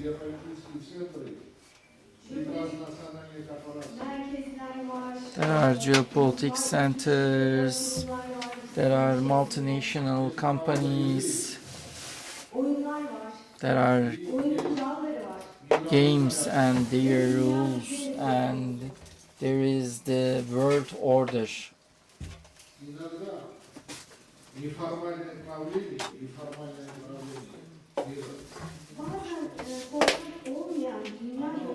Sometimes non-formal world management,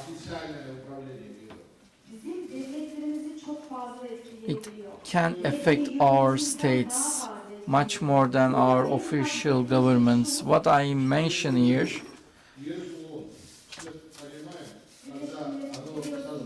you know, why UN was found, what was the purpose of founding,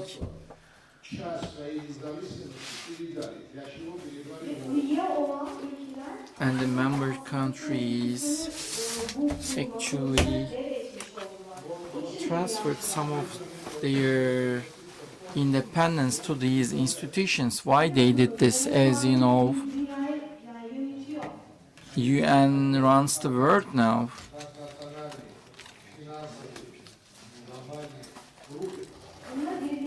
Along with that, there is some supranation groups which are not formal, and they are affecting the process much more.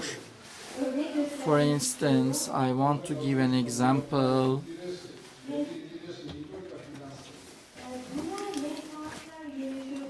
When we say the world is run by the interests, we believe they are not only financial.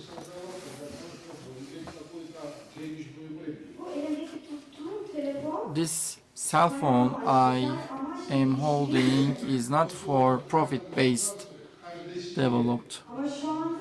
But right now, this is in every family, every house.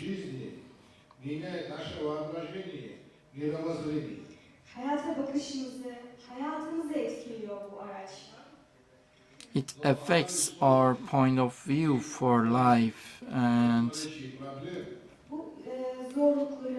these difficulties, the analysis of these conflicts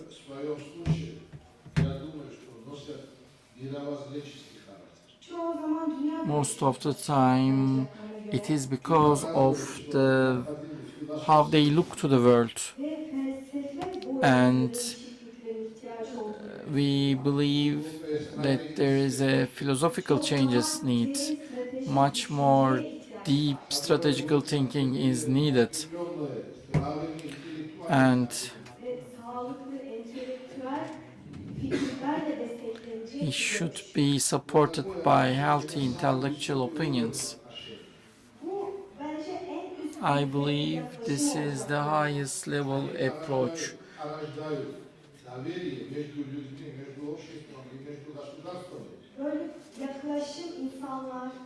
This kind of approach between the societies, there will be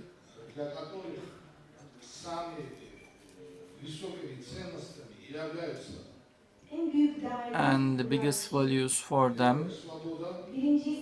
The first is freedom, second one is love, and third one is justice.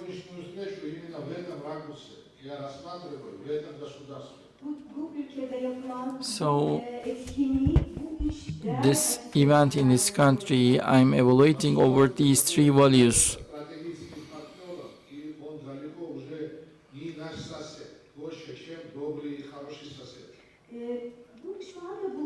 Right now, the country I'm in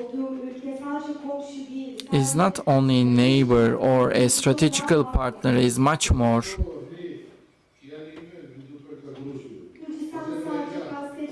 I'm not talking only Georgia, also Azerbaijan and Armenia, the same. So inside our country, we cannot deal with our problems because what we have, the problems are out of our borders. So it has an international aspect. So it's spread all around the region.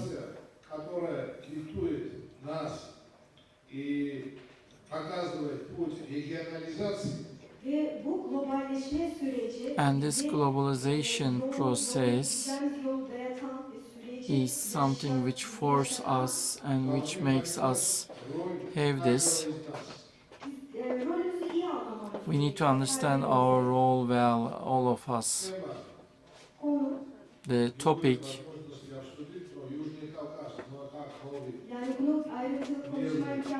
we don't have a chance to talk in detail, but I want to say that the Southern Caucasia,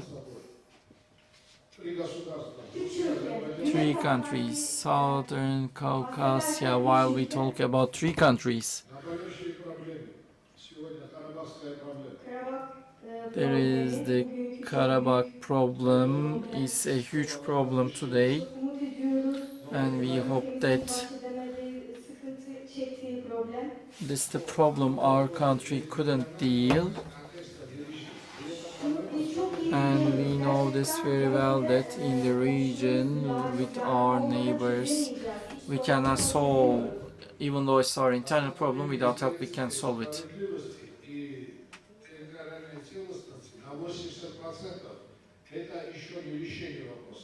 Tarihi bölgemizin yeniden kazanılması sorunun %80 çözülmüş olması demek. It means that 80% of the problem has been solved. Gürcistan ve Azerbaycan arasında Between Georgia and Azerbaijan, there is no çok iyi anlıyor. misunderstanding. Actually, they understand each other very well.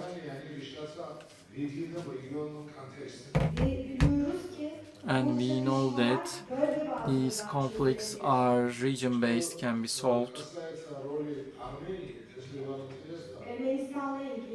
Regarding Armenia,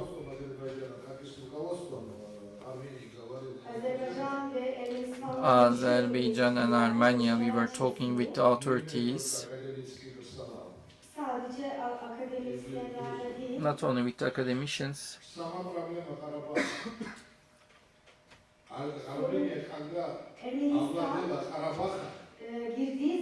When Armenia entered,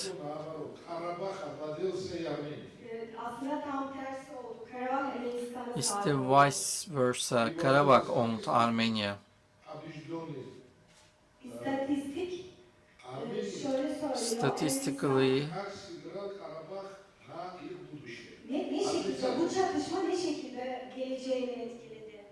what kind of impact has it on future, this conflict, economic, demographic, everything impacted? And actually, this is in a dilemma, and actually there is no solution seen. Ve artık anlayabiliyorlar. Yani sadece çift taraflı görüşmelerle bu çözülemeyecek bir It cannot be solved by bilateral talks. Bu sebeple And for this reason, at least three sides needed. Azerbaycan ve Ermenistan dahil olduğu sürece Azerbaijan and Armenia included in this process.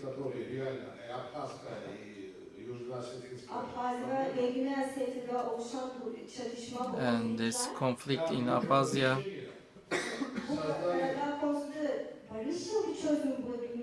in order to find a peaceful solution,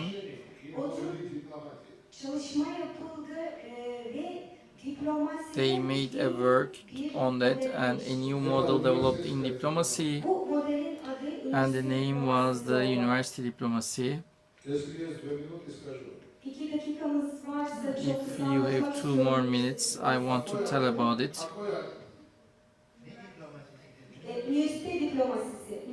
University diplomacy.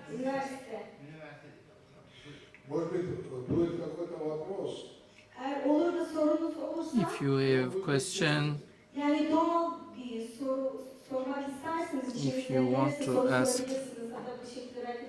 a natural question, maybe we can move like that. When we look at the university, how it is related with conflict, and actually I want to say, actually for solution of the conflict there is no example, there is no policy, single policy.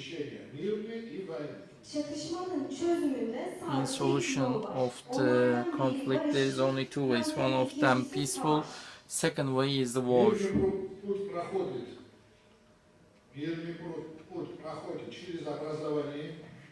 barış yolu mutlaka eğitimden geçer. The way of peace passes through education. That's Her the şey basics. yukarıdaki temeli olarak. It is the basis of everything. Eğitimin en yüksek olduğu alan bilimdir. Where the education is highest is science. Bilimin And sınırları yoktur. there is no borders for the science. It's the closest to the truth. Ve tabii ki biliyoruz mutlak bir şey yok. I believe there is no certain thing. Veya üçüncüsü And the third one, gençlik. the youth. En sağlıklı, motivasyonu yüksek. And high motivation site is youth. Ve bu üç And these three components mevcut. are in the university. Üniversitenin ise yani ya izleyici ya da inkar edici konum olabiliyor. So it can be a follower or denying position. Bu sebeple bu tür koşullar dikkate alarak So by considering these conditions, we created a new format. ben anlıyorum çok ayrıntılı anlatacak I vaktimiz know yok. that we don't have enough time to go in details. Dünyanın yarısını dolaştım. Bunu I diyebilirim. walk around all the world.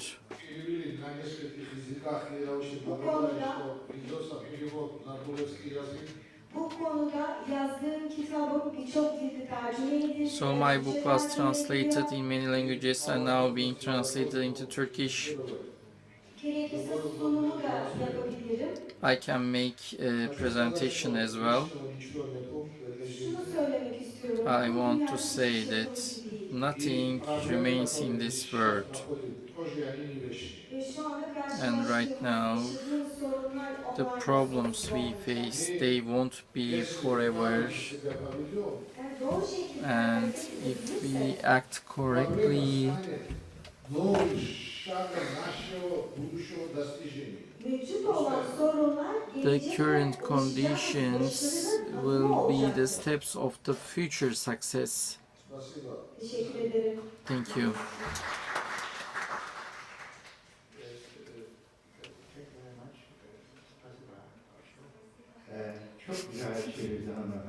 It was a very nice translation from Russian. I congratulate you. I closely followed with your words. Thank you. Sorular varsa aslında If there is questions, we can get to the gentleman. Under the title of the University Diplomacy, a new shape, a new constellation for diplomacy. Mr. Konuriski, do we have question?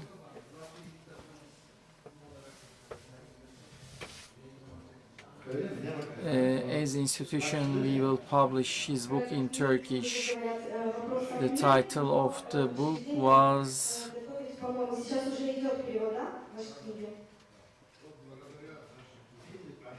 What is the title? University Diplomacy.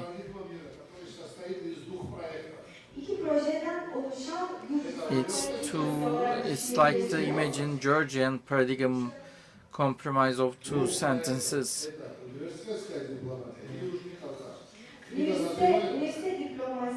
And the university diplomacy and Southern Caucasia, you can think about two paradigms. Georgian paradigm is named the original name, and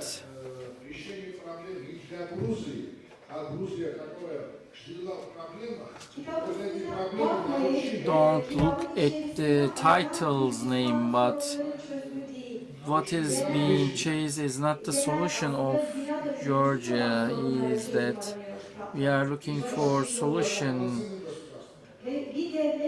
and how a state can continue itself in a peaceful way. We are looking for answers.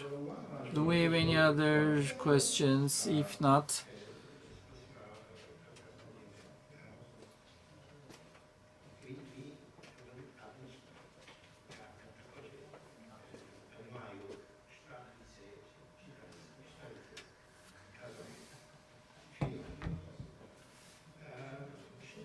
And now I want to give the floor to Danita Shimolowski.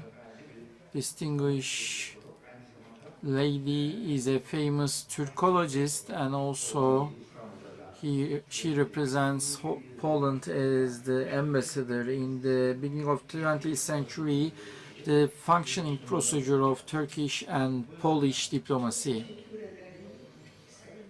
Thank you so much, distinguished President and academicians.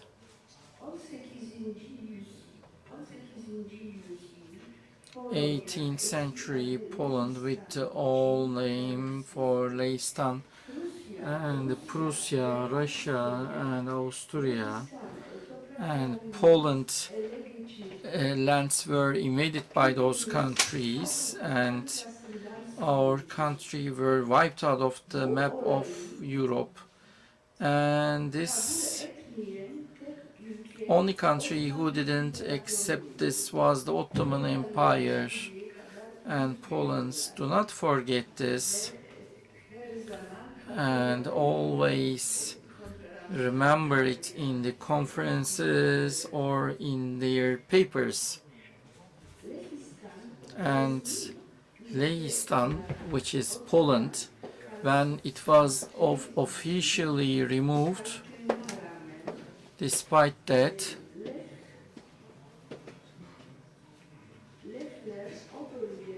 the Polish continued to exist in that region, and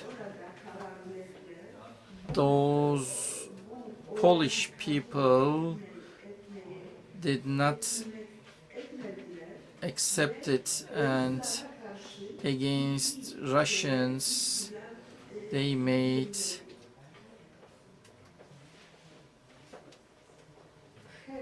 revolution twice. One of them in 1831 and the next one the 1863, which is the January Revolution.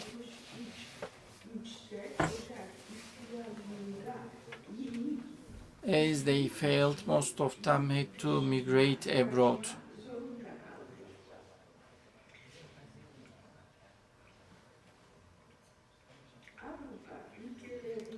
And while going to European countries, some of them were passed to Ottoman Empire. Abdülmecit, Abdülaziz, Abdülhamit II. In that time, the Leh people in Ottoman soil, due to political reasons, either Muslim and some of them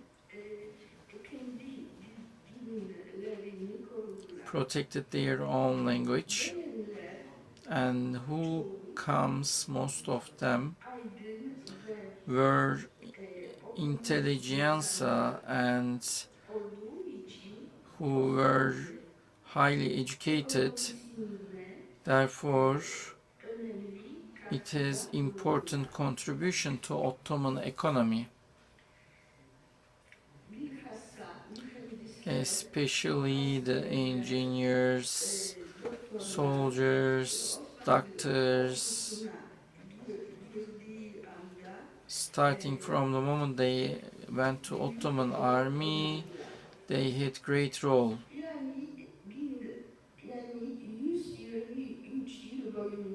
During 120 years, while there was no Poland and the Polish were in different countries and in the Ottoman Empire, they were working and they were for independence, they were working, and in the when there is the First World War, for the Polish, the future idea once more came, and actually it happened so, and with the years and recommendations, the Poland would revive. But as it is known, the First World Afterward Versailles Conference, with those decisions, Poland became born once more. And right after the First World War, the Poland won its independence on 11th of November 1918 to whole world. And at that time, the leader of the Poland Republic, for Turkey, it is diplomatical mission. They decided that, and they have informed the Ottoman government, and we can go to the slides now. To open mission from the Ottoman government accepted that, and in 1919, at that year, the first diplomats came to Istanbul for diplomatical mission. They've opened it, and now the first chair of the mission, Vittorio Kornatikic, a very experienced diplomat, and next to him a few more officers from Foreign Affairs Ministry, and also the officers who are more experienced.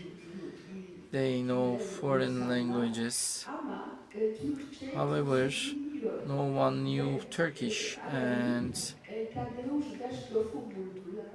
they found Tadeusz Gatful, and Tadeusz Gatful they found, and that gentleman, he was Polish, was in Istanbul at that time, and with the members of İttihat ve Terakki they were very close, and afterwards they got a good roles in our mission. I will tell. Our mission, there has been few duties in the Ottoman Empire to those Polish. Poland officially informed them that they come to Europe, and also with Ottoman government and with Padişah good relations, and also diplomatic mission, like all of them, to Poland. The Ottoman Empire, regarding economy and politics, send reports, and this 1.5 years he remained, and he was sending his reports, and regarding Ottoman government he was having good communication, and regarding Polish they were bringing white reports, and some Polish then wanted to be a Polish citizen and sent the list, and after Jokan Ergic, Vardison Barovic worked in the mission as president, and for the first time in one report he wrote that yes, with Ottoman government and Padişah our relations, we have communication, but in Anatolia there is also an independence war ongoing, and I believe I recommend that we need to go to Anatolia and with Kemal Pasha, the leader of the war, with the great leader, we need to talk with them. Regarding this for a long time, we didn't have an answer from Warsaw Foreign Relations. However, in 1920, a directive comes from Warsaw, yes, go to Anatolia and if possible, discuss with him on behalf of Poland.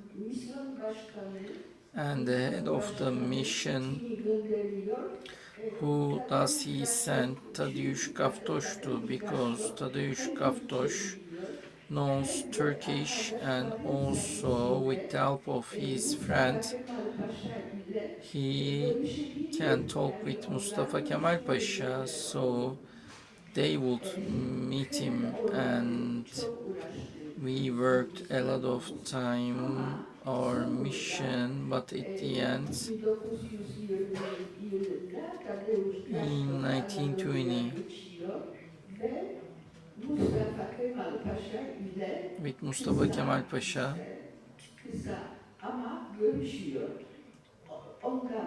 very briefly take information about the war.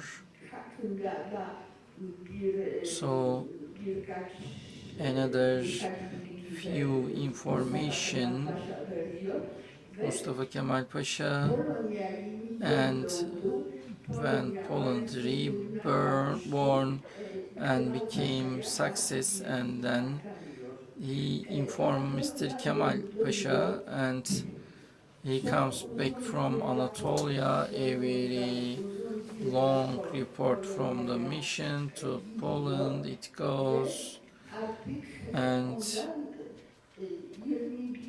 21 years later in 1922, in every report, the issues in Anatolia we mentioned.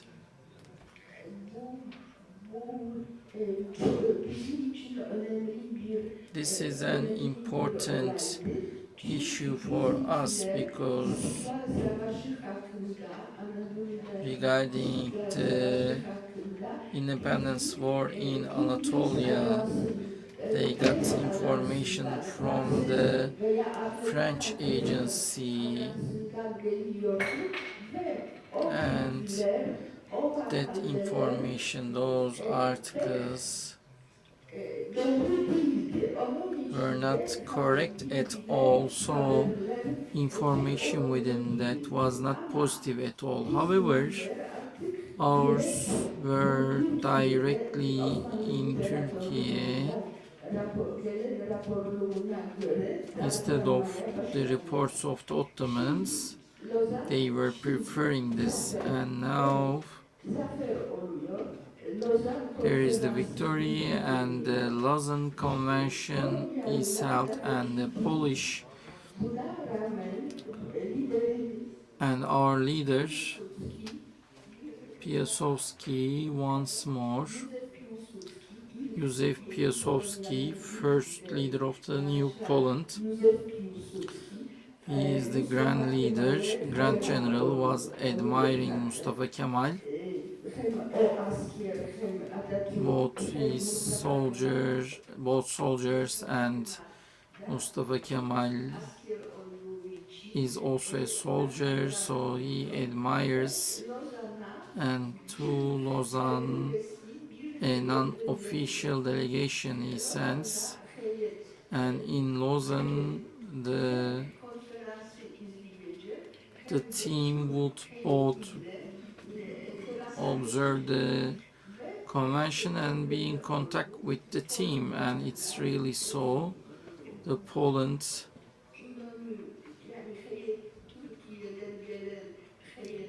the delegation from Turkey with the head of that, they were talking, and they make close relations, and at the end,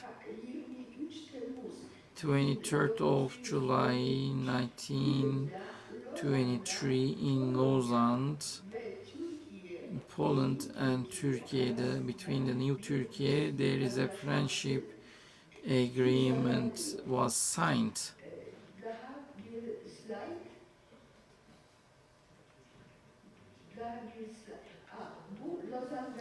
And this is the Turkish delegation in Lausanne. So us in this delegation, they talk with that, and both parties decide, and these friendship agreements should be signed, and they sign it. And then one more slide, please. Yes.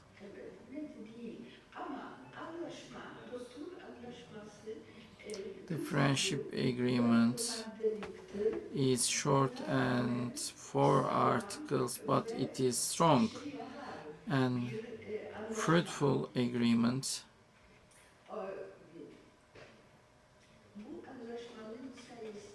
And with the help of this agreement, Republic of Türkiye, the first diplomatic relations we could have established very easily with the Republic of Türkiye, and our first ambassador was I want to show his picture, Roman Ignol, after he was sent in 1924 as ambassador, and with Mustafa Kemal had close relations. Yusuf Piłsudski, while giving the letters for a long time, I hope it continues for a long time. So as we didn't have time, I'm just told you shortly my book now. My book of Poland in 1918, and with Poland and Turkey, the diplomatic relations, a book which is called, and inside that book regarding diplomacy or ambassadors, there is the diplomatic relations issues. We provide wide information. I recommend the book to Turkish History Institution. Thank you so much.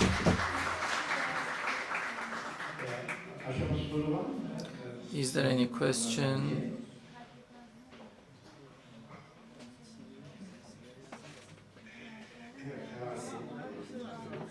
I guess no question. Thank you so much.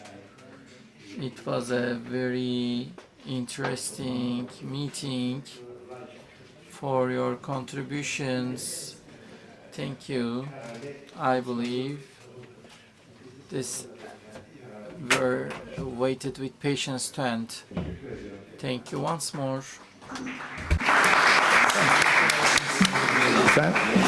Evet.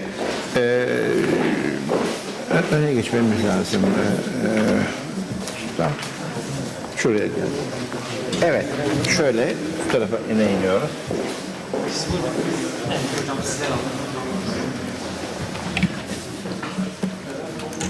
Evet.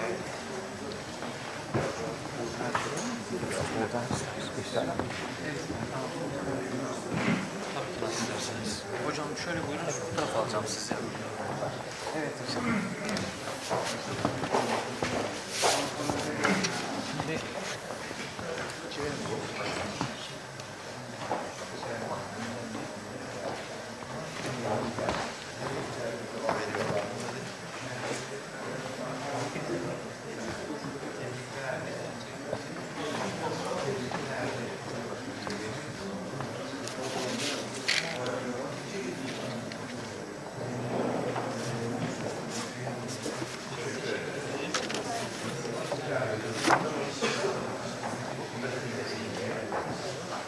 Dank hocam. Katılım belgesi.